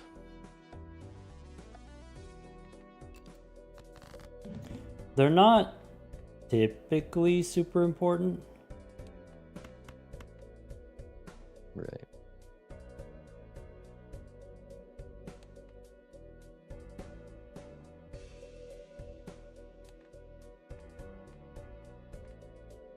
Hmm.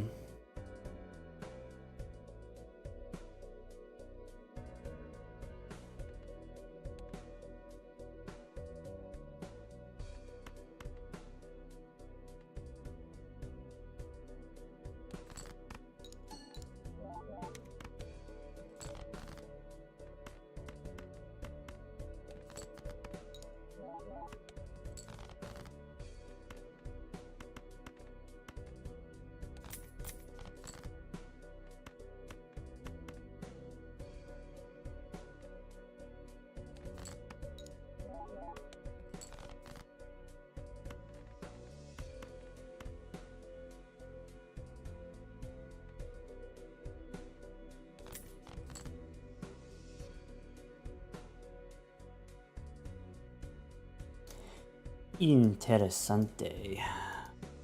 Now it's to him? He plays first? That way. This is maybe the weirdest hand ever, but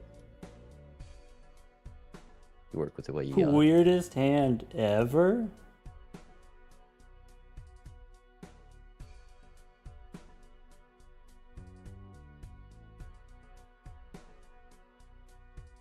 Alright. Let me think about it. Hold on. Okay, if I do one of those, it's like 30, and then one of those takes me to 60, and one of those takes me to... I think I can do it.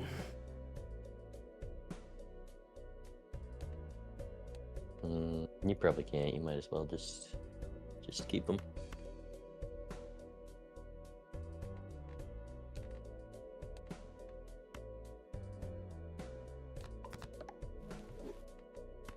I think this is a thing that I want to do long term anyway. I might as well do it now. Do you have the trio right now? I did take it, yeah. I looked at my deck and I figured I could do a flush with 3 7s is what I have. You're still doing the flushes, I see. Yeah, but this is going to be a flush house. And I guess the order doesn't really matter. Maybe there.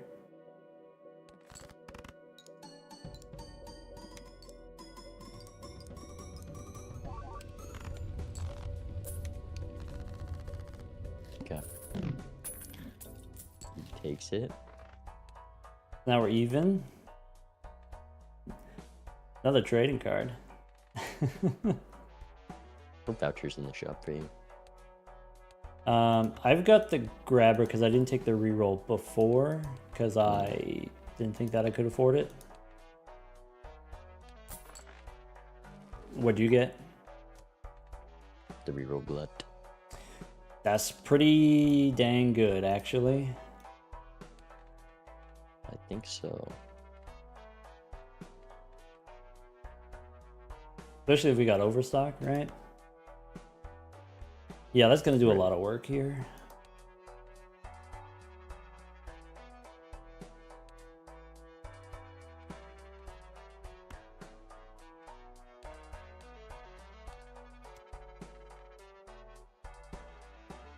That's the number I need? That's a big number. Okay.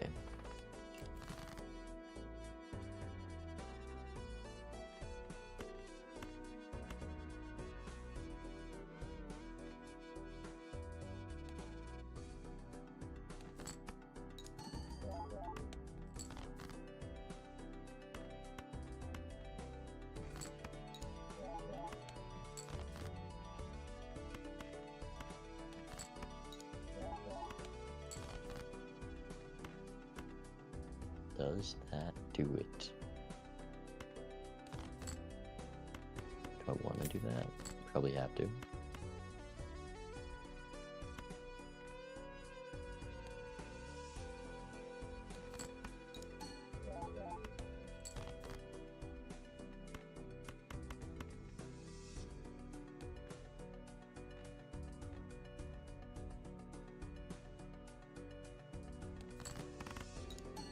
Abysmal draw here.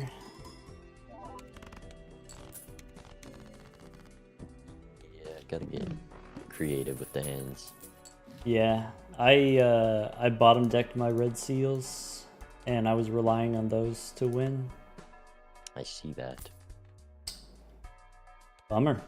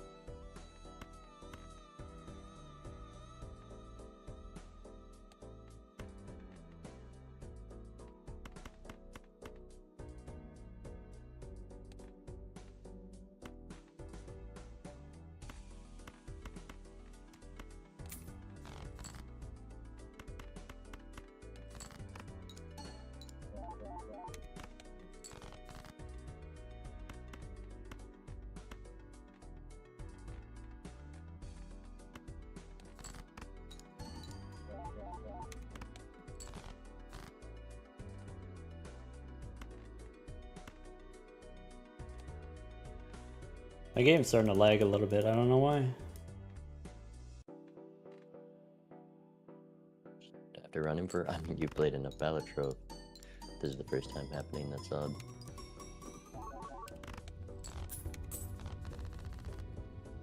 Maybe just we've had, I don't know, PvP open for a while. It's like really bad. I know a lot of players have that. It gets like so laggy, the cards bounce around. That's what's happening, yeah.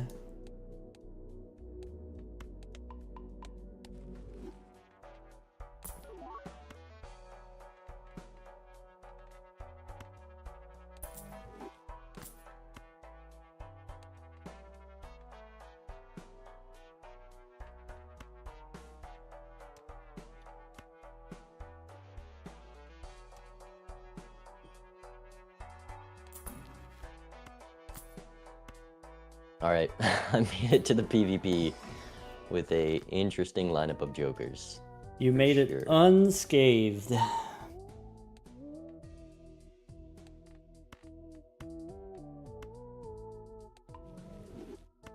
Alright. Just barely.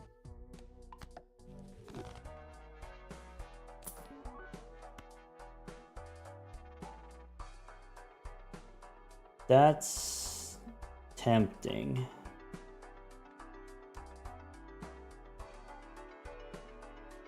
It's pretty expensive though. It is. So I think I can't do that. Though there's like a good chance I die if I don't do that. On one life, you do have to consider things you don't want to do a lot more. Yeah. I mean, what are the chances that we bottom deck the red seals, 3 times in a row? That'd be crazy. That'd be crazy.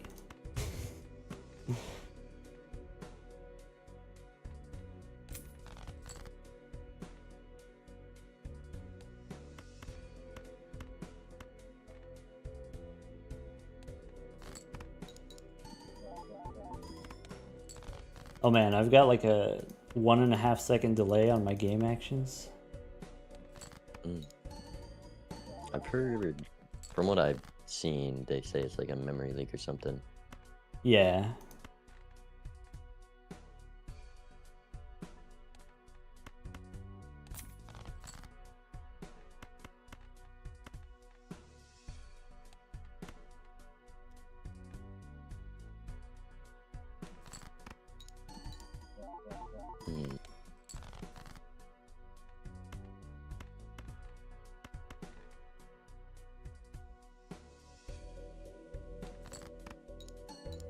Alright, this is not likely to work out.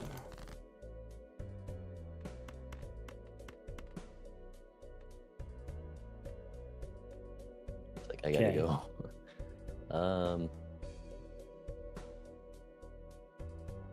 Is this what I'm doing? Or is this? Probably this. And ship it. I've missed some glass in the deck, but with 14 cards left, you gotta expect it.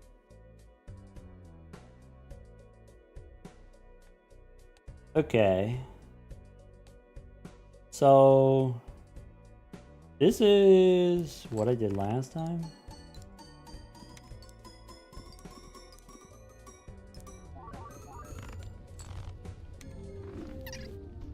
Just under. Close.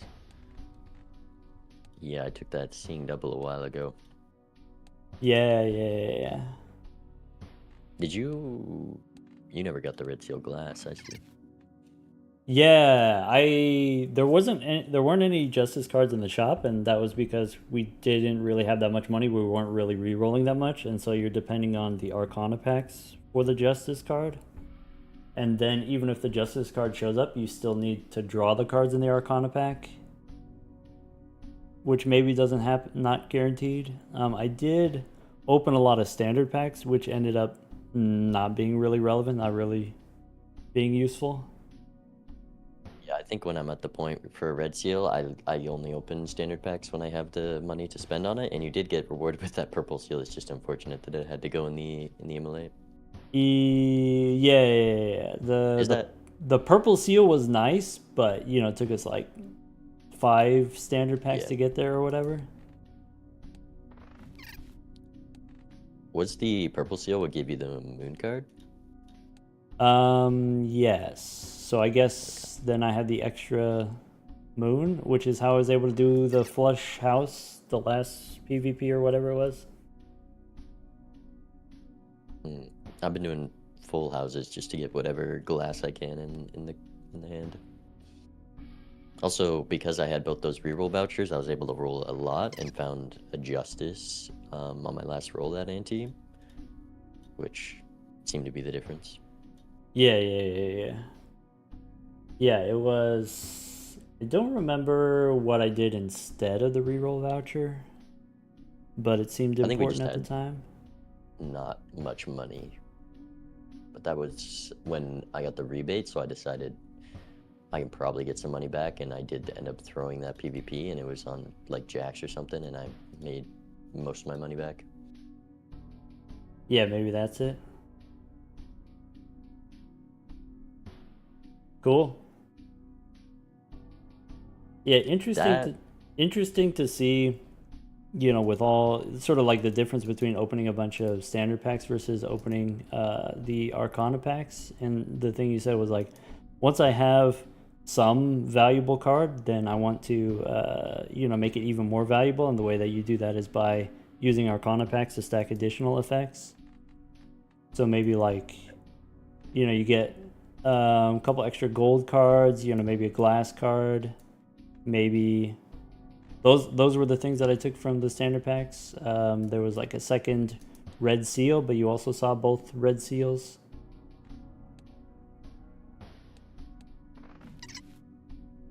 Yeah, I'm just not a fan of adding cards to my deck. Yeah, for sure. I think I do always. I mean, that game was different where I had very little econ for 90% of the game, and maybe a standard pack is too high of a cost for the chances of it just missing something completely. And I like having money for the next shop to buy whatever I see, even though there is no interest. Yeah. Definitely, that's the difference.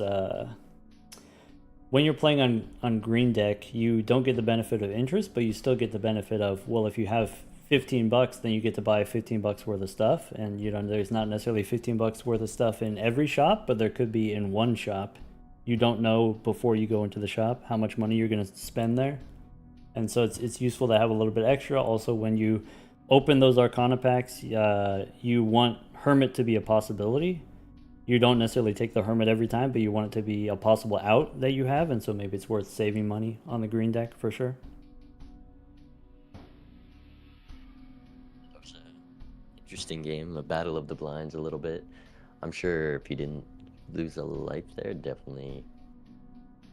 I mean, you still had rebate. It definitely could have gone different. I know next. Well, maybe I would.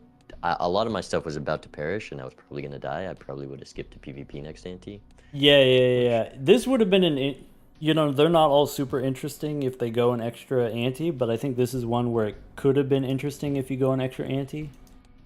Because, you know, we have sort of like the same X-Mult Jokers are kind of perishable, and then if you lose those, then what are you doing instead? And so maybe we've got the red seals on Jacks of Clubs, and we've got the glass sevens, and so maybe that's like a backup plan that you could do. Maybe like the red seal Jacks, if you don't have the leveled up hands, maybe are not that good. Like the red glass cards are not as good if you don't have the leveled up hands. Not as compatible with the Onyx Agate. You would still need, it would still be kind of an uphill battle to put the glass onto the red seal. Like I still need to do that. Maybe you're trying to turn them into clubs. Maybe you have a hand where it doesn't matter. If you play like a 5 of a kind, it doesn't matter whether or not they're clubs.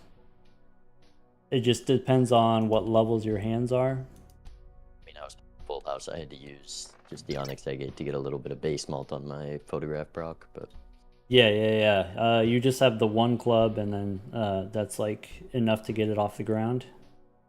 Yeah, this is why I really like leveling up full houses in multiplayer instead of leveling up flushes. Like obviously, flush is good with the bloodstone, but if you have bloodstone, you're gonna play a flush house anyway. So like the flush level doesn't really matter. Whereas like if you play a full house, you can also still just put in 4 cards that are hearts, and it's like scales better than the flush, even though it's not like a full 5 hearts. And then if you have random glass cards, like you got the glass jacks and I got the glass sevens, and so you can kind of jam them together and make a full house that way. If you have Dusk or if you have Chad or whatever it is, I like the full house levels for that. definitely a diverse hand for sure. For sure. I need to restart my game if we are going to play again, but I don't want to hold you to that if you don't want to, depending on how you're feeling. I think that was going to be the last game for me. I have a couple things I need to do. Cool. Yeah, hopefully, you know, for folks watching at home, somewhat educational. Yeah, that was fun. I mean, I definitely learned. It's been a minute since I played Gold Stake multiplayer. I mean, I feel like I had a couple in the league, but a lot of those felt very different than the ones we played today. It's definitely a variable stake, so this one. Yeah, the big decisions being Eternal Jokers and then Rental Jokers. Maybe perishables don't matter as much. There's like the rare case where you skip to preserve a perishable, just like sometimes you skip to preserve Seltzer, or you skip for Ancient Joker or Idol or stuff like that. Right. Cool. All right, good games, man. Thanks for hanging out. Good games. See ya. See ya.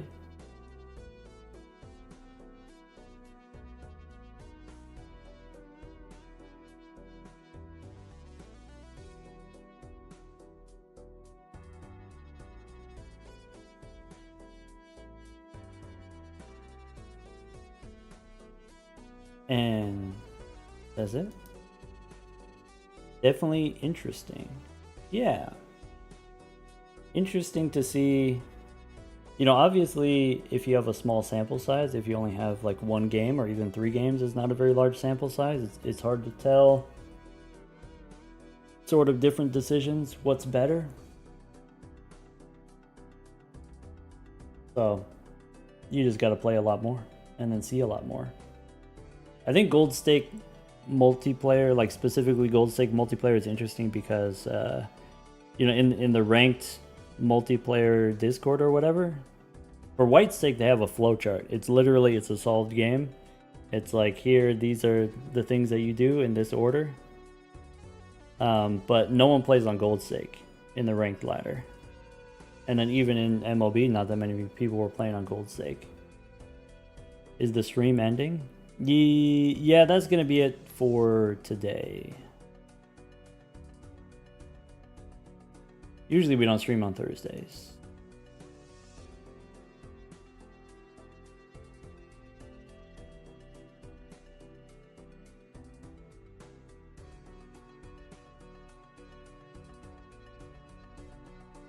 Small changes have big differences on gold stake. Yeah. Definitely, like, it's harder to get resources on gold stake, and so things like interest, you have access to interest every time. No matter what jokers you have access to interest. And so then interest matters more, right? It's in every game.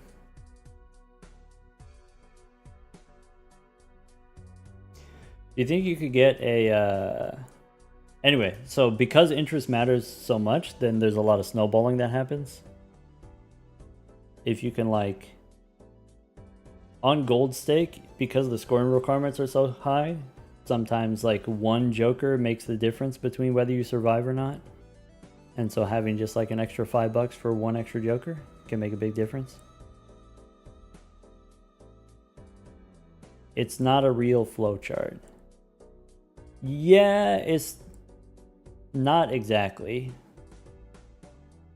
But still, there's like a lot of repetitive play patterns.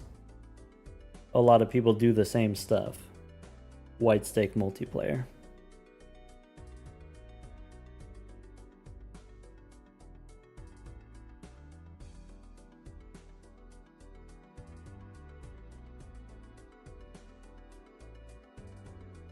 Pipinachi wants to know, was it not a consideration to play gold stake in the MLB matches against Bean? I guess what would be the benefit of that? Why would I do that?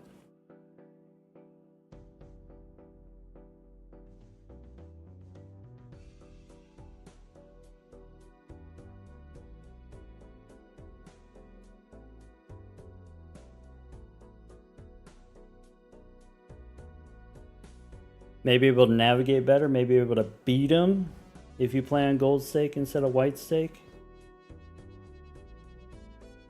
Yeah, but why is that a thing that I want?